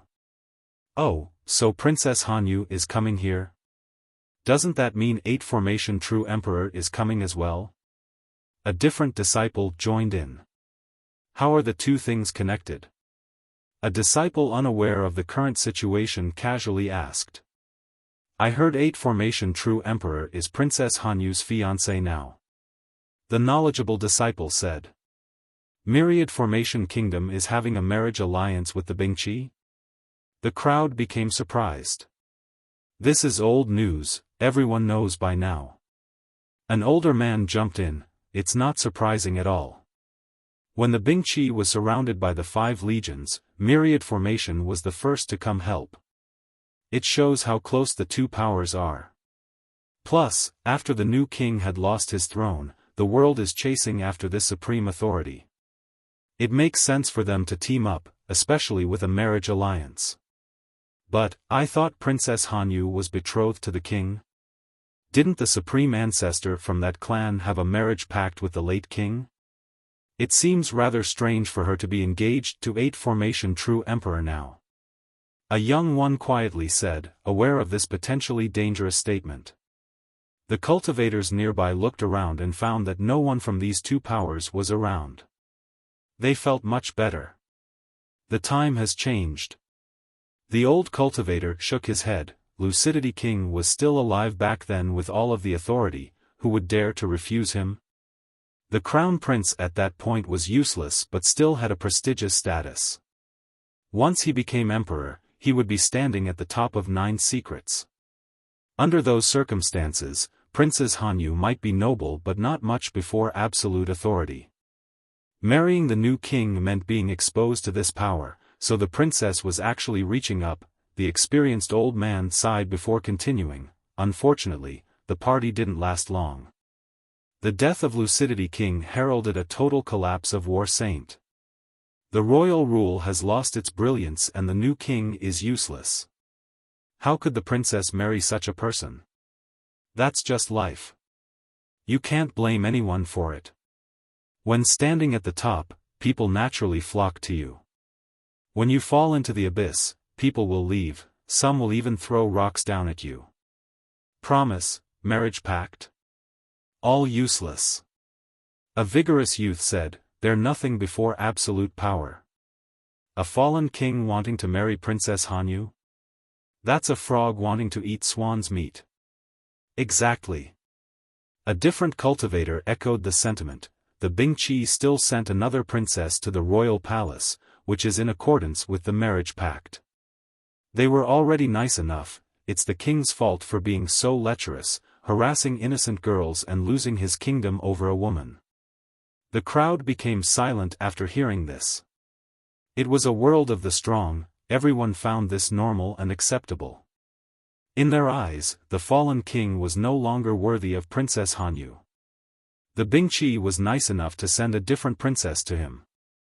Honor, promise, and morality weren't worth much in the minds of many masters. Princess Hanyu is a genius and a kingdom-toppling beauty.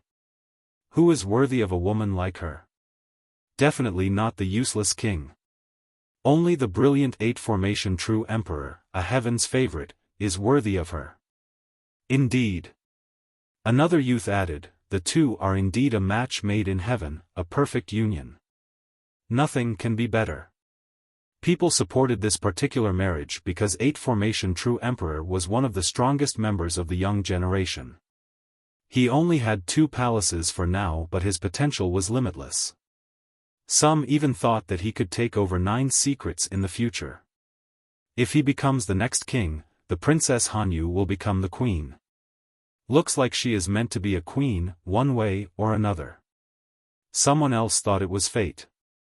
Hey, I actually heard that the new king is in 9-linked mountain. A non-tactful person suddenly said.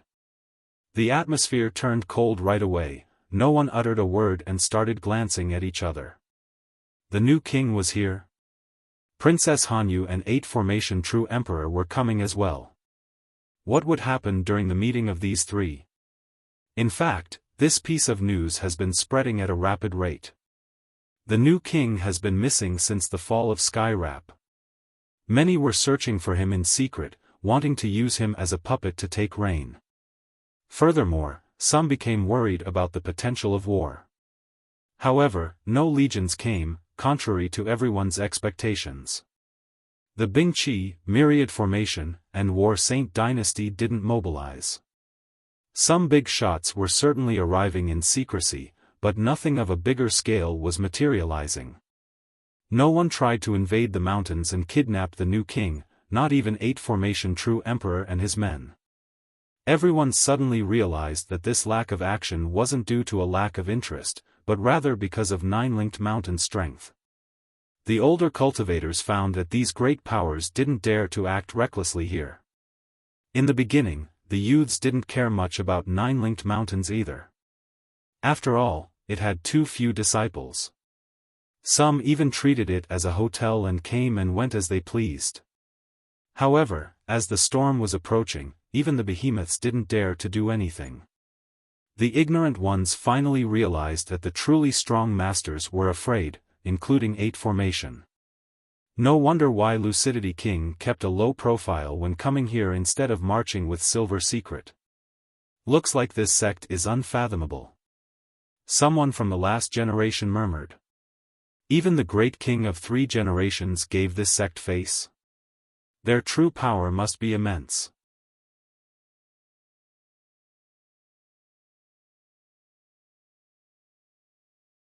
Chapter 2468, The entire mountain range knew about the king's presence. It was no longer a secret. New disciples, ordinary cultivators, and ancestors have all heard about the king. His coronation was a great event, announced to the entire world. Later on, his fall was also heavily publicized. With that, the old and young of 9 secrets all heard about the king. Of course, their impression of him was unanimous, that he was a perverted fool. That's the reason why he lost his kingdom. After controlling the capital, the various legions of War Saint, the Bingqi, and Myriad Formation Kingdom purposely proliferated this propaganda. The world heard that when Li Qie was on the throne, he committed all kind of debaucherous deeds, raping, taking others' wives, even his subjects' wives and palace maids weren't spared. They even said that he even ordered the death of an entire clan for a woman. Imperious, lecherous, unreasonable, no merits to speak of. In short, the alliance painted the picture of a horrible tyrant. Just hearing about his tales would make others hate him to the bones, thinking that a rebellion should be in order. They obviously did this in order to hide one thing, their betrayal. They wanted to justify and garnish their betrayal, that they were in the right to overthrow the king, not a usurping attempt. Numerous older cultivators naturally understood this, but the young ones, especially those that have only recently joined sects, believed these rumors. Because of this, the young ones were very curious to see the lecherous tyrant after finding out that he was staying in Nine-Linked. In the next few days, young cultivators popped up around Great Desolate Mountain. Though they didn't climb up this peak, they stood in the areas nearby or float in the sky. They saw Wuxia absorbing murderous energy early in the morning. This attracted everyone's attention. "That's the new king," one youth pointed and murmured. "And here I thought the legendary tyrant would look quite fierce with 3 heads and 6 arms. He just looks like an ordinary person." A female cultivator wanted to satisfy her curiosity but became disappointed instead at Wuxia's appearance. When they heard about his sexual crimes, they thought that he would look quite wretched and lowly. Who would have thought that his appearance couldn't be more common and ordinary? A guy like that can become the king? How strange. A new cultivator wondered. Someone who can become the king of War Saint Dynasty should be a supreme person, not someone like Wuxia. It's because he has a good daddy. Someone couldn't help but mock. He's the previous king's illegitimate son. That's more than enough for someone like him to become king, but keeping that position is an entirely different story. Didn't you see, the guy didn't even sit straight on his throne before losing his kingdom. Humph, an idiot can't rule the world. That's true. A relatively older disciple nodded. Given the current circumstances of our system, I don't think there's a more suitable and qualified person to be king other than 8 Formation True Emperor. He has 2 palaces right now and could become a progenitor in the future. I agree. He's a brilliant talent, it's appropriate for him to be our king, unlike a certain person with a good daddy. Another sneered, but that's all in the past now. 8 Formation True Emperor will be our ruler and Princess Hanyu will be a great match. A great match indeed, you can't find a better pairing. His friend stared at Wuxia in the distant and sneered, it's fortunate that Princess Hanyu didn't marry that fool or it would be such a waste. The youths nearby nodded in agreement. Is he cultivating? Someone else changed the subject. Yes, he does this every day. A different disciple has been watching him early on, so he had a good grasp on Wuxia. He's very diligent too, always on time. Maybe losing the kingdom was a great blow to him. A sentimental commenter stated, perhaps he wants to change completely and start all over again. That's why he's here at Nine-Linked Mountains to train hard in order to rise up after becoming a master. In his dream. A supporter of 8 Formation scoffed, with his pitiful cultivation, he could cultivate for another 1,000 years and wouldn't be as strong as one finger from 8 Formation True Emperor. The Emperor will easily crush him. No one bothered to respond because the situation was very delicate right now in 9 Secrets. Who knows if 8 Formation True Emperor can become the next king. However, most did admit that he made sense. At the very least, the new king wouldn't be able to accomplish anything regardless of his change. Everyone could see how weak he was, not comparable to 8 Formation True Emperor and the others at all. Seizing the throne again was simply impossible. As for Wuxia, he ignored all of these gossipers. They didn't affect his daily ritual at all. Despite the crowd building around Wuxia, they only wanted to satisfy their curiosity and didn't do anything to him. After all, there was no conflict and enmity between them and the new king. Even if he was a lecherous tyrant during his reign, they were too far away to be affected. Plus, they weren't qualified to meet him back then either. Furthermore, he might not have a kingdom anymore, but some remnant vestiges and authority remained. No one wanted to mess with this matter because it might bring about a calamity. This isn't to say that all the youths felt the same way. Some had ulterior motives and reasons. Today, one youth climbed up the peak with a dozen of tough-looking men. Each had a ferocious presence, clearly part of the army. The youth had an expensive robe, but due to his impressive physique, he seemed to be a warrior as well. Zheng Yibin is coming for the new king. This news came out while the group was climbing up the peak. What does he want to do? A curious spectator wondered. Probably to pick a fight. A cultivator from the capital quietly said, "Don't forget, Yibin is a cousin of young Lord Ma." The Ma clan? The military one of Central Legion Commander Ma Mingchun? People shuddered after hearing this. That's the one. The person answered. The crowd glanced at each other and took a deep breath. The Central Legion was one of the strongest legions of 9 secrets. Even back in Lucidity King's reign, this legion was one of his strongest fighting force. Ma Mingchun was a powerful eternal, beloved by his men. His words carried a lot of weight. Everyone knew that he was the mastermind behind the betrayal of the 6 legions. Meanwhile, Zheng Yibin was his grandchild on the maternal side, once a part of the Central Legion. This clearly wasn't a case of a subject looking for his king. All eyes were on him now.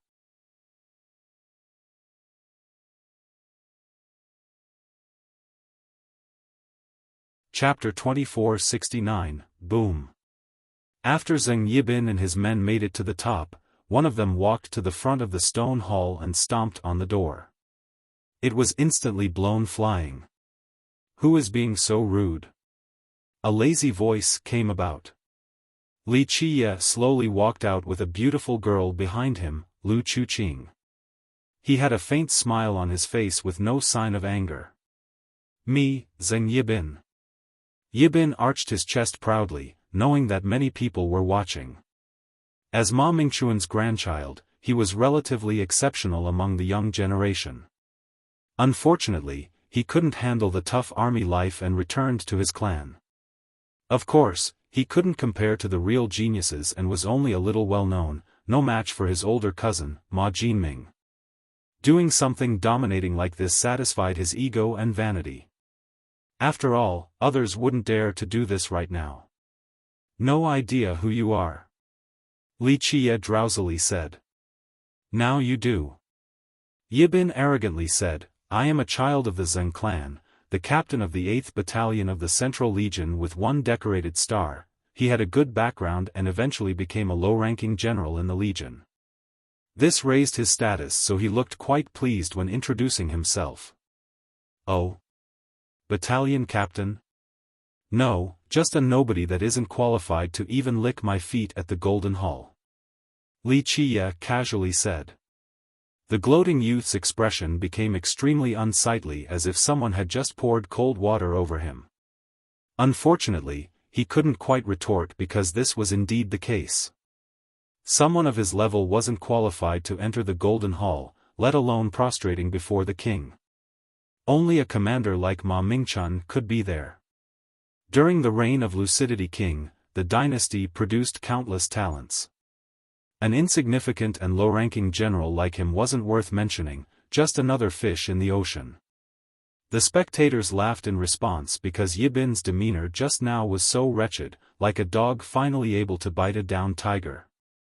Though the king was even more useless, he was still the king. Humph, keep on acting cool, this general won't stoop down to your level. Yibin snorted and coldly answered. He was still boasting about his position despite not being one any longer. Get the hell out. From now on, we are in charge of this peak. He declared. Why should I? Li Qiye smiled and said. Because I like this place. Our Central Legion is about to occupy this area, so be smart and scram, don't invite needless trouble. Yibin revealed an unfriendly expression. A spectator in the distance quietly asked, the Central Legion is really coming to 9-linked mountains? No way, he's coming up with an excuse. An older cultivator said with uncertainty. And if I refuse? Li Qiye asked. Yibin's eyes chillingly flashed as he responded, I'm afraid it's not up to you.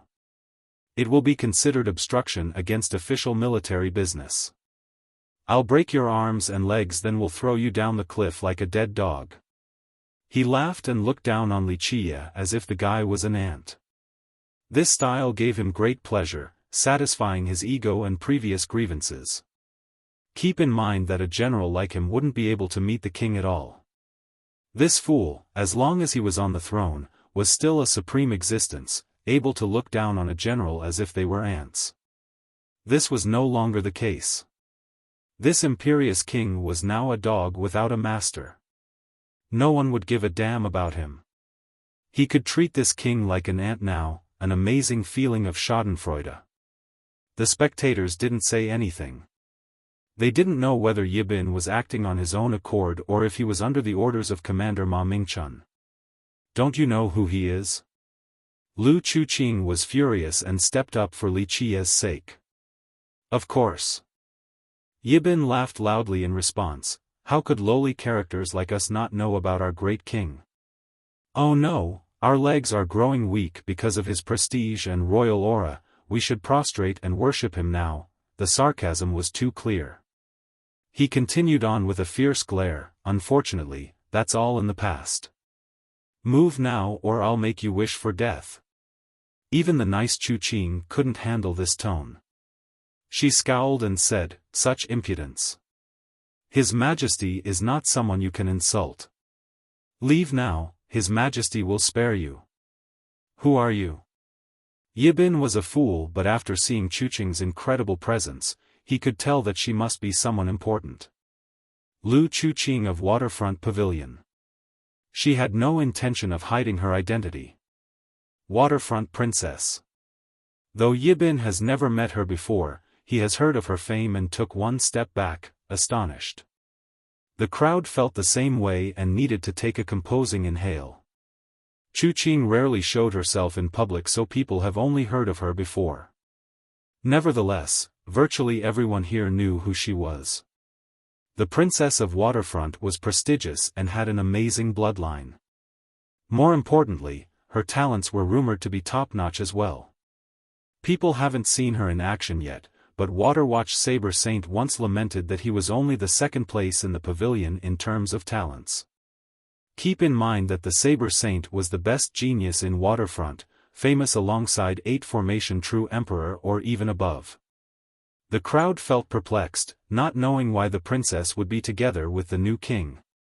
You're Waterfront Princess?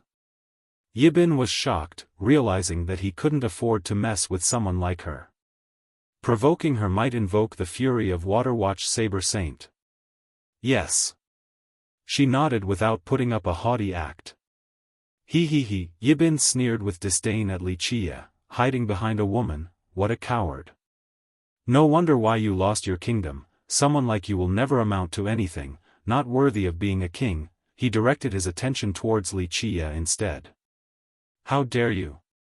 Chuqing grew red, wanting to teach the youth a lesson. Li Qia pulled her back behind him and smiled deeply. I see, then I should stop hiding behind her then. He gave Yibin the side eye and said, you wanted to break my legs, right? I'm right here, come. Be careful. She was worried about him and whispered. Good, still have a backbone. That's a king for you. Yibin was very pleased with himself, not expecting for his taunt to actually work. Men, if he doesn't move, then break his bones and throw him away. He revealed a cruel smile.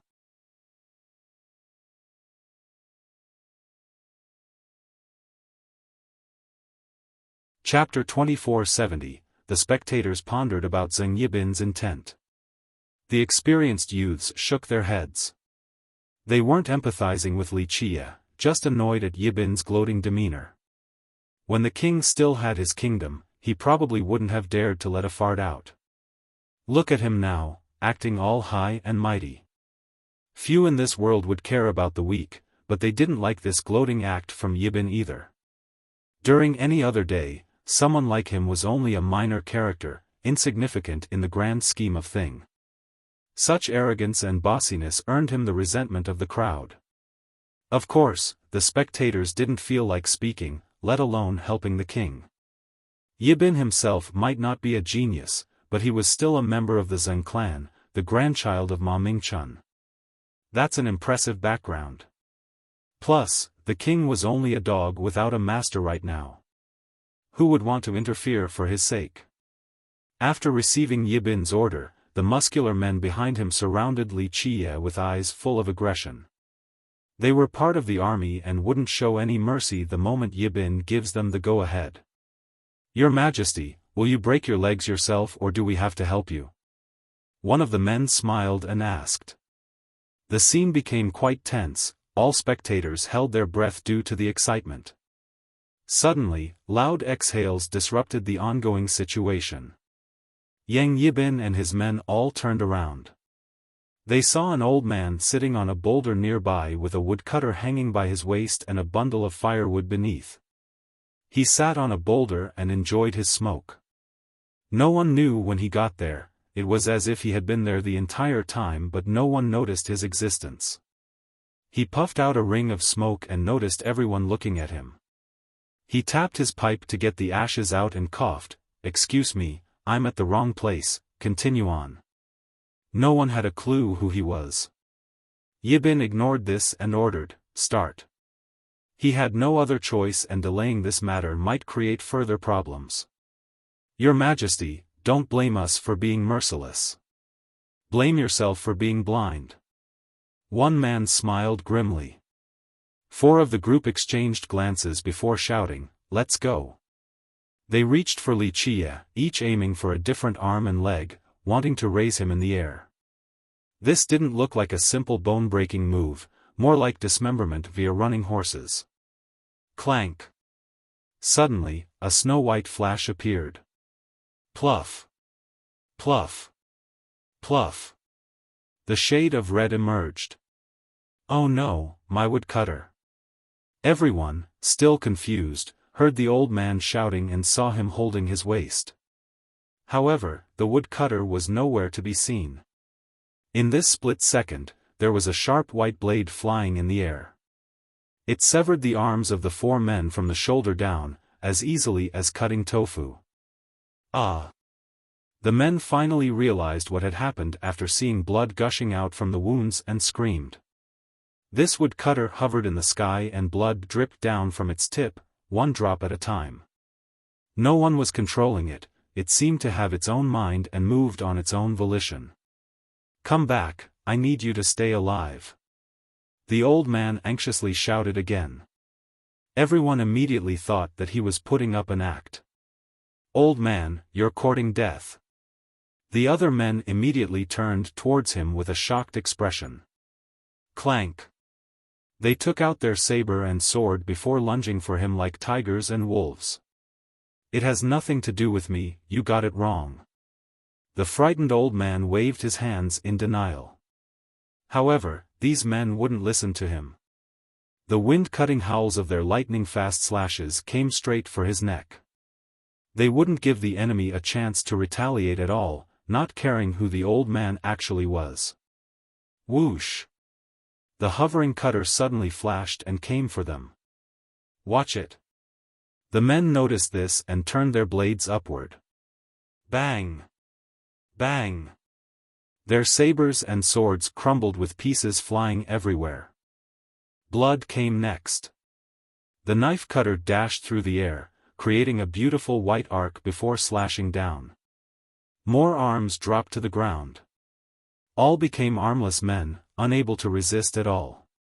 Their weapons were crushed and gone were their arms. Ah! They let out miserable and heart-wrenching scream. The spectators were alarmed after seeing the one-sided battle. "It's a master." Everyone could see that the old man was a hidden master. "Run!" After the initial jolt of pain, the men realized that they needed to ignore the pain and retreat as fast as possible. Pluff! The cutter flew up in the air before descending once more, decapitating the escaping victims. These poor, headless victims still ran for a while longer without a head. When their head dropped down and rolled on the ground, they could see their body falling to the ground with blood gushing out. They opened their mouth, wanting to scream but no sound would come out.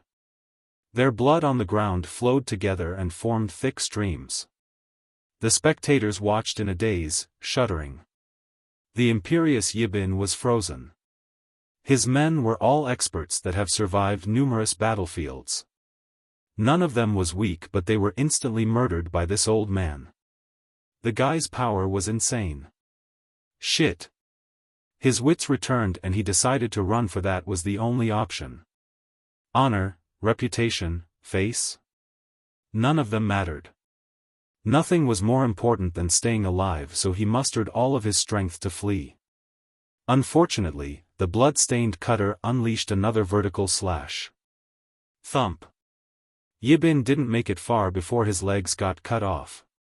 He immediately rolled on the ground. Ah! Once he stopped rolling, he finally noticed that his legs were missing. The pain and realization made him scream. Shit! The pale youth used his arms to crawl instead, leaving behind 2 trails of blood.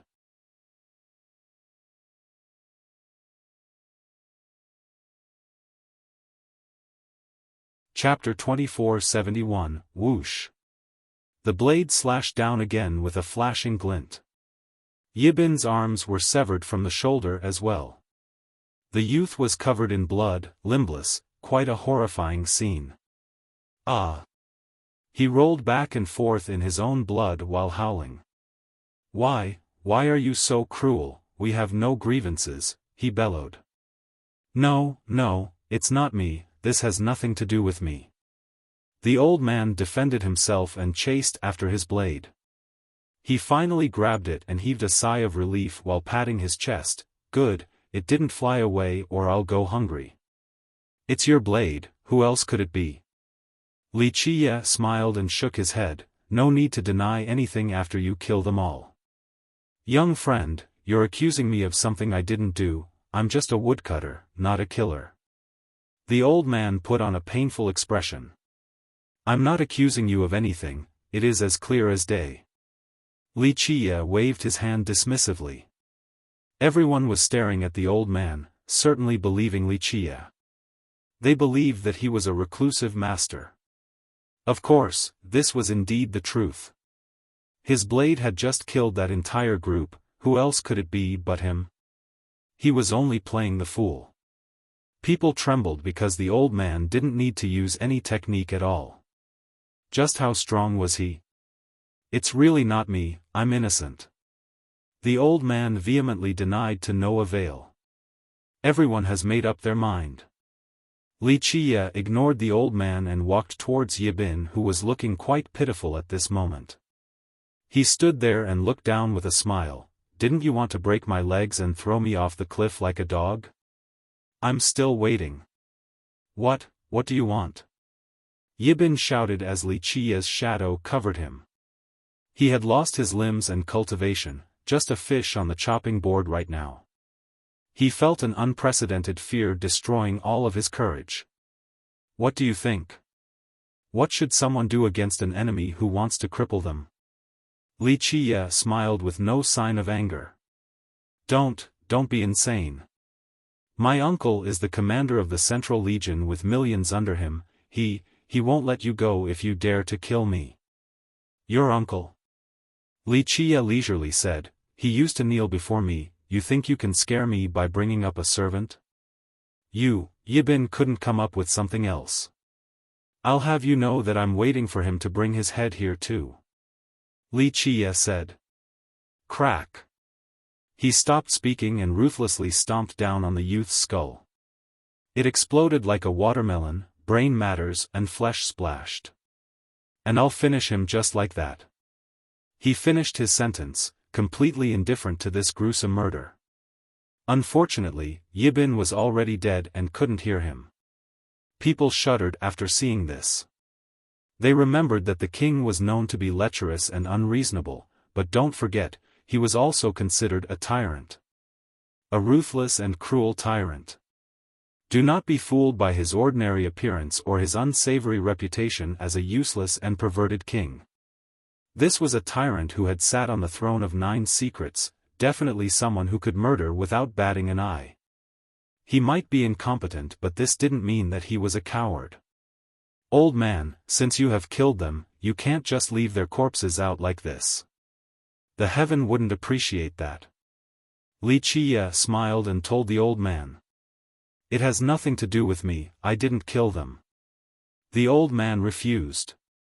Who else could have done it but you? Come on now, bury them. I'm just a weakling who can't even truss a chicken, and you definitely can't let the young lady bury the dead, right? That's why this terrible job is yours. Having said that, he ignored the old man's response and entered the stone hall with Lu Chuqing. Sigh, such terrible luck, so unfair. Why must I bury them? The old man murmured with resentment.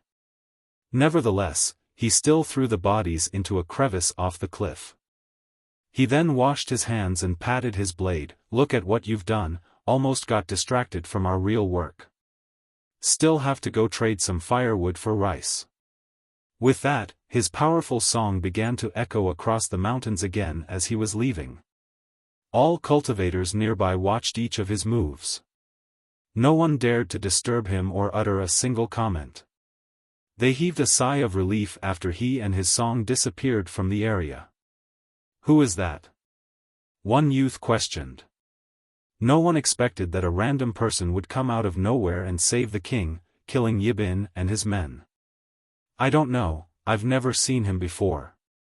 How could the youths here recognize the old man?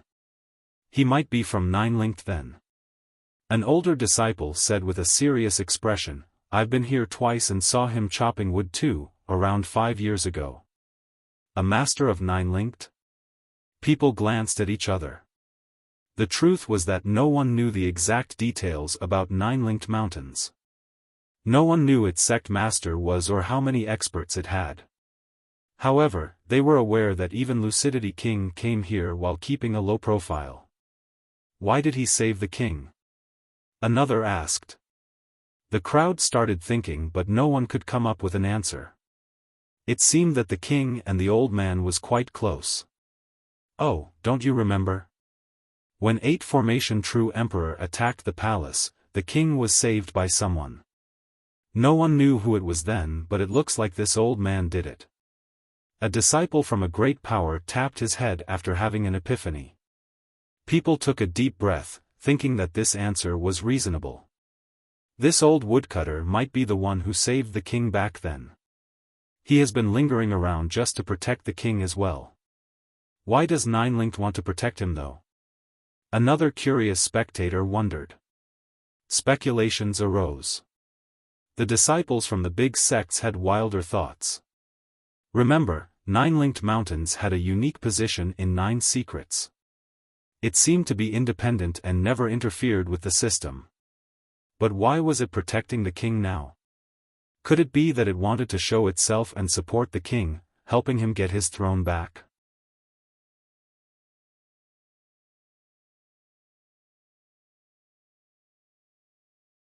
Chapter 2472. As the lake's color-changing date approached, more and more disciples from 9 secrets have arrived. Some were here for Tao enlightenment but the majority came specifically for this event. They consisted of members of big and tiny sects, even vagrant cultivators. This was a unique aspect of Nine-Linked Mountains. As long as the person was a member of 9 secrets, they were treated in the same manner regardless of their background. Even a weak vagabond could enter Nine-Linked Mountains as long as their merit law came from the system. A prestigious noble wouldn't have special privileges and a lowly cultivator wouldn't be denied at the entrance. Lucidity King himself was subjected to this. Those who came here would be given a place but no disciples or servants from Nine-Linked Mountains would serve them. Because of this fair treatment, Nine-Linked Mountains was considered to be neutral and independent. In the beginning, more smaller sects arrived. Later on, the big powers and even the 5 behemoths have entered. The appearance of geniuses and experts increased the pressure felt by the young generation due to the heightened competition. Once these 5 behemoths joined in, even the other big clans and sects would lose, let alone the smaller ones. Rumble. Today, the valleys trembled after loud detonations. People shuddered, wondering who would dare to come here in such a haughty manner. They quickly looked towards the direction of the noises. They saw a group of riders, only around a dozen or so. Nevertheless, their ride had an impressive momentum, just like a destructive tsunami of steel, simply unstoppable. Despite the few numbers, they still gave everyone the sense that a great army was approaching. Even the air was shaking. They seemed to be one with their stallions. Both the riders and their mounts were covered in armor plates, more than strong enough to crush through mountains. The leader was a youth with sharp brows, bright eyes, and a tough physique. His gaze was quite sharp on top of having an aggressive aura, clearly indicating that he was a battle-worn soldier. The Ma clan. People noticed their identity right away. It's Ma Jinming, their young lord. Another was startled to see the young leader. A junior general of the Central Legion. The group of riders attracted a lot of attention on their path. Does he want revenge for his younger cousin? Speculation arose. Ma Jinming was Ma Mingchuan's son and Zheng Yibin's older cousin. Unlike Yibin, who was a fox relying on a tiger's might, Jinming was far more powerful. He accompanied his father on the battlefields and showed great talents at a young age, a real genius and expert. Everyone instantly assumed that this group traveling with great fanfare was here for revenge. However, Jinming didn't travel to Great Desolate Mountain right away. They stopped on a different peak in Nine-Linked Mountains. After he got down from the horse, he stared towards the direction of Great Desolate and scowled. This showing of patience actually surprised the crowd. The young lord is still an experienced soldier, able to keep cool. An older youth nodded approvingly. Brother Ma, I can't believe that it has been 3 years since our last meeting. Many youths came to his camp for a greeting. Among them were old friends and even strangers. Nevertheless, his camp was packed with people. On the other hand, Li Qiye, who was the king, had no visitors. Of course, these youths and experts had their reasons for coming to see Ma Jinming. His father, Ma Mingchun, was the commander of the Central Legion right now. War Saint Dynasty was currently a snake without a head after the king was gone. Meanwhile, as the strongest and oldest of the Legion commanders, Mingchun had both influence and power. It could be said that the legions were willing to follow all of his orders right now. When all 6 worked together, they wouldn't be weaker than any sect in 9 secrets. Thus, some even said that the new king of 9 secrets will be dependent on Ma Mingchuan's stance. This was the reason why so many powers want to flatter him right now. They would start on Ma Jinming first to create a connection with the Central Legion. His arrival did cause a stir, but it was nothing compared to the next person. This person didn't come in such a haughty manner, no stallions nor riding across the sky with loud explosions. She came without making a single sound, with a sword in her embrace. She seemed to be walking slowly, but each step encompassed hundreds of miles. Despite her low profile, people still noticed and became excited. She wore a green dress and was serene as a lotus in the valley. Her long hair and scarf draping over her neck and shoulders fluttered with the gentle breeze in an animated manner, resulting in a transcending style. She was quite beautiful, bright and spirited phoenix eyes, nearly divine in nature. Many people were instantly attracted by her eyes and would lose their composure. Miss Qin. The ones who saw her along the way all bowed to greet her. It didn't matter if they were disciples from the big sects or young lords and princes. A few geniuses couldn't hide their crush on her at all. She nodded back in response. Both her temperament and gestures were immensely attractive. That's Miss Qin from Calm Lotus. A person praised after seeing her from the distance. Fairy Qin is here now. So many youths wanted to take a look after hearing this news. They became frozen and charmed at her sight. Qin Jianyao. Someone from the previous generation also felt admiration. The successors of Calm Lotus are always incredible, phoenixes among women, virtually incomparable. Qin Jianyao didn't have a cool title, but many were willing to call her Fairy Qin or Fairy Jian. Though she rarely showed herself and seldom participated in fights, her fame still spread across 9 secrets.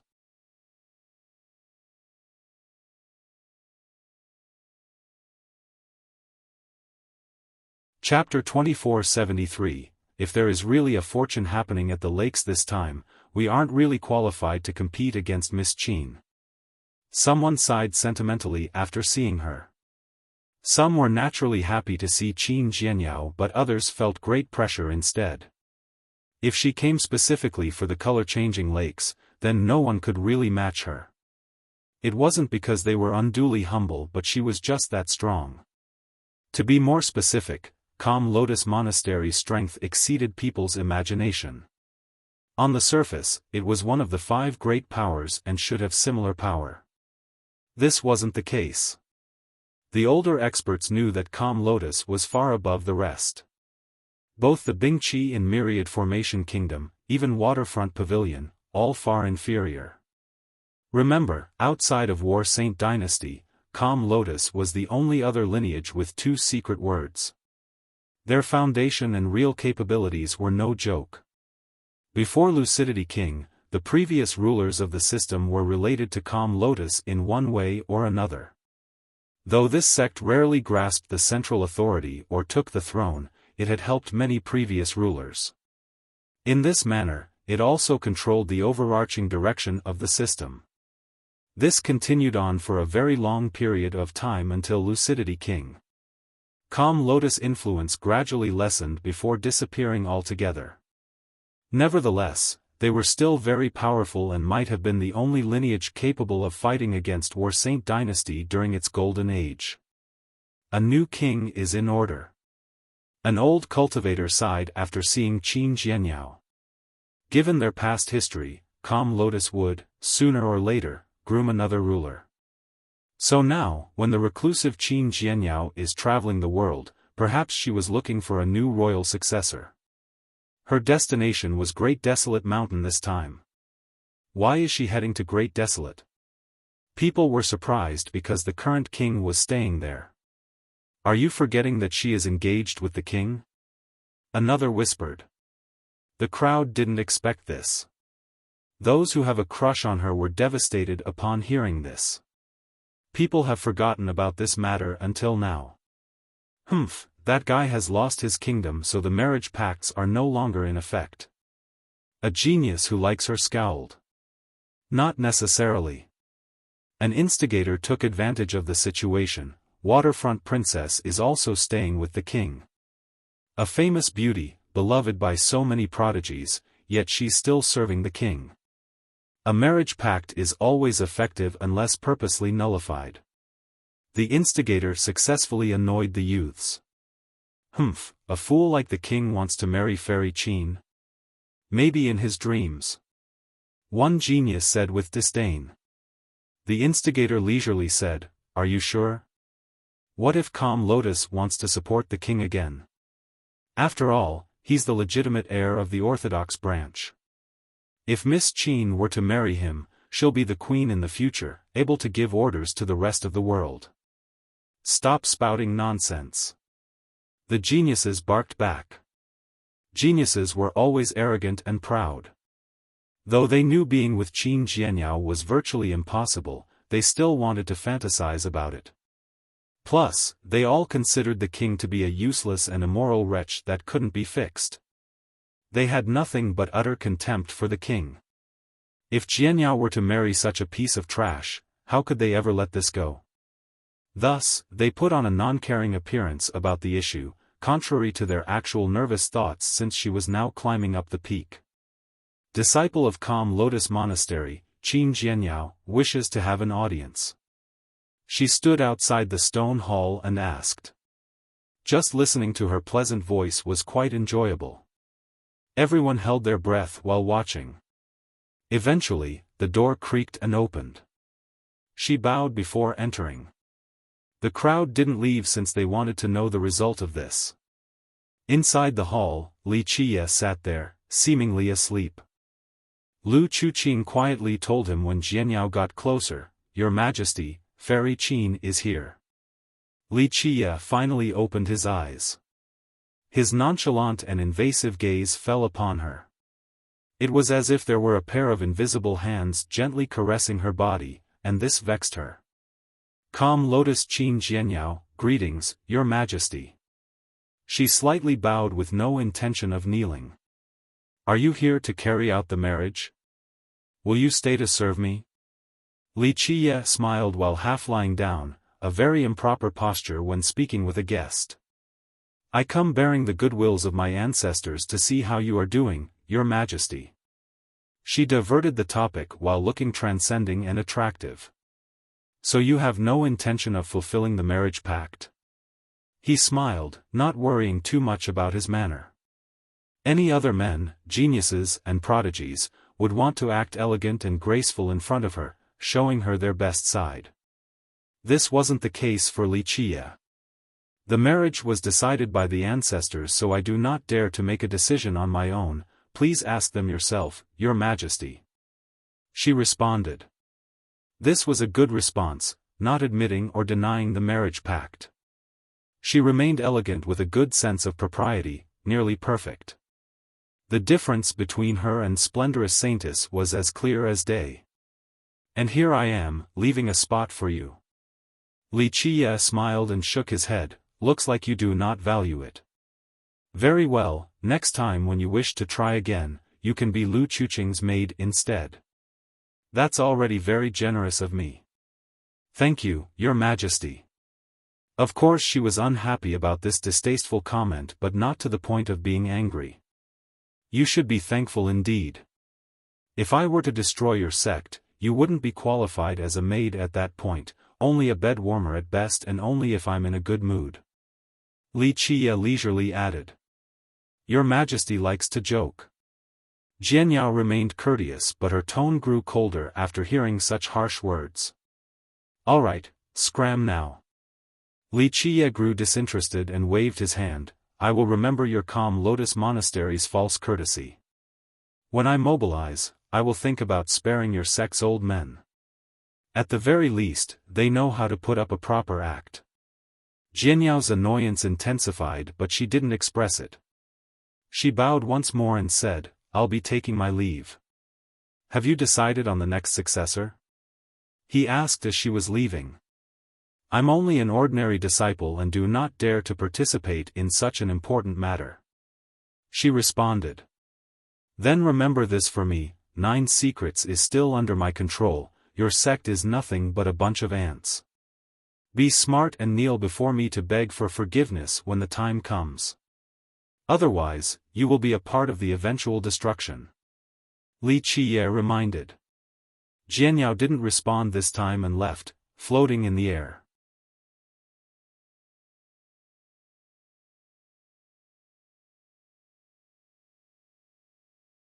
Chapter 2474. After Qin Jianyao left, Lu Chuqing started a conversation. Your Majesty, weren't you a bit too rough on her? She came with good intention. Good intention? Li Qiye patted her soft hair in a doting manner. Silly girl, you're too kind. There is no good intention or humaneness to them, only value. Really? The good-natured girl was skeptical. All right, let's say that Calm Lotus wants to pick a new king while I try to stop others from taking the reign. What would Calm Lotus do? Li Qiye chuckled. Eliminate you. Being kind didn't mean she was stupid and understood his implication instantly. Even if I don't try to stop the coronation of a new king, don't forget that I'm still the rightful ruler, the only one in 9 secrets. If someone else were to ascend, you think Calm Lotus would let me run around outside? Even if they don't kill me, they will still imprison me. She realized that as well. For millions of years now, Calm Lotus was closely related to the royal rule even if they never directly grasped the throne. Many of their disciples actually went on to become queens. The tyranny of lucidity has finally ended, so the world was up for grasp. Calm Lotus might think about grooming or supporting one again. However, a useless pervert like Li Qiye couldn't even come close to being a candidate. In that case, his very existence was a thorn in their side. Chuqing could only sigh. She has always been staying at waterfront, preferring to not get involved with the external power struggle. The marriage pacts are finalized, they should have either disagreed with it, risking their lives, but once signed, they must stay true to it. Wuxia said, whether it be a lineage or a cultivator, they need to keep their words. In the eyes of Calm Lotus, it is only a wasted piece of paper. If that was the case, why should I be courteous to Calm Lotus Monastery? Wuxia smiled, I was already generous offering her a maid position. I see, but she's Fairy Qin, how could she become my maid? Chu Qing was surprised to see that he wasn't kidding around. Only a disciple, not a fairy.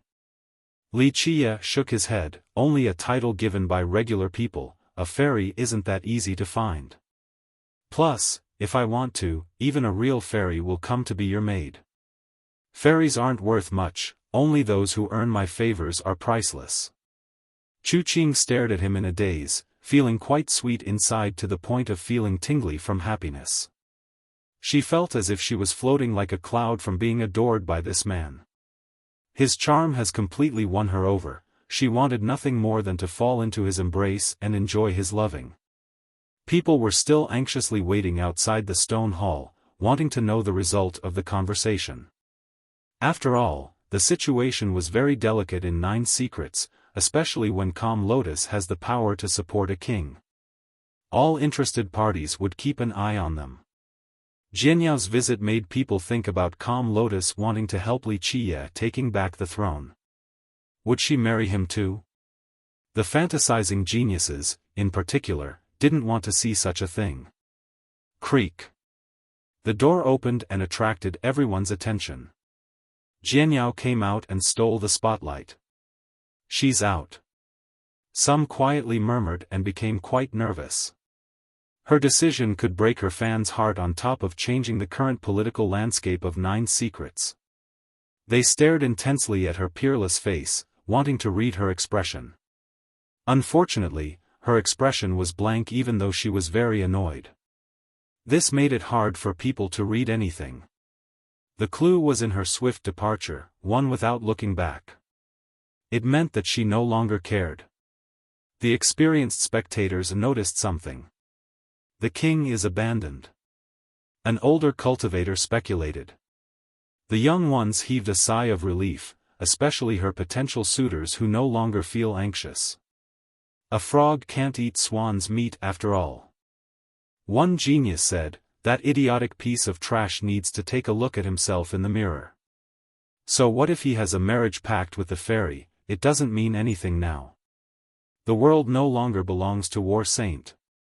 An older one had to admit, he's no longer the king with full authority.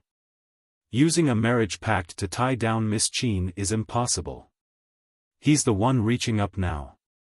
The fact that she even gave him the time of day is a lucky break. The older experts didn't care for romance and focused on a different aspect. One said, it's impossible for the king to take back his throne, he's completely abandoned now despite being the rightful ruler. Even Calm Lotus won't help him, he has no value to be taken advantage of now. After leaving Great Desolate Mountain, she headed straight for Xiang Island inside one of the 9 lakes. I need more context to accurately name this place, it's a little tricky, might need to come back later after seeing the names of the other lakes/islands.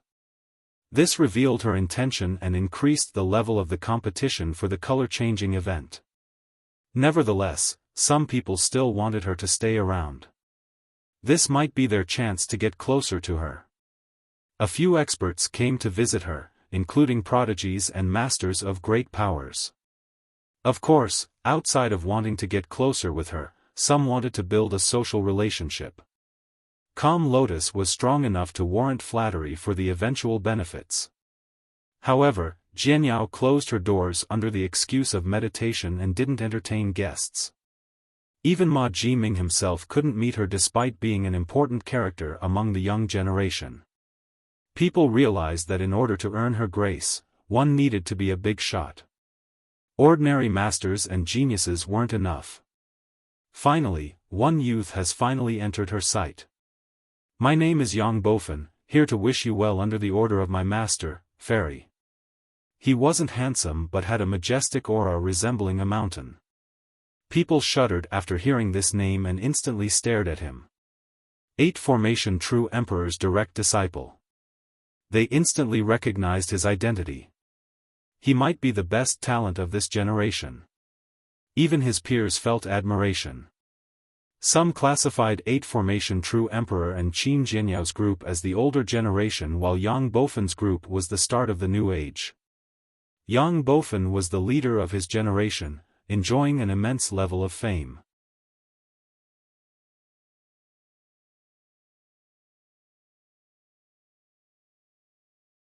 Chapter 2475, Yang Bofan had many admirers in the audience. Even the arrogant geniuses had nothing but praises for him. His strong qualities had nothing to do with his master and his background.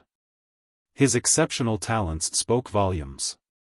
Remember, 8 Formation True Emperor only had 2 palaces, but Bofan, his disciple, was already a 3rd-level true god.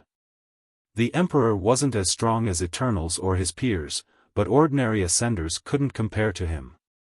The issue here was that Bofan was still very young and hasn't become his disciple for that long. Being a 3rd-level true god already was very impressive and indicative of his amazing talents.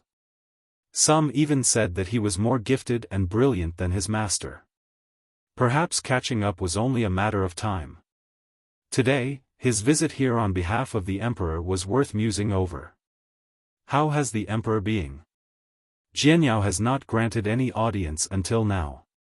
This special privilege only further proved Bofan's talents, not just because his master was a true emperor.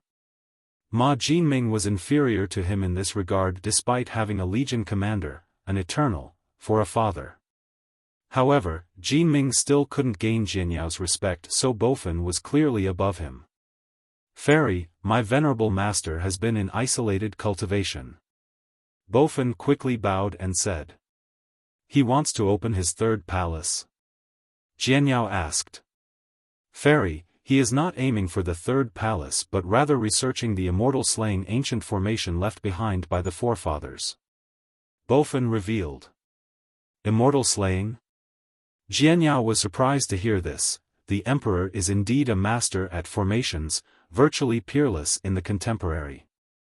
The fact that he is in isolated cultivation for immortal slaying means that he has a great comprehension of it already. Not bad. He might reach grand completion the day he comes out. Thank you for your blessing, Fairy.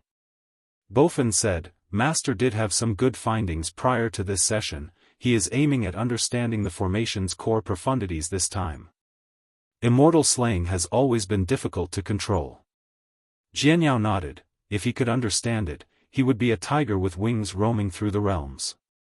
I do hope so, and will require your help in the future. Bofan said. The crowd was startled to hear such high praises from Jianyao. Immortal slaying ancient formation? The young ones have never heard of this name before. Meanwhile, the older experts and even the ancestors shuddered. Is it really strong? A youth curiously asked. Very. His ancestor said with a grave tone, Myriad Formation Kingdom clearly relies on formations to compete with the rest of the world. The kingdom itself is a super formation, but they also have 3 other supreme formations. However, strictly speaking about arrays and complexity, immortal slaying is far superior to the other 3. It wasn't created by that kingdom, its origin is too old to be traced. Well, you can tell just how strong it is from its title. Unfortunately, few people from Myriad Formation could actually control this formation. It requires the realm of an emperor just to start learning about it. The ancestor paused for a bit with a serious expression. If the emperor could actually understand it, it'll make him comparable to a 3-palace emperor and could even fight against a 4-palace emperor. Surpassing levels at the imperial realm, people took a deep breath. Those with common sense knew that at the imperial realm, the levels were very strict. A 2-palace emperor couldn't fight against a 2-palace emperor. Having an additional palace meant total oppression. One exception to this rule was if the lower-level combatant was in possession of an ancestral weapon. However, if 8 Formation True Emperor were to learn immortal slaying, then he could challenge emperors above him up to the 4th level. It's just like an ancestral weapon, or even stronger than a common one. Another murmured. Remember, 9 Secrets system has been around for so long after its progenitor's era. Thus, only a few lineages had an ancestral weapon. Understanding this formation would give the emperor an ace card fortifying his status in the system. It looks like Fairy Qin views the emperor highly. A speculator whispered. He is worthy of it if he can figure out that formation. Someone from the last generation nodded. The guy will be unstoppable among the young generation, even Waterwatch Saber Saint might not be able to take him on. At that point, Calm Lotus might start supporting him in the competition for the throne. That's true. His peers agreed. If he becomes the one with the most potential in our system, then he should be the king, nothing surprising there. The Bingqi is quite perceptive. They sent a downtrodden princess to the new king and married Hanyu to 8 formation true emperor instead. Myriad formation, the Bingqi, and with Calm Lotus support? I think that's game over. People shuddered after realizing this. The Bingqi and Myriad formation were 2 of the 5 great powers. Their alliance was already strong enough, so if the emperor were to win the support of Calm Lotus, then that's 3 great powers in their alliance. Who would be able to compete against them then? 8 formation true emperor would definitely become the next king. While people were still musing about this matter, another meeting took place.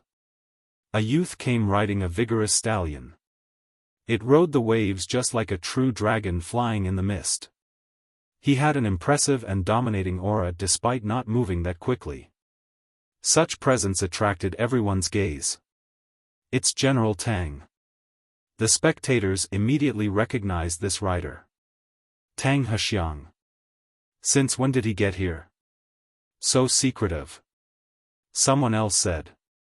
No idea, I don't think anyone saw him. People glanced at each other, confused.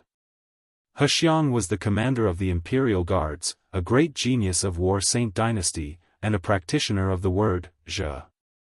He's coming to see Fairy Qin too. Everyone knew what he was trying to do. Well, he's still a good candidate for the throne, supported by War Saint dynasty. An older expert said. After the king lost his kingdom, Hexiang became the de facto leader of War Saint. Many supported him becoming their next ruler. After all, he was also from the royal clan, a great advantage.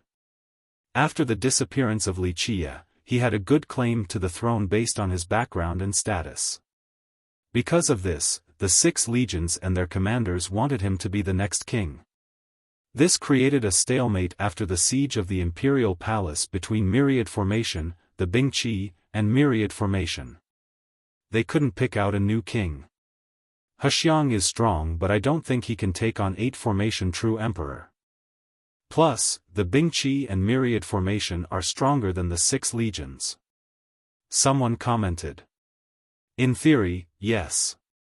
His senior elaborated, but don't forget, Hexiang has a better rightful claim to the throne. He's part of the royal clan, so the other sects won't have a problem with him taking over. It would be a lawful coronation. On the other hand, this doesn't apply for 8 formation true emperor, it would be considered a usurping attempt. Not everyone will accept him. People agreed with this statement. Hexiang's royal background was a great advantage.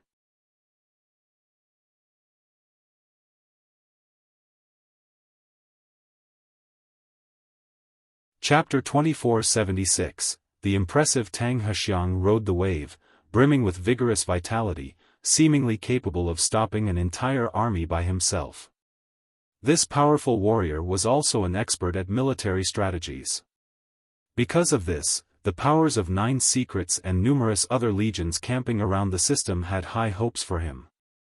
There was no doubt that 8 formation true emperor was stronger than Tang Hexiang.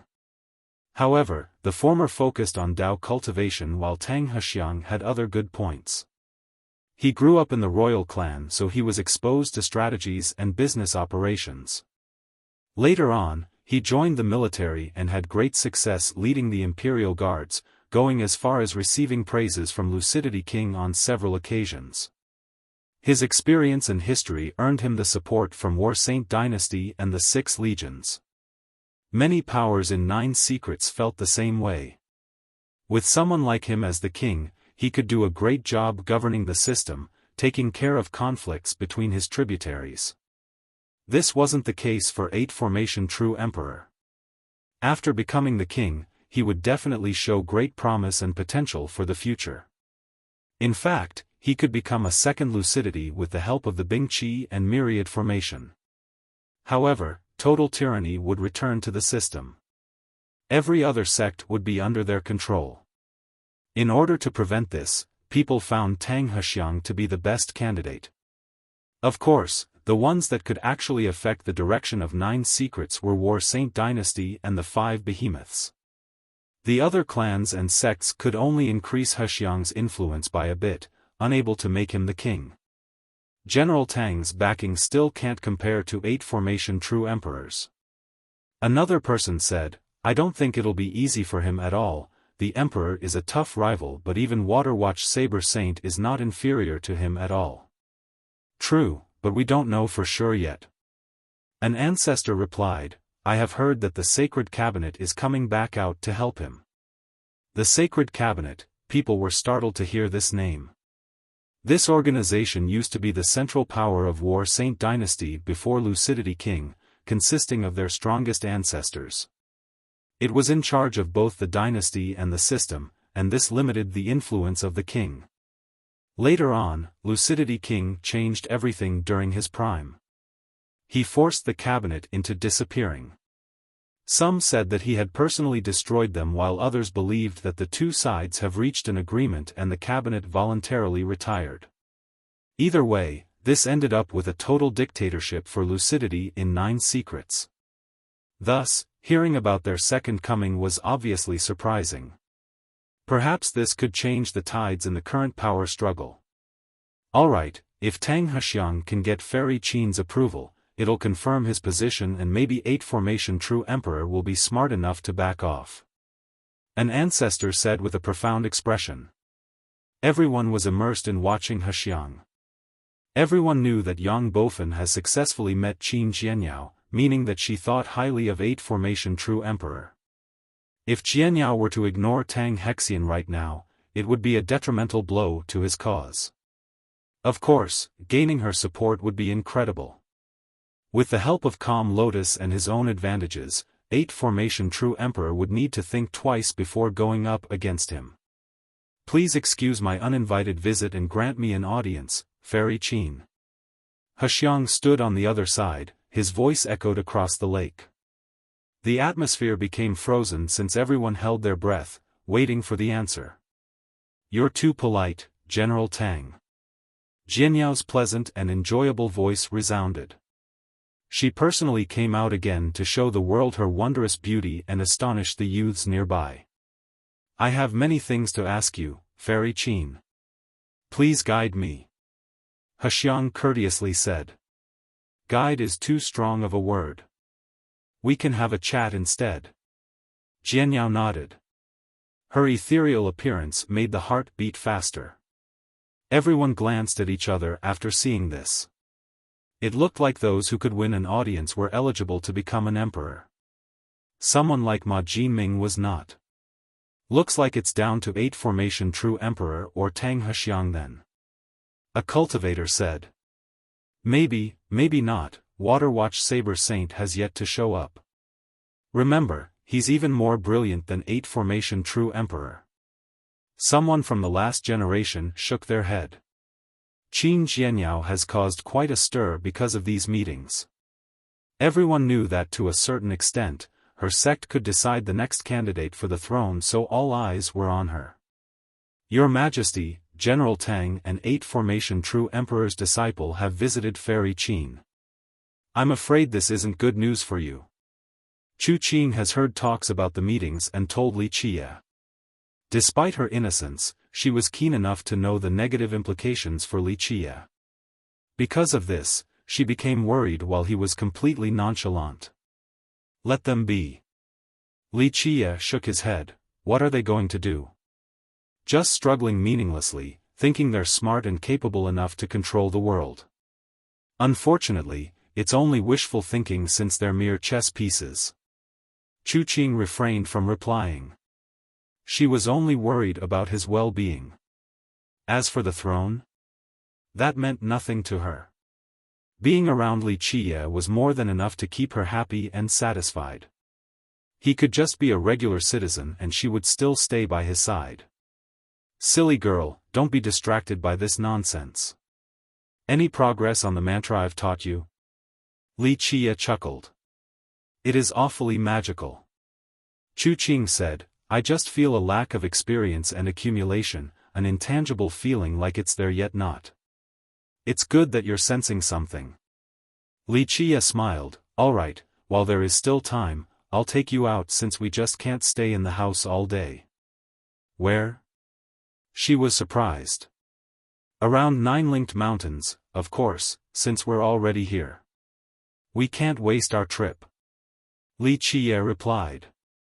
Chu Qing nodded without objecting since she was willing to go wherever he went. The two of them went down the mountain and headed northward. It looked like a sightseeing tour. This path would take them across the 9 lakes. The lake closest to Great Desolate Mountain was their first destination. It was around 1,000 miles long. When traveling via a boat, one would think that they were in a great ocean. Li Qie stared at the lake and played with the water. After a while, he looked at her and asked, How are you feeling? Very good, the air is pure and refreshing. Chu Qing felt as if they were the only ones on the lake right now, so she smiled brightly. Silly girl, you think this is a stroll? I'm taking you places so you can feel this land. Li Qie gently pinched her cute nose and said.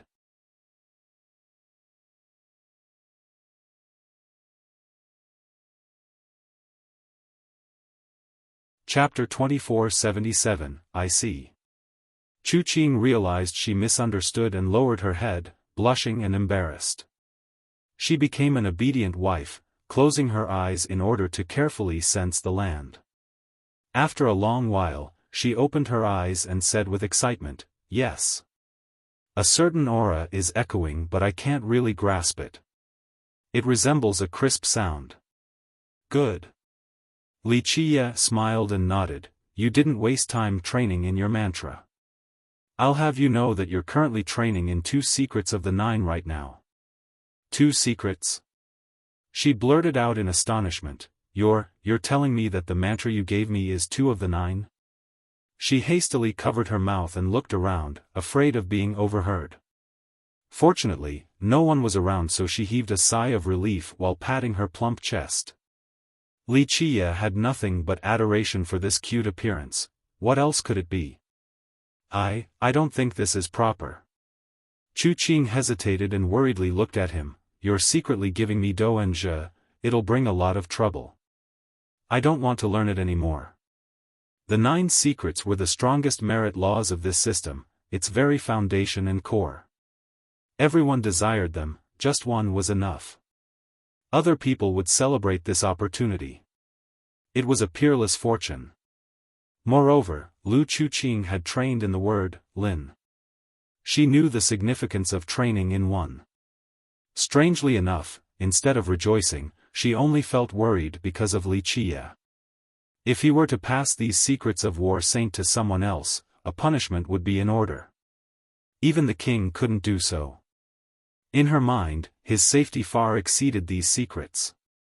As long as he could live a worried-free life, she wouldn't ask for anything else. Why can't I pass it to you? Don't you want to be my wife? Then it's a matter of course for me to give it. Li Qie smiled. The girl became red from ear to ear, feeling very sweet inside when he said the word wife. This address was better than all others and she loved it. But you still can't pass them down. She looked up, still worried. She naturally knew the rules of great powers. These secret laws couldn't be given away, no exceptions either. The consequences would be grave. Li Qie disagreed. Li Qie, can do whatever I want in this world. If I say yes, then it is allowed and no one can say otherwise. Plus, I'm not giving you Dou and Zhe. Not those two. She became frozen again. Everyone knew that War Saint Dynasty had access to Dou and Zhe. I'm giving you Qian. Li Qiye revealed. Qian? She couldn't stay calm. I thought it was lost. 9 secrets existed in the system but only 8 were known. Qian has been missing. No one has heard of anyone nor lineage possessing this particular word in the present. Moreover, no one could materialize and derive this word from the Dao land. That word doesn't apply to me. I can find all that is lost without a single problem, as long as I will it so. He casually said. Chu Qing was still shocked. She didn't expect that she was actually training in a lost word. No one would believe her. Qian, it is a merit law that can boost power and allow its user to enter a crazed state? She curiously asked. This is the reason why it is lost. The fools only manage to learn the bare surface, thinking that they have mastered it. Because of this, they used it repeatedly and lessened their lifespan, or even dying from implosion. Li Qiye shook his head and laughed. The practitioners of Qian in the past could enjoy a massive, temporary power boost. Once activated, they would fall in a state of frenzy, allowing them to defeat enemies of a higher level. As you comprehend the mysteries of Qian more and more, you will find that entering the crazed state is only elementary and not presentable. The true practitioners of Qian will have a heroic and fearless heart, and this will, in turn, polish your Dao heart. In fact, one can say that Qian is the guiding principle of the 9 secrets. After comprehending it in full, you will have a smooth sailing to learn the other 8 while lowering the risk. You will soar in the sky like a true dragon. He elaborated. She listened attentively and began to ponder the content in a daze. Each word was carving into her mind. All right, silly girl, don't just stand there, start comprehending the mantra. Li Qiye pinched her nose again. The bashful girl regained her wits and entered a state of meditation. Being around Li Qiye made her have peace of mind. That's why she could meditate in public without any problem. Some cultivators also spotted these two during their journey northward. Looks like the king's nature is still the same, and here I thought he had changed completely to focus on cultivation. He only lasted a few days. I guess mud can't make a lasting wall. A few people became disappointed and shook their head after seeing the two idling about. That's why he lost his kingdom. Another was much more disdainful. Fairy Qin had no interest in him, and she's right. This piece of trash is not worth mentioning. There's no way he can get into her sight. What a pity for waterfront princess. An older cultivator felt pity. Her talents mean that she has a bright future ahead, but now, she'll enter stagnation by hanging around with the king, bound by the marriage pact. She's destroying her own future. Right, that marriage pact is useless. She's only doing this to herself, no need to carry out a nullified pact. People felt sorry for her, a flower pinned in a pile of manure. Her potential wasn't inferior to Bingqi Hanyu or even Qin Jianyao, but she chose to waste it. In fact, everyone knew that even if she didn't hold up her end of the bargain, the king couldn't do anything anyway. The Bingqi sent a fake promise. Calm Lotus and Myriad Formation pretended that the pact didn't exist without suffering any consequences. The Princess of Myriad Formation and Qin Jianyao are doing just fine. The king had nothing right now, not worthy of these ladies. Even if he were to bring up the marriage pact, he would only be asking for humiliation. Lu Chuqing was the only one carrying it out. In the eyes of others, she wasn't thinking straight and choosing to jump into a pit. In this day and age, yet still upholding a promise with the weak. So rare, I don't know if this is considered a virtue or stupidity. An ancestor sentimentally said. This choice of hers could even result in her death. Marrying an insect and his enemies were the 5 great powers. Who would want to pay such a heavy price for the sake of a promise? The majority of cultivators certainly wouldn't.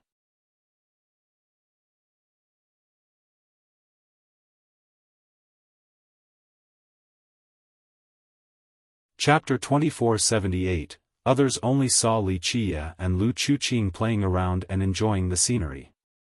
However, she had an amazing harvest during the trip. Meanwhile, the reclusive Qin Jianyao suddenly held an event and invited many prodigies and talents. It's rare for everyone to gather at Nine-Linked Mountains, so I invited everyone to the stone forest so that we can get to know each other. Jianyao said. The sudden event at the stone forest caught some people off guard because she has been staying behind closed doors after coming to Nine-Linked Mountains, not meeting anyone outside of Yang Bofen and Tang Hexiang. It's to be expected. The experienced ancestors have predicted this. Calm Lotus Monastery is finally choosing to participate, wanting to divide the world after Lucidity King's departure. They could read her like a book. During the reign of Lucidity, Calm Lotus couldn't share the royal reign at all and had retreated from any power struggle. With his end came their beginning. Because of this, their successor finally showed herself in these tumultuous times. Looks like they have made up their minds about their candidate. Another ancestor realized something and shuddered. This sect had two secrets, so they were quite unfathomable. No one could take them on outside of War Saint dynasty led by Lucidity. The other four great powers couldn't begin to touch them.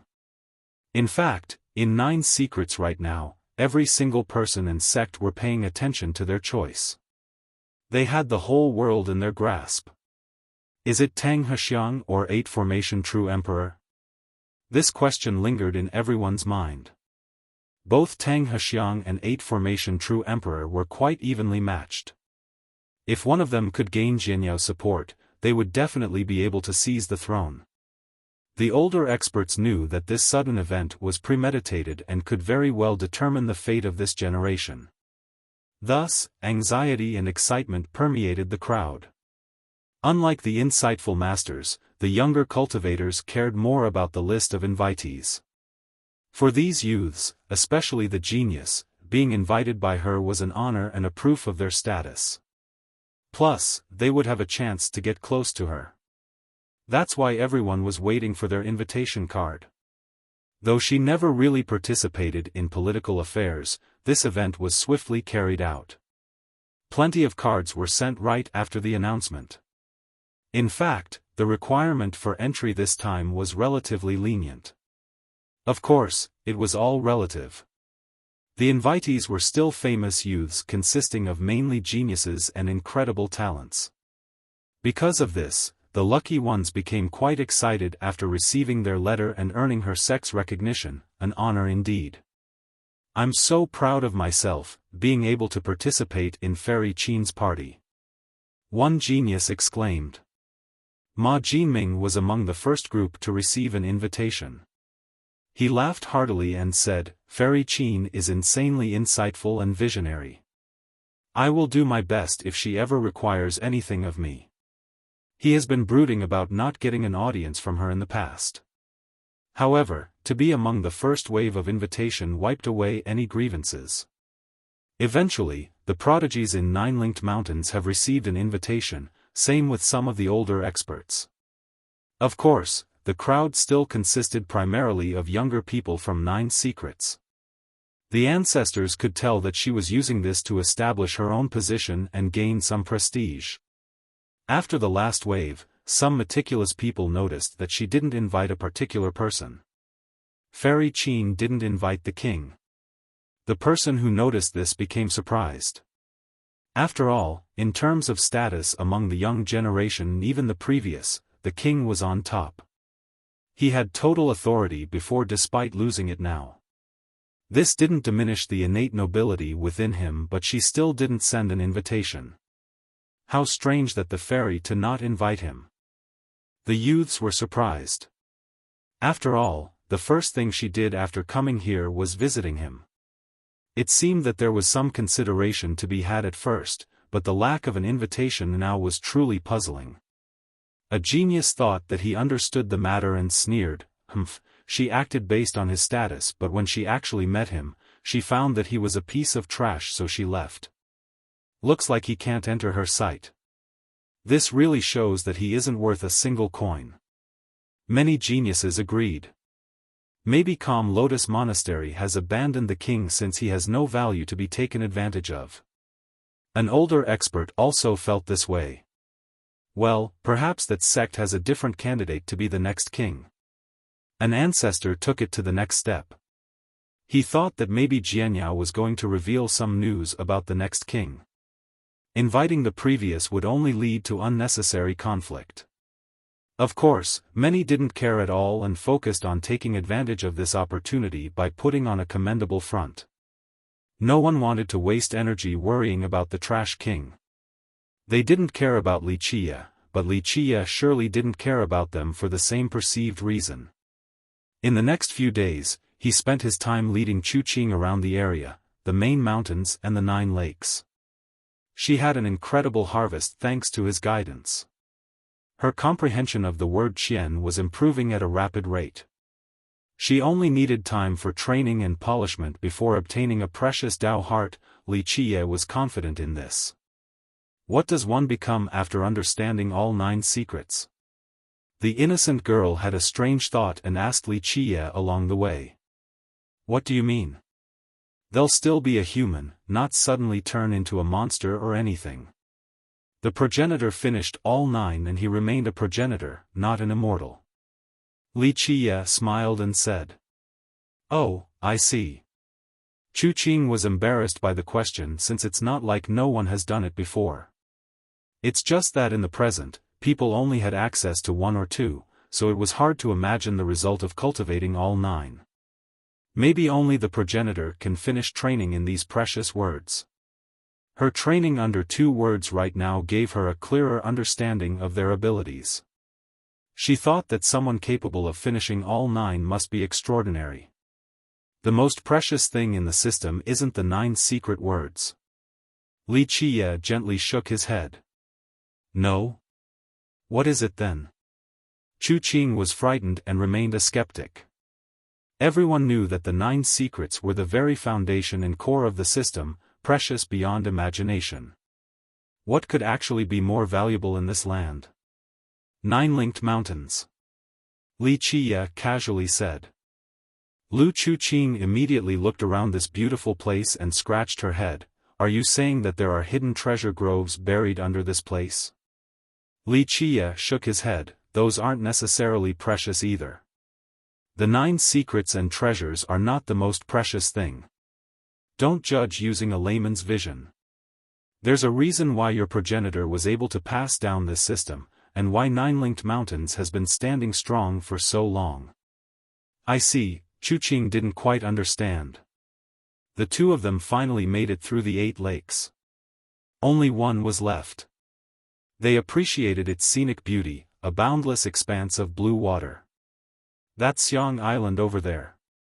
Over yonder across the mist and fog was an island, a scene as beautiful as a painting. She couldn't help but remind Wuxia. We'll return after finishing this lake. Wuxia gave it a quick glance but didn't care too much.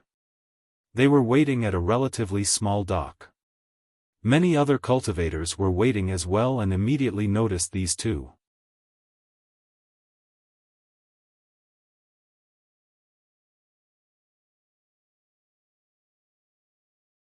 Chapter 2479. Everyone in 9 secrets knew about the king.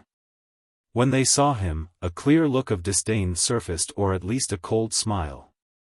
Once they noticed Lu Chuqing, they felt pity and unfairness.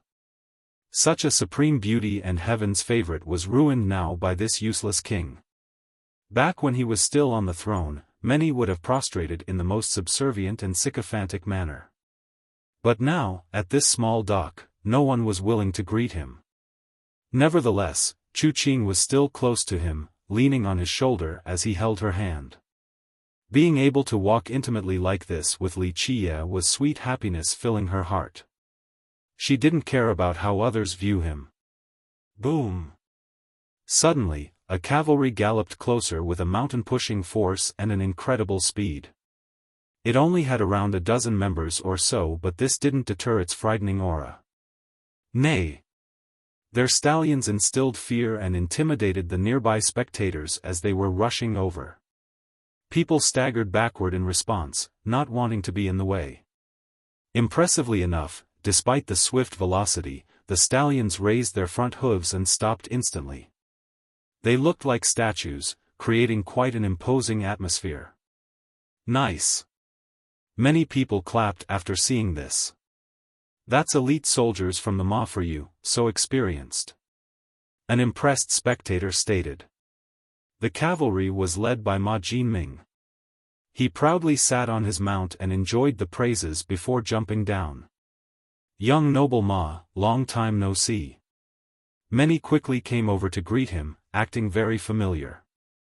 He was surrounded by these young cultivators and became the moon surrounded by the stars, a clear contrast to the abandoned Wuxia. The time was changing.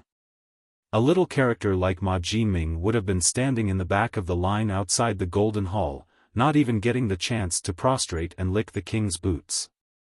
Unfortunately, no one wanted to fawn on the king or even get close to him. Ma Jinming was more than content in this situation. He was indeed a talent, a dragon among men, but just not on the same level as 8 Formation True Emperor or Tang Hexiang. Nonetheless, one would be hard-pressed to find an opponent for him among the young generation. Furthermore, his father was an authoritative figure in charge of the Central Legion and had the support of the other legions.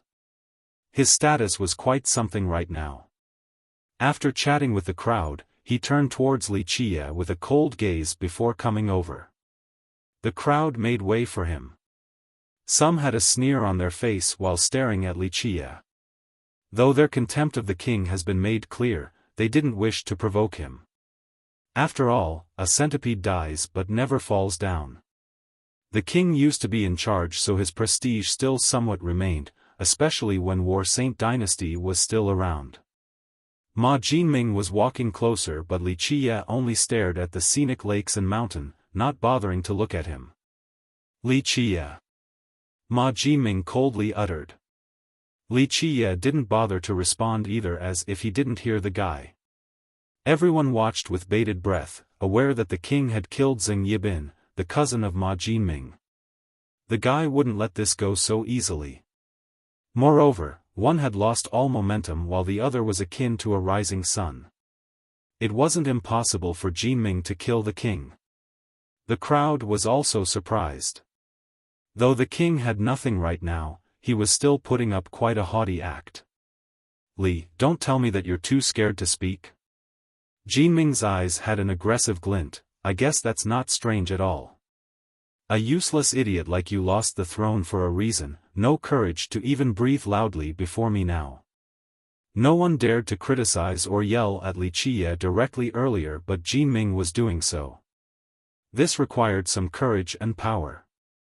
Just a traitor, can't reach the apex. Wuxia finally turned around and said, your father could be eligible to prostrate before me, but you aren't even qualified to do so. You. Jinming couldn't restrain his anger, such arrogance. Do you still think that you're the king?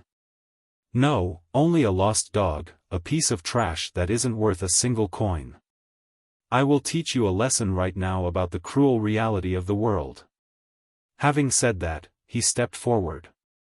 However, an older soldier pulled Jinming back and quietly shook his head. It wasn't because he was worried about his young lord, but because Wuxia was still the king. He has yet to be deposed. It would be inexcusable to harm him right now because the Central Legion still belonged to War Saint Dynasty. The justification for the previous rebellion was predicated on doing it for the people. But now, it would be a bullying act, a stain on their young lord and the Legion's reputation. Their Legion might be in control right now, but they couldn't afford to make any reproachable mistake. Jinming tried hard to calm his fury. He glared coldly at Wuxia and threatened with a snort, Li. My little cousin's death won't be in vain. Unfortunately, Wuxia has already lost interest and started watching the lake again. Splash. They were interrupted by splashing noises. A ship traveled at an impressive speed and instantly made it to the dock. Everyone's eyes brightened after seeing the girl standing at the bow of the ship.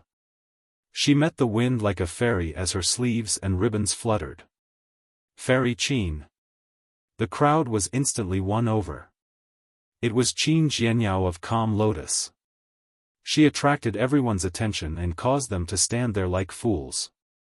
She looked at Jinming and said, "Sorry for the long wait and the inconvenient location, gentlemen. Please board the ship." Jinming and several geniuses were the first to come and got a personal reception by Jianyao, a clear display of their great status. "You shouldn't have, Fairy Qin." Jinming happily jumped on the ship and came next to her. He cupped his fist and said, "It is an honor to be here with you." His ego was fully satiated.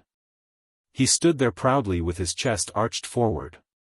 Jianyao then turned towards Li Qia and nodded ever so slightly for the greeting, "Young noble Li, Miss Lu, we meet again." She no longer called him His Majesty, using his real name instead. Chu Qing was always nice to everyone, so she nodded back. On the other hand, Li Qia ignored Jianyao like the rest. People considered her to be an unreachable fairy, but Li Qia saw her as no different from another ant. Jianyao didn't even have time to react before Jinming scowled and defended her. "Li, Fairy Qin saying hi to you now is a blessing of 3 lifetimes. Don't be so shameless." He thought about putting up a good act to make the beauty happy.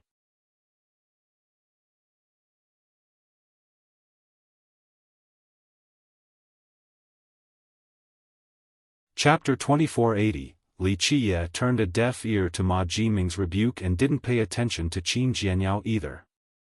Jinming wanted to impress the fairy and earn her favor, not expecting this lack of response from Li Qia. He felt a murderous urge after being left in this awkward situation. Jianyao simply stared at him and didn't mind. The two of them were from different worlds. After today, they might not be able to meet again. This so-called king would fall into obscurity and never appear on her path again, since she would reach the peak and leave imperial lineage. Thus, he could act all arrogant and nonchalant, for he was nothing more than a ridiculous king. No longer a king, just another mortal. Why would a peak existence in the future care about the attitude of a mortal? She has already done her courteous part by greeting him. A mortal like me shouldn't go to the immortal garret. Suddenly, a resounding ode came about. A wooden boat crossed through the lake like an arrow and instantly made it to the dock. Everyone looked over and saw an old man sitting there rowing, allowing the boat to reach incredible speed. "It's him." Some murmured in a daze after seeing the old man. They recognized that this old woodcutter was the one who participated in the killing of Zheng Yibin. Some glanced over at Li Qia and wondered about the old man's identity. Even the calm as water Jianyao changed her expression. She quickly bowed and respectfully said, "Senior South Peak." Her sudden action stunned everyone and made them think about the implication. However, the old man didn't look at her, seemingly not hearing her greeting. He stopped the boat nearby. "Senior South Peak, this little girl is Qin Jianyao of Calm Lotus. I've only got here and didn't dare to disturb you." She respectfully bowed again. The crowd was speechless. This was the successor of a sect in possession of 2 secrets. Her status was incredible, not to mention that all the ancestors loved her. She rarely performed such a respectful greeting to her ancestors, let alone an outsider like this. Could it be that this ordinary woodcutter was even more important than the 5 supreme ancestors? He gently waved his sleeve in response. "Young miss, you are mistaken, I am only an ordinary working man." He then bowed towards Li Qia and said, "Your Majesty, I heard you and the lady wishes to check out the lake. May I row your ship?" Chu Qing lowered her head, embarrassed, after hearing the address. Of course, she felt quite good about it. Li Qia withdrew his gaze from the lake and glanced at the old man. "Go for it." The old man happily affirmed and acted as if this was a grand departure. "His Majesty and the lady are setting out." Though they didn't have any servant or guards, he still performed the regular announcement. This might be the shabbiest entourage of a king. Everyone wanted to laugh, but they didn't dare to utter a single sound. After Li Qie and Chu Qing got on the wooden boat, the old man shouted again, "Proceed." He had a serious expression as if they were back in the imperial palace and he was the king's eunuch. Splash! The wooden boat began to move with his rowing, seemingly empowered by his ode as well. "A mortal like me shouldn't go to the immortal garret." Everyone continued staring until the boat disappeared from sight. Even Jianyao herself remained in a bowing position and didn't straighten up her back till the old man was gone. She stood there and couldn't regain her wits in full. She knew many stories and secrets about nine-linked mountains, especially about this woodcutter from the southern region. Her supreme ancestor also told her about him prior to the trip. She was almost certain that this old man was the legendary woodcutter, the most unfathomable character in this sect, perhaps all of 9 secrets. Few knew of his existence, but he was a frightening eternal. Why is someone like him valuing the king so much?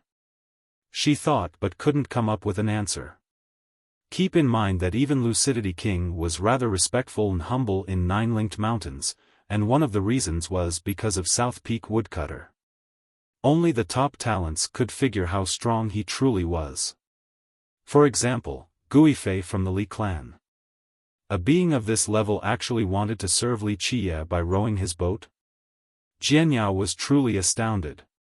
In her eyes, the king was useless now. Her sect agreed with this viewpoint too. This didn't seem to be the case any longer after seeing the woodcutter's attitude.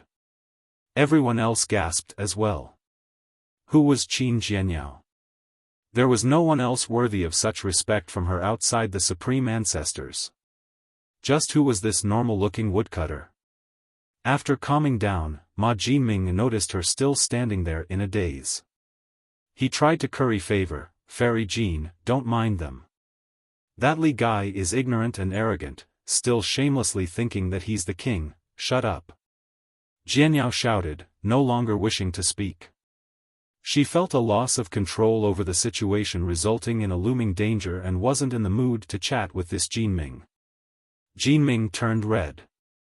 As the young noble of the Central Legion, no one has ever yelled at him like that besides his father. However, he didn't dare to act out towards Jianyao, so he channeled his indignation and anger towards Li Qie instead. That bastard was who caused this, and he swore to have revenge, sooner or later. The tiny boat undulated on the lake filled with blue water, looking just like a piece of jade. It had a diameter of 1,000 miles, not much different from being in the ocean. The gentle breezes soothed the soul.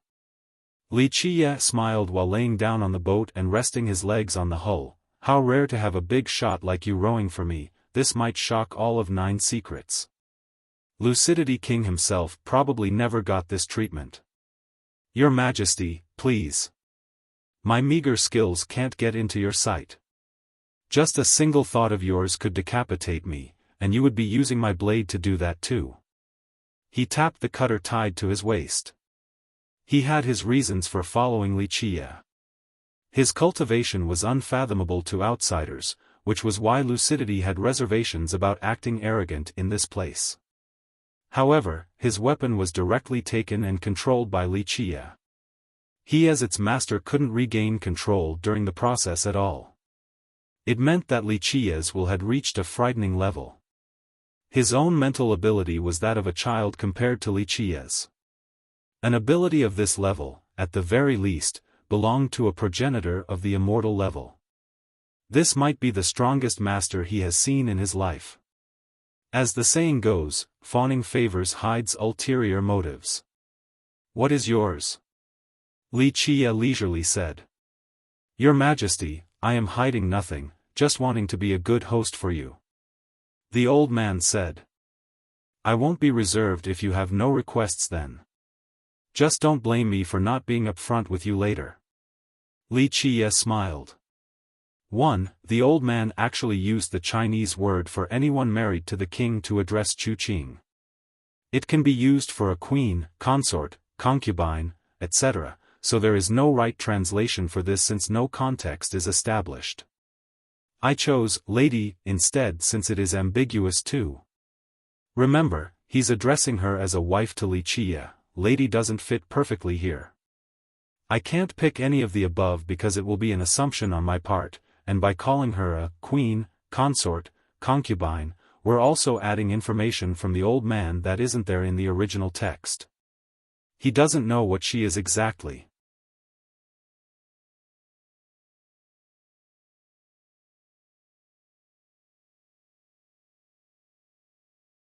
Chapter 2481. The old man smiled wryly after hearing this and had to reveal his intention. I do have a tiny request, Your Majesty. When you do take action, please go easy on us. Nine-Linked Mountains is just a small place that can't handle your invincibility. If the mountains were to be destroyed in the process, our disciples will be forced to leave their homes and wander about. This place is small, huh? Wuxia gently shook his head. Vast is the right word, and it has taken the most fertile part of 9 secrets too. That's only for regular people. The old man replied, for someone such as yourself, Your Majesty, this is a tiny, barren wasteland, not worth mentioning. It can't handle your full power. If you don't care about the disciples here, please think about the citizens of the system, just go a little easy and spare us. Otherwise, one punch of yours might penetrate the system completely, signaling its end. The old man wasn't exaggerating. An existence that was, at the very least, an immortal progenitor was a monster. Destroying a system was no problem, perhaps with a single strike. I suppose I can't refuse after you put it this way. Wuxia smiled. Don't worry, your 9-linked mountains will be just fine, it won't lose an arm or a leg or anything else. I'm a merciful person who always cares for the people. I thank you on behalf of everyone, Your Majesty. The old man stood up and cupped his fist towards Wuxia. Meanwhile, Lu Chuqing sat next to Wuxia without uttering a word. Oh right, how about giving me the plaque at your sect's entrance? Wuxia casually brought this up. The old man didn't know how to answer. He awkwardly coughed before replying, Your Majesty, it's embarrassing but I can't make that decision since it was left behind by the great forefather. Is that so? Wuxia continued with a smile. I personally don't care for most items in the world since they're worthless, but I like this silly girl. If you wish to pay respects to me, I think it's about time for a greeting present. The man smiled wryly. Well, I'm afraid that anything I can take out can't get into your sight. The regular items in this world aren't worthy as presents to a celestial like the lady. Chuqing became embarrassed again and looked down on the ground, still not used to this particular address. Then hand over the 9 secrets. Wuxia nonchalantly demanded. She was stunned to hear this. The 9 secrets were priceless and no one could gather all of them. Wuxia spoke as if he was asking the old man to hand over some cabbages. Your Majesty, you are messing with me. I've only fixed a few things, it's easier said than done to gather all 9, let alone reaching grand completion. But your Qian is at grand completion. Wuxia replied. Nothing can hide from your eyes, Your Majesty. The old man sighed and said, The truth is that this is the accomplishment after a lifetime of effort. I am slow and inept, probably won't be able to finish all 9. As far as I know, true Emperor Jiuning is the only person who has done so. She has done so successfully, just like the rumors? Chuqing became curious. Yes, as far as I know, my lady. The woodcutter nodded. She studied both Jia and Lai in Calm Lotus, Do and Zhe at War Saint, and the rest in 9-linked mountains, but that's just starting on all 9. She had a long way to go before reaching perfection for all 9. Who knows what comes of it since she left for immortal lineage.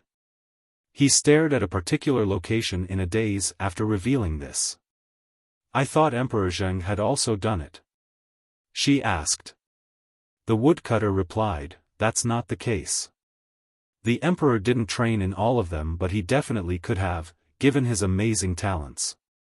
Maybe it was because of his talents that he opened a new path, resulting in the supreme manual, Lucidity Scripture.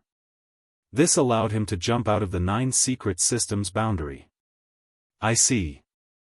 So true Emperor Jiuning is the only person after the progenitor. She murmured to herself. That's true till now, but who knows about the future? The old man nodded before glancing over at Wuxia. Just the 9 secrets, I'm not that interested in them. However, the underground parts or the item beneath this lake, that's another story. Wuxia said. You're joking, Your Majesty. The woodcutter's expression changed after hearing this. I am not. Wuxia calmly said, clearly revealing his stance. Your Majesty, please leave behind a little bit for our sect. The woodcutter had a pained expression, virtually begging. Despite Wuxia's nonchalant looks, he could see that the guy was serious.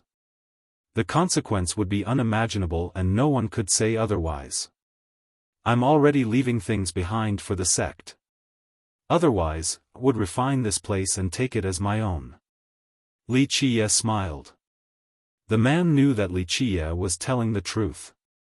If Wuxia wanted to, he could refine the entire system, not just 9 linked. Your Majesty, our sect is very barren already. He kept on trying. How about my silly girl right here? Wuxia ignored the crying old man and gently stroked Chuqing's hair. One could see the clear adoration on his face. The lady is a priceless gem yet to be polished with the constitution of a heavenly being. The old man praised. Chuqing couldn't handle the flowery praises. Senior, you're too kind. I am not exaggerating. He explained, there are plenty of dragons and phoenixes in this world, but few can actually enter His Majesty's sight, yet you can. That's a testament to you being special, my lady. He wasn't just flattering the girl. He knew that to earn the grace of a character like Wuxia was a great fortune, exceedingly rare as well. Beautiful girls have been viewed as ants by him in the past, such as Qin Jianyao. Lu Chuqing, on the other hand, had a higher standing in his eyes. Wuxia said, life is a game of chess. Some people believe that they're the chess players, but in reality, I'm the only one playing. Your Majesty, you mean? Chuqing didn't understand this random comment. Of course, she was satisfied just being around him and didn't care for other matters. That's why all of these items will be returned to your sect in the future, with my permission. Wuxia said. Your Majesty, you have already made up your mind, it's not like we have a choice. The old man smiled wryly. Indeed. Wuxia said, work for me and gain great benefits, or I can be more direct and get straight to the result. What do you think? Please don't, Your Majesty. We'll just obey all your wishes. The old man became startled and hastily said. Wuxia laughed and stroked her hair again. This world and its people need to thank my silly girl for bringing mercy here. Why? She asked for clarification. Wuxia gently patted her head and said, all right, just keep on focus on comprehension. She obediently obeyed and sat down cross-legged to enter a state of meditation, becoming one with heaven and earth. The old man understood what Wuxia was trying to convey. The guy didn't care for 9 secrets or its people. The girl ahead was the reason for him to show mercy, leaving behind certain things for this system. Otherwise, it would only be another place along the way in his journey. He wouldn't care about its prosperity and existence. My lady, you are blessed to have earned His Majesty's grace. The woodcutter emotionally said. No, one makes their own destiny by following the grand Tao, treating promises like gold and possessing a peerless Tao heart. Everything else is unnecessary.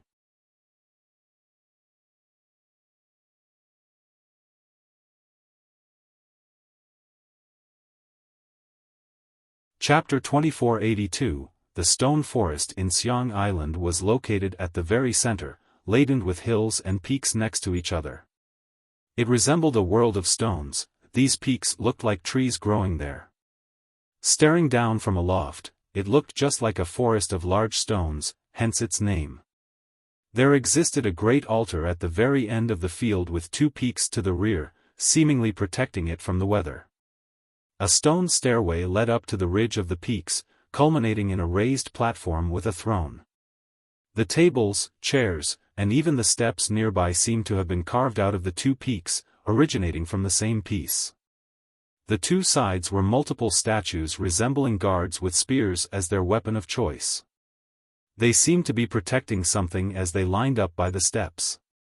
However, this place has not been cleaned in a long time. After years of rains and winds, it has lost its initial color and sharp edges. It was normally very tranquil with no visitors until the feast today. The heroes and prodigies from all over the world livened up the area. Preparation has been made quite early at the base of the steps. The servants darted back and forth to prepare, putting fruits and dishes on the tables for the guests. Jianyao arranged an informal banquet instead of a meeting. The guests could sit down or walk around and talk in groups. The lack of codes and formality made the atmosphere fun and exciting. The invitees were all important characters. This was a great chance for them, so they tried their best to stand out. Woven mats were laid on the ground with no prearranged seating chart. The guests mingled, talking with old friends or making new ones. As the feast was about to start, Jianyao raised her cup and spoke up, "The heroes of 9 secrets gather today, a rare fateful event for all of us. No need to be reserved, we're not leaving until we've had enough fun.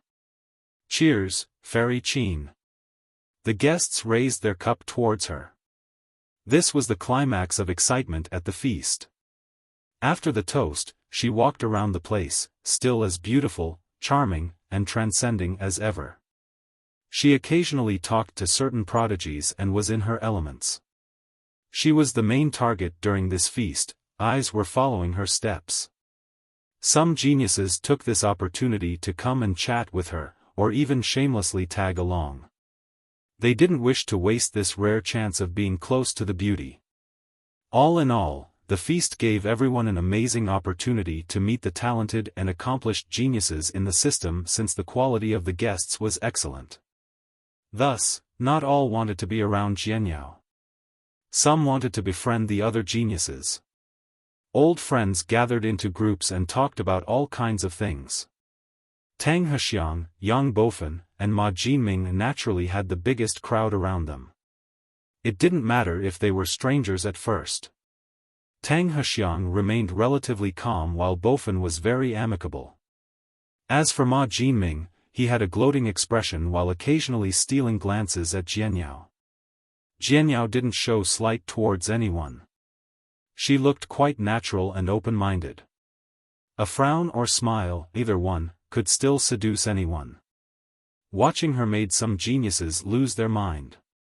Fairy Qin lives up to her fame. One person sitting with his group by the corner said with admiration. Those with a humble background thought of her as a fairy and didn't dare to show their crush out of bashfulness and an inferiority complex. Fairy Qin is truly peerless. Who is actually worthy of her? Someone from a third-ranked sect felt inferior while staring at Jianyao. Perhaps the future king. Others felt the same way. Not many in our system, but General Tang might be one of them. One spectator sighed while looking at the impressive Tang Hexiang in the distance. Only a matchless man was worthy of Jianyao, and Hexiang was such a man. After all, He was quite talented and was at the top of his generation, albeit not as much as 8 Formation True Emperor or Water Watch Saber Saint. Plus, he was a noble, so if he were to become king in the future, he would be worthy of Jianyao. 8 Formation True Emperor too. Another youth said, he's an emperor already with a promising future, far greater potential than General Tang, so he's a more likely candidate. But I've heard he's engaged with Princess Hanyu already. His friend replied. So what, it's normal for a man to have 3 wives and 4 concubines.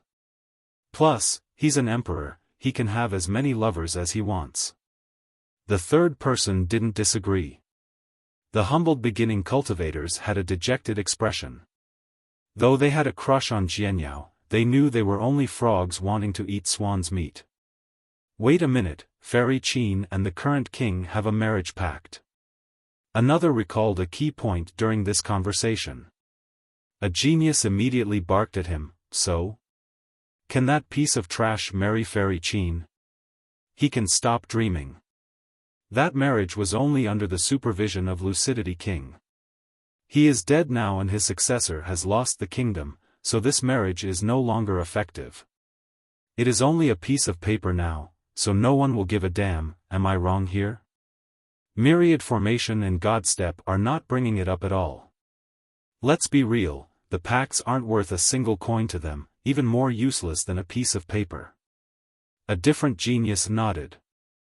And even if Calm Lotus Monastery wants to honor this pact, the king has to be capable enough to fulfill it. Look at him now, only a piece of trash. Another prodigy said. Let's stop this pointless debate. A different cultivator shook his head. Can't you guys see? Fairy Qin didn't invite the king and showed no interest in him. It's clear that she doesn't like him, but that's understandable.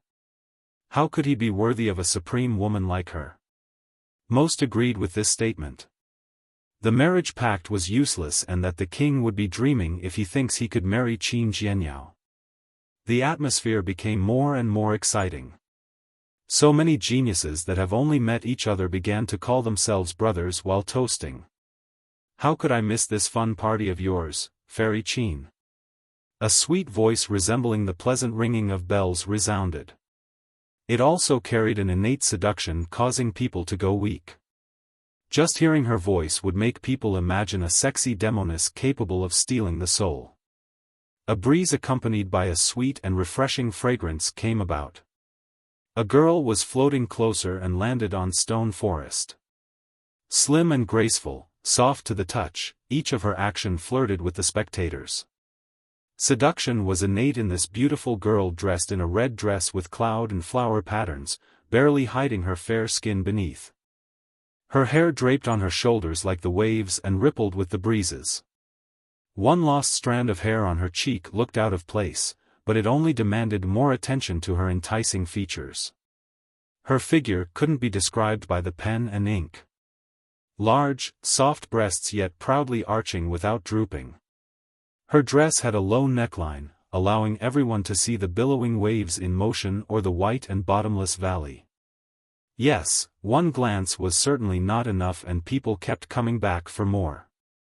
Long, fair legs accentuated her tall and thin figure along with her perfectly round and curvy buttocks. The well-fitting dress had a ribbon tied by the waist, clearly served to emphasize and display her praiseworthy bottom. Everyone would be shocked at first before thinking about how they would feel to the touch. Her apricot eyes, bright and animated, could hook the soul. Just a wink of hers made the heart beat faster. Obviously, all eyes turned towards her. The youths couldn't look away from her hot figure and sexy temperament.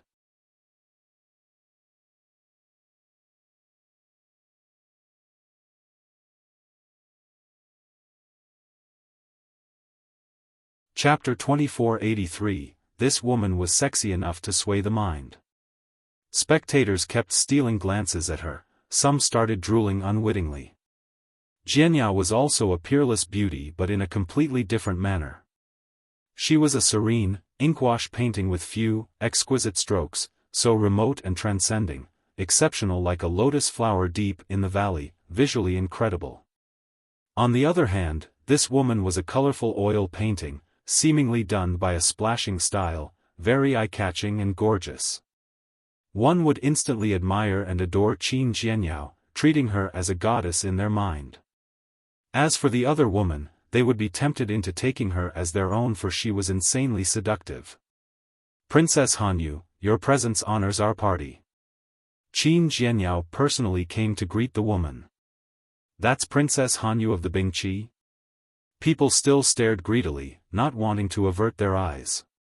Evil and possessive desires stemming from Hanyu's sexiness permeated the area but no one dared to act on it. Remember, she was the golden daughter of the Bingqi. Her power far exceeded Bingqi Ingjian on top of having incredible weapons. Her fury could take down the gods, so who would want to provoke her? Moreover, she was 8 Formation True Emperor's fiancée at the moment. Having thoughts about her was the same as courting death. There would be no place to go in 9 secrets after provoking them. I've only recently arrived and heard that you were having a party, so I'm here to take a look. Han Yu revealed a smile like a blossoming rose, causing others to gulp. Jianyao and Han Yu were acquaintances, so they were relatively familiar with each other. Tang Hexiang and Ma Jinming came over as well. Needless to say about Yang Bofen, he greeted her while assuming the role of a junior despite not being that much younger. However, the Bingqi in myriad formation were allies now, so she would become his mistress in the future. How is Tianzi doing? Han Yu asked. Tianzi was 8 Formation True Emperor's real name. It was fine for her to address him as such. Thank you for asking, Your Highness. Master is doing well. He is in isolated cultivation to study the immortal slaying ancient formation. Bofen answered earnestly. His talents are far above mine. I'm sure that when he comes out, he'll have full comprehension of the formation. Han Yu nodded and said. Though the marriage was decided by her clan's ancestors, she actually had no problem with it and was quite satisfied. After all, the 2 powers were evenly matched and the emperor had great achievements. They have met each other before and she had a good impression of him. The proposal went smoothly and she would become the queen of Myriad Formation Kingdom in the future. This was different from her last marriage proposal. The king was a useless idler, so she strongly opposed it. Unfortunately, lucidity was still around, so her opposition didn't amount to anything. After the crown prince became the new king, Han Yu still felt the same way. Though marrying into the imperial palace was an honor, she thought that the pervert wasn't worthy of her. It was nauseating just thinking about that piece of trash. Thus, their clan decided to replace her with a fallen princess, Bingqi Ingjian. I'm certain of it too. Bofen replied. Han Yu continued, he will shock the world and I believe the time is near. I shall prepare for his coming to 9-linked mountains. The spectators nearby couldn't calm their heart rate, feeling lust, envy, and jealousy. Unfortunately, this beautiful woman wasn't meant for them. She seemed to be virtuous as well, already thinking for the emperor before the official marriage. Since you're here already, why not have a seat? Jianyao invited. Thank you, Fairy Qin, but Tianji should be coming soon and I need to make preparations, unable to hang around. Here, a toast to everyone, may this party never ends until everyone is satisfied. Han Yu raised her cup for a toast before drinking it in full. When the corner of her lips was moistened by the wine, she looked even more seductive. A toast to you too, Your Highness, and the true emperor. Everyone else quickly returned the gesture. Many emptied their cup while still having thoughts about the beautiful and classy woman. This place looks so fun, seems like I've been missing out. Suddenly, a leisure voice interrupted the heightened atmosphere. Everyone turned around to look at the newcomer. They saw Li Qiye slowly entering the stone forest with Lu Chuqing holding his arm like a shy wife. It's him. The crowd glanced at each other in astonishment. The ones here have seen him before, so they recognized him. Nevertheless, they had no idea why he came. After all, he wasn't invited. Was he here to cause trouble? Qin Jianyao's brows raised ever so slightly. She had a strange feeling but couldn't quite explain it. Ma Jinming's expression darkened. He scowled and coldly uttered, Li, why are you here uninvited? You're not qualified to join this party. I have no need of joining such a crappy party. Li Qiye didn't bother looking at him and went forward towards the throne. Who is that? Han Yu has never seen Li Qiye before. Your Highness, that's the king. Yang Bofen quietly said. Han Yu grimaced and took a look at Li Qiye. Her expression became one of distaste. She had heard of his ridiculousness before. After losing his kingdom, this guy still didn't know how to keep a low profile. What an ignorant fool. Li Qiye stood on the steps and stared at the raised platform, not caring about anyone else. May I ask what you are here for, sir? Jianyao had stopped calling him His Majesty, but she felt that young noble Li wasn't appropriate either. Do I need to report to you before coming here? The world is beneath my feet and I shall go wherever I want. Li Qiye didn't look at her either. Jianyao knew that she wasn't liked, so she backed off to the side, no longer speaking. How arrogant! Tang Hexiang snorted. He liked Jianyao, and if Calm Lotus were to support him, Jianyao might be his queen in the future. Moreover, after obtaining the throne, he must eliminate this person. This world is no longer yours. Hexiang coldly uttered. Li Qiye finally turned back and lazily stared at Hexiang. Aren't you General Tang? If it's not mine, don't tell me it is yours. The world belongs to the people, let the virtuous, Hexiang replied. Okay, no need to be a scholar. Li Qiye waved his sleeve, just say it if you want to become the king. You're only now daring to speak before me with a straight back. When I was on the throne, you kneeled in the golden hall, trembling with fear, not even daring to fart. Just one order of mine and your head would have rolled on the floor. Now, you dare to act haughty? You! Hexiang turned red and couldn't retort. He was indeed there during the coronation. However, Silver Secret Legion occupied the capital along with Sun Lengying. Though the new king's prestige couldn't compare to lucidity, he was still above the rest. Who would dare to betray him then? Not to mention the 6 legions, even the 5 supreme ancestors obediently participated in the ceremony. The king was indeed standing at the apex of authority at that point. The northern general, the commander of a legion, opposed the king during the ceremony and his head instantly rolled on the ground. He was one of the 7 commanders, yet the king could still order his death before even stabilizing his reign.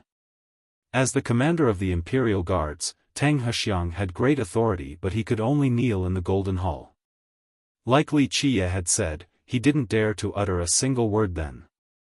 Now, his name was known across the world as an imperial candidate. Being taunted by Li Qiye before the geniuses left him in a difficult state. This is no longer the past. Han Yu jumped in and saved him while staring insipidly at Li Qiye. This kingdom is no longer yours. Be smart and keep a low profile, doing so will save your life.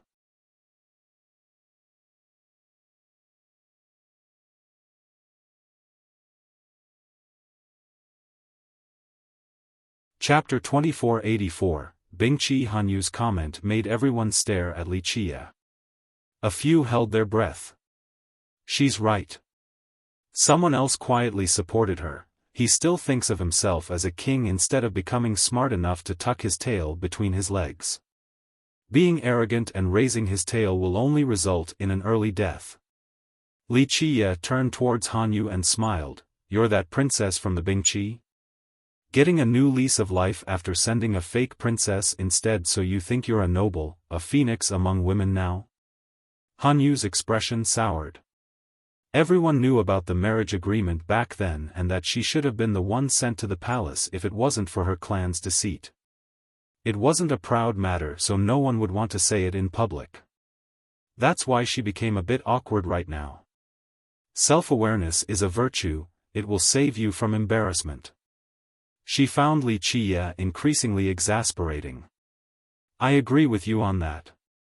Li Qiye said, an untrustworthy person, bereft of honor, shouldn't prance around all day, acting all beautiful and such. They would only be throwing away the reputation of their ancestors. Let's not act noble and show off your bloodline, and you can't even maintain the most fundamental virtue of keeping one's promise. You're only besmirching your ancestors by doing so. Her expression turned ugly from the verbal slap before everyone. Young noble Li, watch your words. Bofen shouted with an aggressive glare. Li Qiye didn't bother looking at him and casually responded, "You want to teach me how to speak? Tell your master to come instead. He was fortunate enough to be spared last time, but I will make a chamber pot out of his head now." The crowd gasped after hearing this. Some became frozen while staring at him. They have all heard of this infamous king, but it looked like the rumors were all true. This guy would say anything without scruples. Yang Bofen was ready to kill since Li Qiye publicly insulted his master. How could he swallow this anger and let this nobody run his mouth? "You don't know your own limits." Han Yu snorted. In the beginning, she didn't hate him, but as time went on, the guy didn't change and was still as annoying either. He brought everything upon himself with his personality. Bofen took one step forward and uttered coldly, "My master doesn't need to do anything since I'm more than enough to handle you. Let's see what you can do." He had nothing but contempt for the guy, his eyes flashed with murderous intent. The crowd watched with bated breath. Bofen's power was unquestionable and could kill the king as easily as taking candy from a baby. Tang Hexiang had a gloating smile. Nothing would be better than if Bofen were to kill Li Qiye. If he wanted to be emperor, he needed to kill Li Qiye anyway, since the guy was the rightful ruler, the successor of Lucidity King. In fact, just abolishing him required more deliberation in the dynasty before it became official. So, if Li Qiye were to be killed right now, he wouldn't have to do so himself and bear the infamy of being a kingslayer. "Gentlemen." Right before the explosion, Jianyao stood up and said, "It's rare for all of us to gather. This is a joyous occasion, let's not ruin it with blood." For some reason, intuition told her that something big was going to happen, and her intuition has always been accurate. Who wouldn't want to give her face? This was her party, and not giving her any respect was far out of line. "I'll listen to you, Fairy Qin." Bofen cupped his fist towards Jianyao and slightly bowed before glaring one last time at Li Qiye. Come, drink again." Tang Hexiang was disappointed and started toasting people. "Cheers, Fairy Qin, General Tang, everyone." The atmosphere became lively again with cups being raised. Han Yu saw that Li Qiye was still there and no longer wanted to stay. She told Jianyao, "I've only arrived recently to Nine-Linked and have things to do. Please excuse me. I'm sure you're not used to the area, allow me to see you off." Jianyao replied. Han Yu didn't refuse, so the two of them said bye to the rest before leaving the stone forest. Han Yu's departure was understandable, but Jianyao had her reasons too. She felt that something was amiss and didn't dare to face Li Qiye. Thus, she took advantage of this and left in order to observe any changes from the sideline. Li Qiye ignored the crowd and stared at the throne, then the statues to the left and right. They stood like guards with spears propped to the ground. Unfriendly gazes were on him. Yang Bofen and Ma Jinming actually wanted to kill him. Bofen couldn't let go of the insult towards his master earlier. As for Ma Jinming, his young cousin was killed by Li Qiye. Moreover, the guy had embarrassed him again and again. Tang Hexiang was calmer than the rest. He sat there with a smile, seemingly wanting to see a fun show. A strange atmosphere pervaded because with Jianyao gone, both Bofen and Jinming wanted to do something. Li Qiye seemed oblivious to the hostility. He started walking up the steps towards the platform with Chuqing next to him. Everyone was watching, not knowing what he wanted to do. "What is he doing?" Someone whispered. "Who the hell knows? No one can read such a ridiculous person." Now that I think about it, what is that place?" Some started looking at the platform and statues. "No idea." Though the party was in the stone forest, no one cleaned the higher steps and platform. Jianyao didn't dare to do so and chose to stay at the bottom instead. "I've heard of this place." An older expert watched Li Qiye and said, "This is the platform of virtue. Back in the old days, the ancestors of Nine-Linked gathered the sages everywhere. This practice ended later on for some unknown reasons. People glanced at each other since it was their first time hearing this name. In fact, Nine-Linked was older than any other lineage, including War Saint Dynasty and the other 5 behemoths. That's why most of its tales were unknown to outsiders. He made it to the top of the platform and glanced at the throne. With a simper, he didn't mind that it was dirty and sat down. Remember, the platform was carved out of the ridge of the 2 peaks. When he sat on the throne, he could look down on everyone at the banquet. It looked like he was the king and they were his officials. Since so many have gathered here today, it's time to end this trite show. Everyone quieted down just to listen, not because of his amazing prestige but they were curious about his intention. I'll let everyone know right now, the play is over. Time for me to bare my fangs. I don't care if you're a dragon or a tiger, you better obediently lie down on the ground or blood shall flow. Humph, such a big tone. Jinming said with disdain, you think the land is still yours? Are you dreaming right now? It is indeed, just like before. I am still its master, it's not too late for all of you to kneel. Li Qiye smiled at Jinming and declared.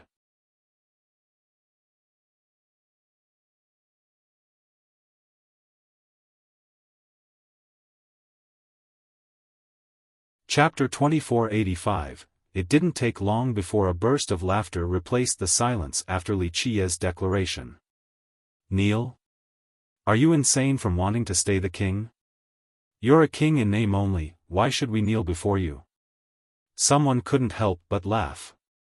Your Majesty, don't tell me you want us to perform a full ceremonial kowtow to you? Another sneered. Li Qiye sat straight and was unmoved by the taunts.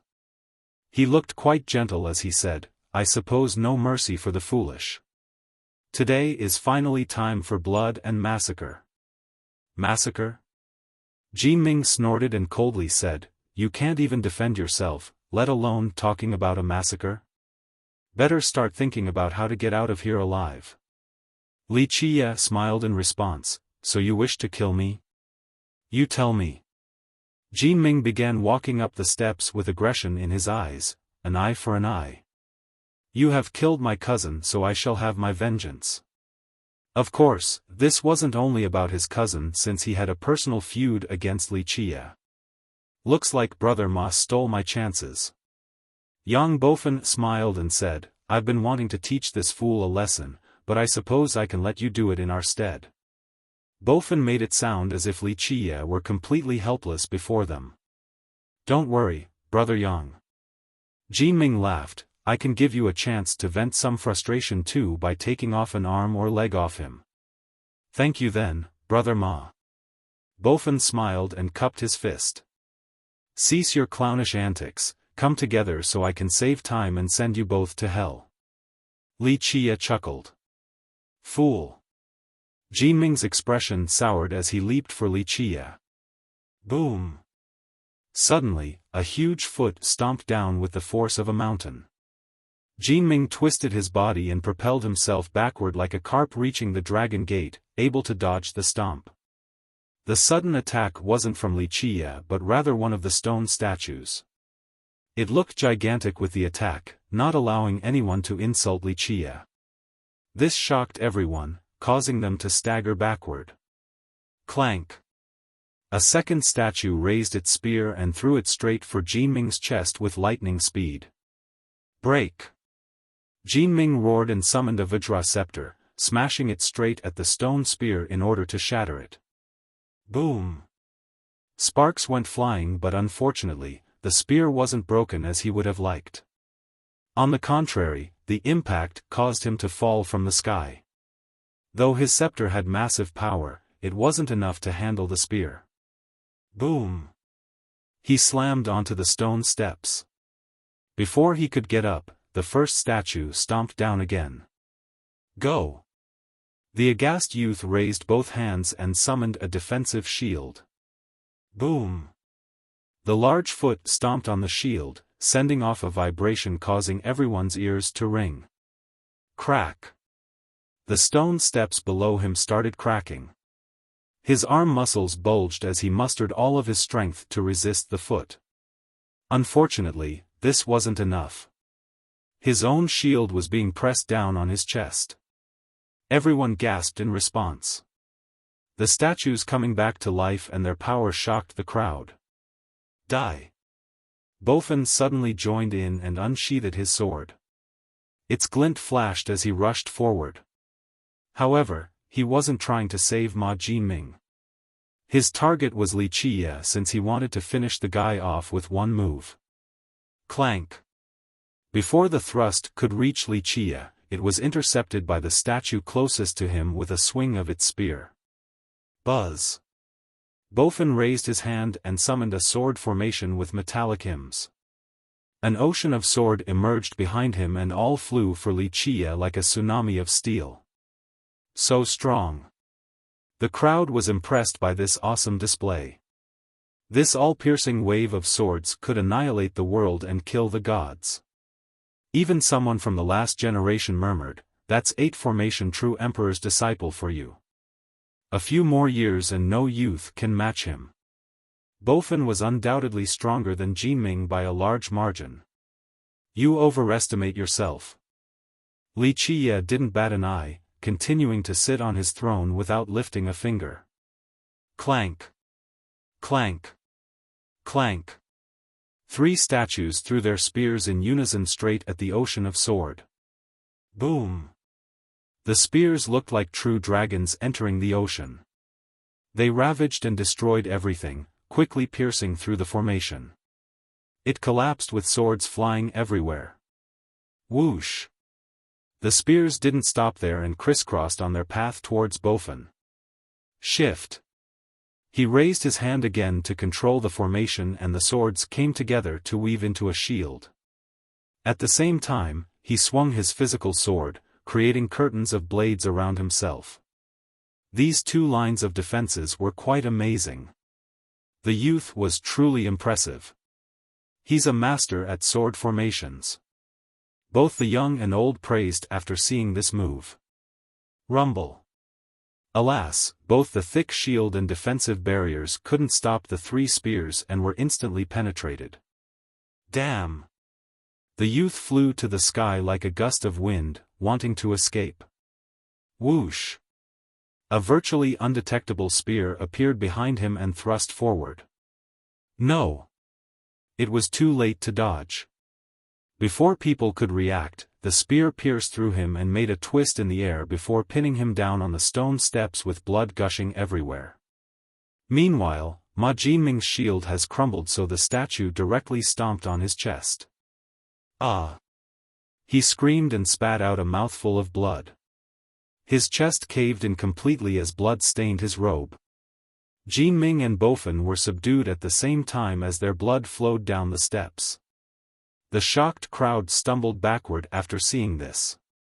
Jinming and Bofin were definitely some of the strongest geniuses around, but they were instantly defeated.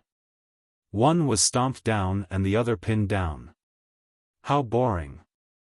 Li Qiye covered his mouth and yawned, seemingly quite bored. Mere ants, I can't even bring myself to fight.